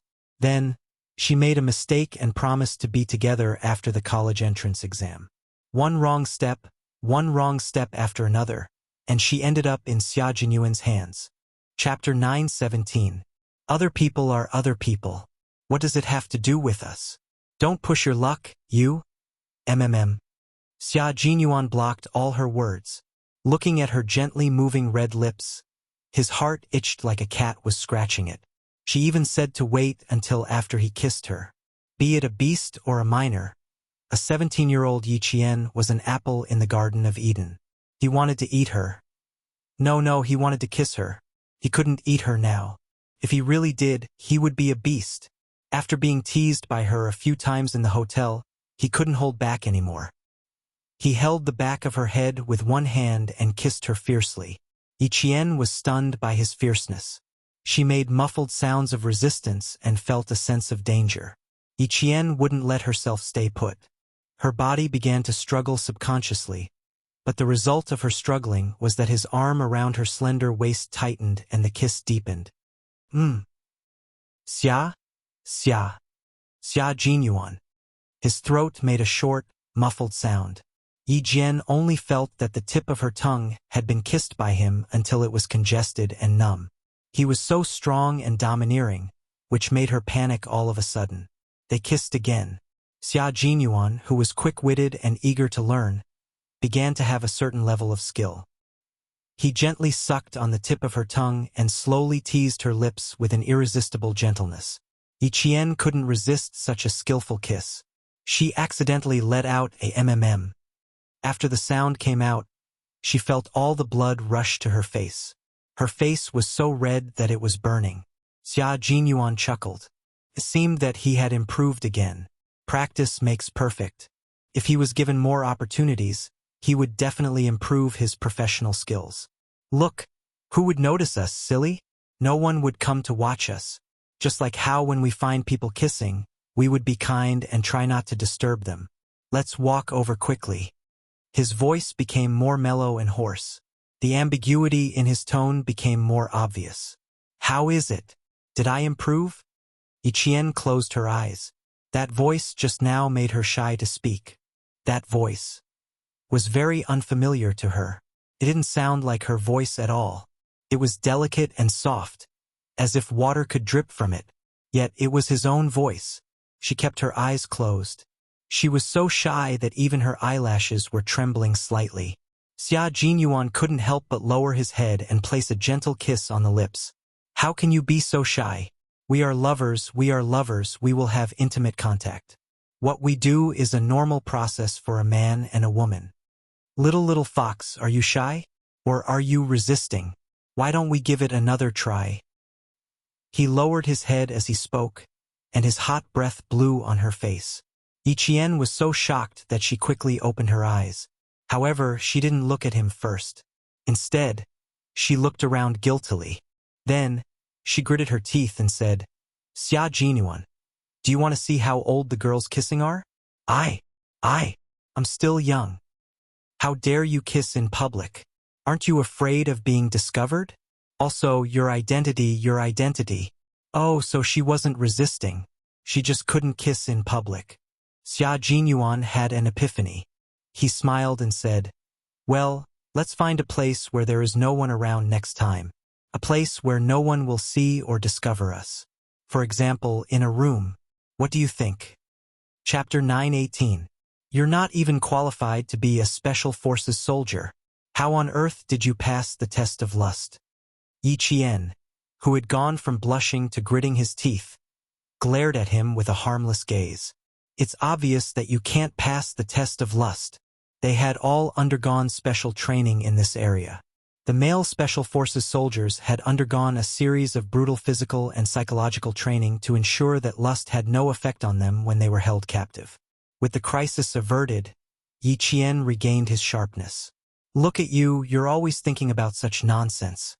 Your special training was all for nothing. When the time comes and a prettier woman stands in front of you, won't you just surrender? This was an interesting topic, and it was also a question that had puzzled him for a long time. They had indeed undergone special training in lust. They were so strong-willed that they had no interest in such things. In the words of the G3, the Snowfield Brigade soldiers were all vegetarians. But Yi Qian's willpower was as weak as a piece of paper, easily broken with a poke. For this operation, they had appeared in the black market as illegal mercenaries. The naked women in the black market had walked past him one by one. The wine he wanted had been pushed to a black mercenary. He had no interest in it at all. There was nothing wrong with his willpower. Women's charms had no effect on him, except for Yi Jian and the shy little fox in his arms who looked like a peach blossom. He was certain that as long as the person in his arms was her, his breathing, heartbeat, brain reaction, and thoughts would all be affected. Especially when they were alone, he would want to do something naughty. After he was done, he felt so good that it was as if he had slept for 3 days and 3 nights. He was so energetic that he could crawl 2 kilometers with 20 kilograms of weight on his back. I definitely won't surrender. I've already encountered what you're talking about 10 days ago. I didn't act on impulse at all, so don't worry. I'm fine. I won't embarrass my little fox when I walk out of here. He used the tip of his handsome nose to touch Yi Qian's slightly wrinkled nose. He smiled faintly and looked at her with eyes as gentle as water. The faint fragrance of her body lingered at the tip of his nose, allowing him to peacefully enjoy this brief moment of peace. He had already met her 10 days ago. Had he met a great beauty? Yi Qian turned his head away and harumphed. You think you're reassuring? I really don't feel at ease. Do you still want to go to the mountaintop? If G3 doesn't see you when they come over later, they'll write delayed military intelligence in their report, and you'll be in for it. Don't worry. I don't have any feelings for other women, except for you. However, we really need to leave quickly. He's probably already in the scenic area. Xia Jinyuan seemed to know that she would be angry because of what he said. After finishing the first half of the sentence, Xia Jinyuan immediately talked about the serious matter in the second half of the sentence. He successfully stopped Yi Jian from punching him again. However, the corners of his mouth curled up subconsciously. There was a hint of complacency and pride. She believed him when he said he wasn't interested in other women. They kissed and opened their hearts to each other. One promised to wear the military uniform when he came back, and the other promised to be together after the college entrance examination. Although it was only a few hours of interaction, they had gained a lot. Chapter 9:19. Along the way, their hands never left each other. Both of them had good stamina and did not stop along the way. Other people would take more than 2 hours to climb to the top of the mountain, but the two of them only took 1.5 hours. When they reached the top of the mountain, Xia Jinyuan said softly, G3 is here. 8 o'clock straight ahead. Let's go over. G3 was wearing a brand new set of sportswear and was holding a pair of binoculars rented from a scenic spot. Through the binoculars, he saw Q King and Yi Qian walking over side by side. K7's message was cut off. He sent a fake message in the early hours of the morning. As the two of them walked over, G3's hoarse voice could be heard. With Yi Qian on guard, he quickly conversed with Xia Jinyuan. T6 contacted me through K7. He and V8 are already on their way. The two of them had only exchanged a few words when Yi Qian suddenly grabbed Xia Jinyuan's arm and pointed to the cable car. Xia Jinyuan, let's take the cable car. I'm a little cold and want to go down the mountain. His finger gently drew on Xia Jinyuan's arm and wrote the word Z. Ho Z had left someone at the top of the mountain. It didn't seem like they were there to keep watch, but more like to observe. That's right, they were there to see who Xia Jinyuan would meet. Ho Zi wanted to see who Xia Jinyuan would meet. Perhaps he could guess what position the proud Xia Jinyuan, who was ranked 6th on the list of family Xia, held in the military every time Xia Yue mentioned him. He just wanted to take a look and didn't have any ill intentions. Who would have known that Xia Jinyuan was a Special Forces soldier, and the person he was meeting was also a Special Forces soldier. Furthermore, Yi Qian was on guard during their meeting. How could anyone have seen them? He had noticed something strange and left early on. You didn't see him? Ho Zi, who was playing golf with his friends, received a call from the top of the mountain. Hearing this, the corners of his mouth curled up slightly as he instructed, "Forget it. You guys don't have to look for her." He didn't even see anyone.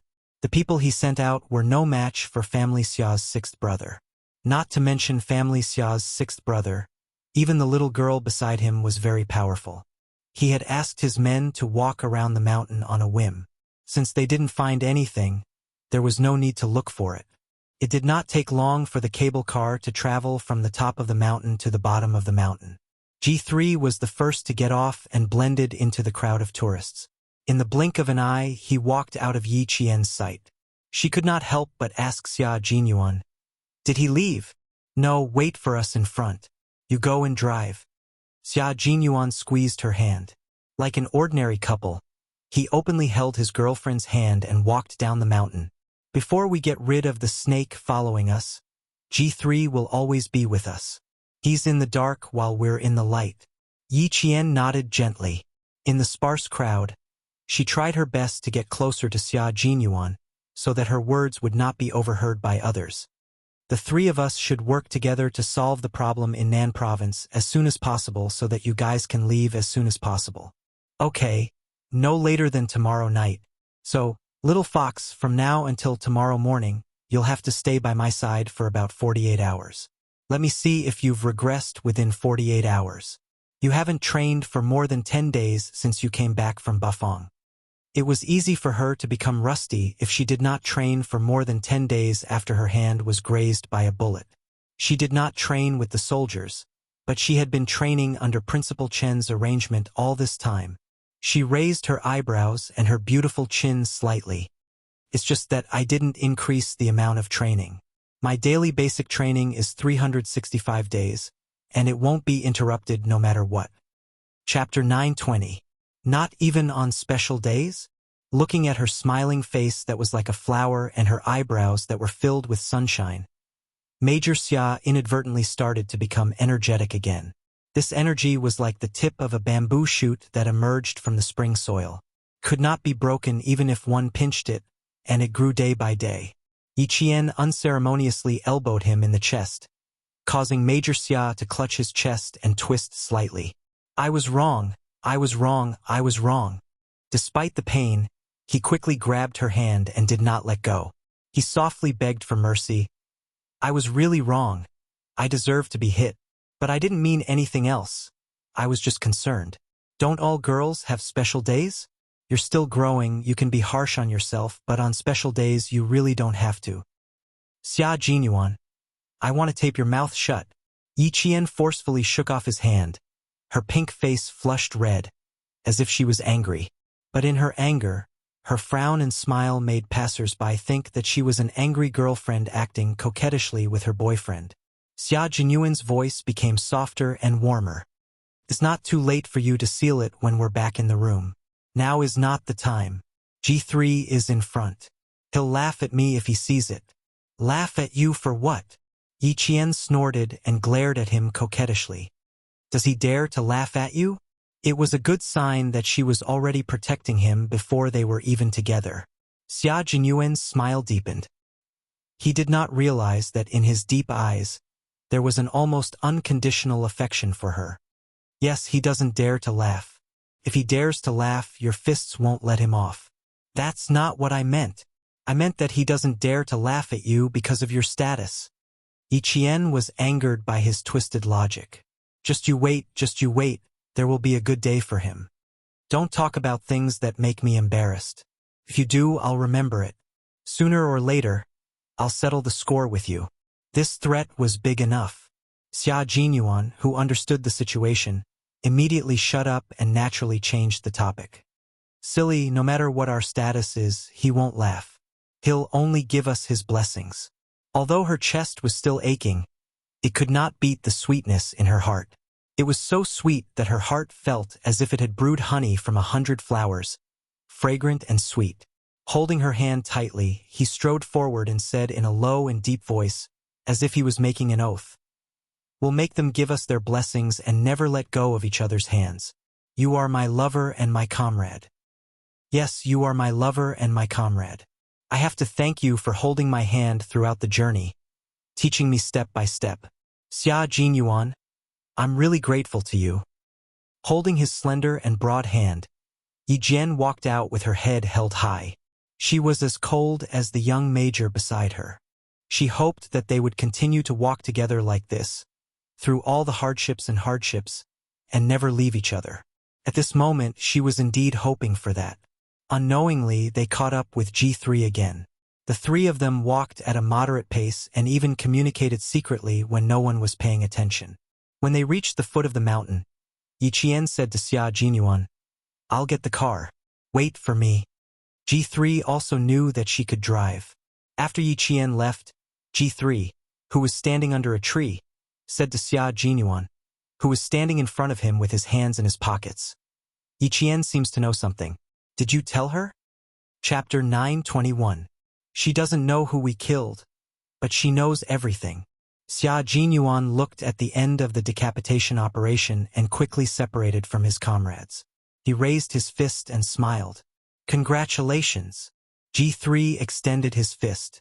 After the two men's fists lightly bumped, G3 understood. The fact that the military agreed to let Yi Jian join must have something to do with you. Otherwise, they wouldn't let her join such a dangerous mission. That's right, but I really didn't tell her before. Xia Jinyuan tapped his head, and the smile in his eyes was brighter than the blue sky. She's very smart. I only told her that I was changing my clothes along the way, but she suddenly reacted so quickly that I almost told her everything. G3 was speechless. Why did he sound like he was showing off? After a moment of silence, he said, J5 is recuperating. This time, the team suffered a heavy loss. After this is over, think of a way to get someone to write the 10,000-word report. Let K7 do it. Although he's a forensic doctor, he's very logical. Let him write it. He hadn't found anyone yet, but he had already agreed to let him write the report.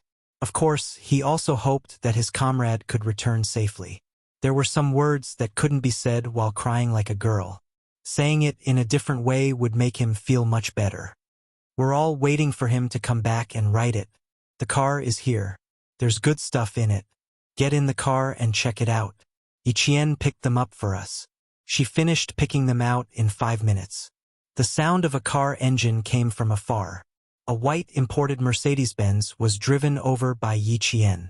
An old man crossed the road. Xia Jinyuan saw that she stopped steadily and gave way to the old man out of courtesy. G3's gaze landed on Yi Qian, who was sitting in the car. A faint smile appeared on his face. She's very strong and used to our life.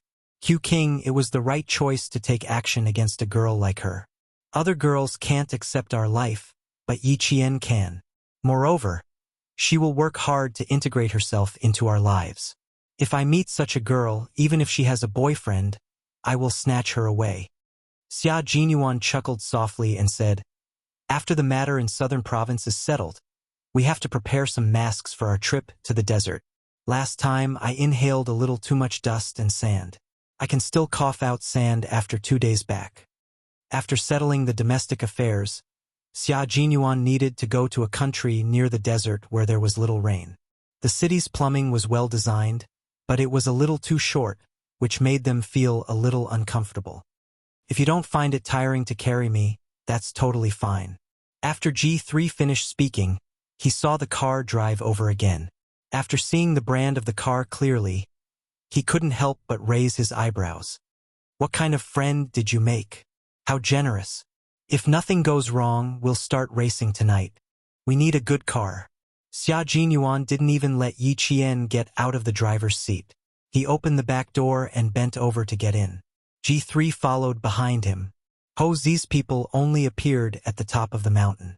When Yi Qian took the car keys, Ho Zi's most valued assistant said, Brother Z said that he didn't mean any harm. He just wanted to take a look. If he did, how could he have so generously borrowed such a luxurious car?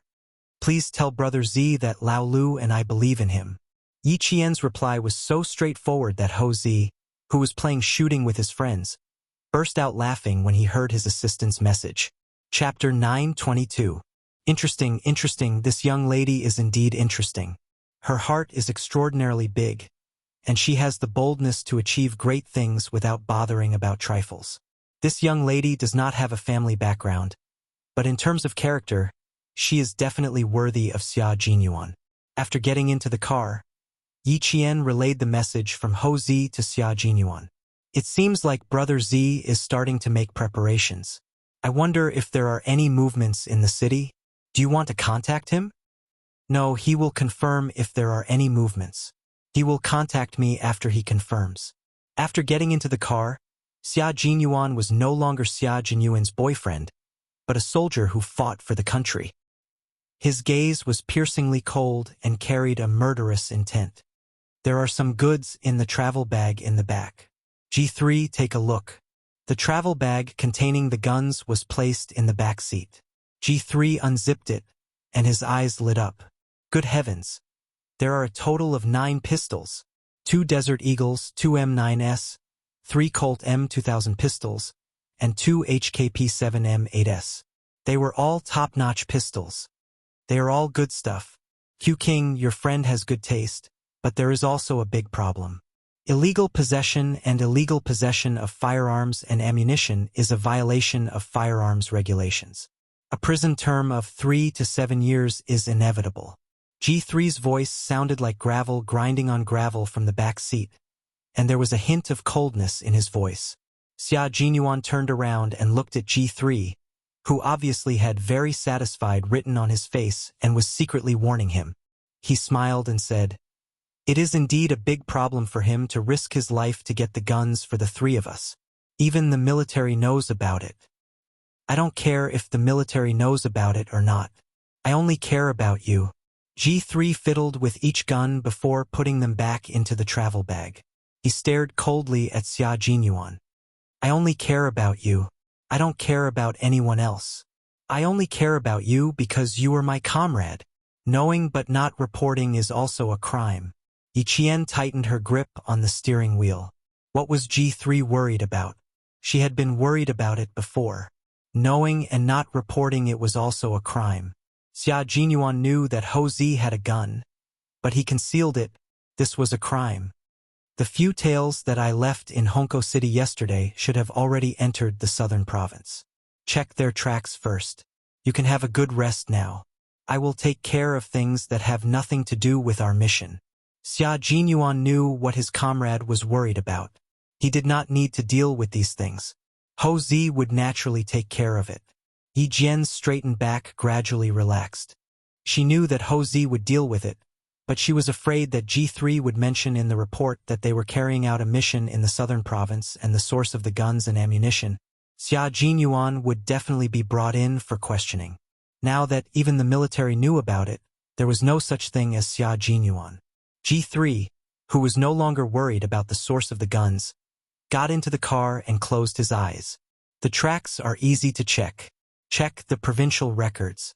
I will take a nap. Looking at King Q's refreshed appearance, it was obvious that he had slept soundly last night. But he didn't. Last night, he had walked for half the night before sitting in the county minibus that was still making clanking sounds. He had to take a nap to recover his energy. Yi Qian glanced at him.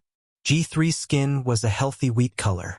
The dark circles under his eyes were not as obvious as Xia Jinyuan's, but the tiredness on his face was obvious after he got into the car. Just like Xia Jinyuan, he did not have a good rest. Go to sleep.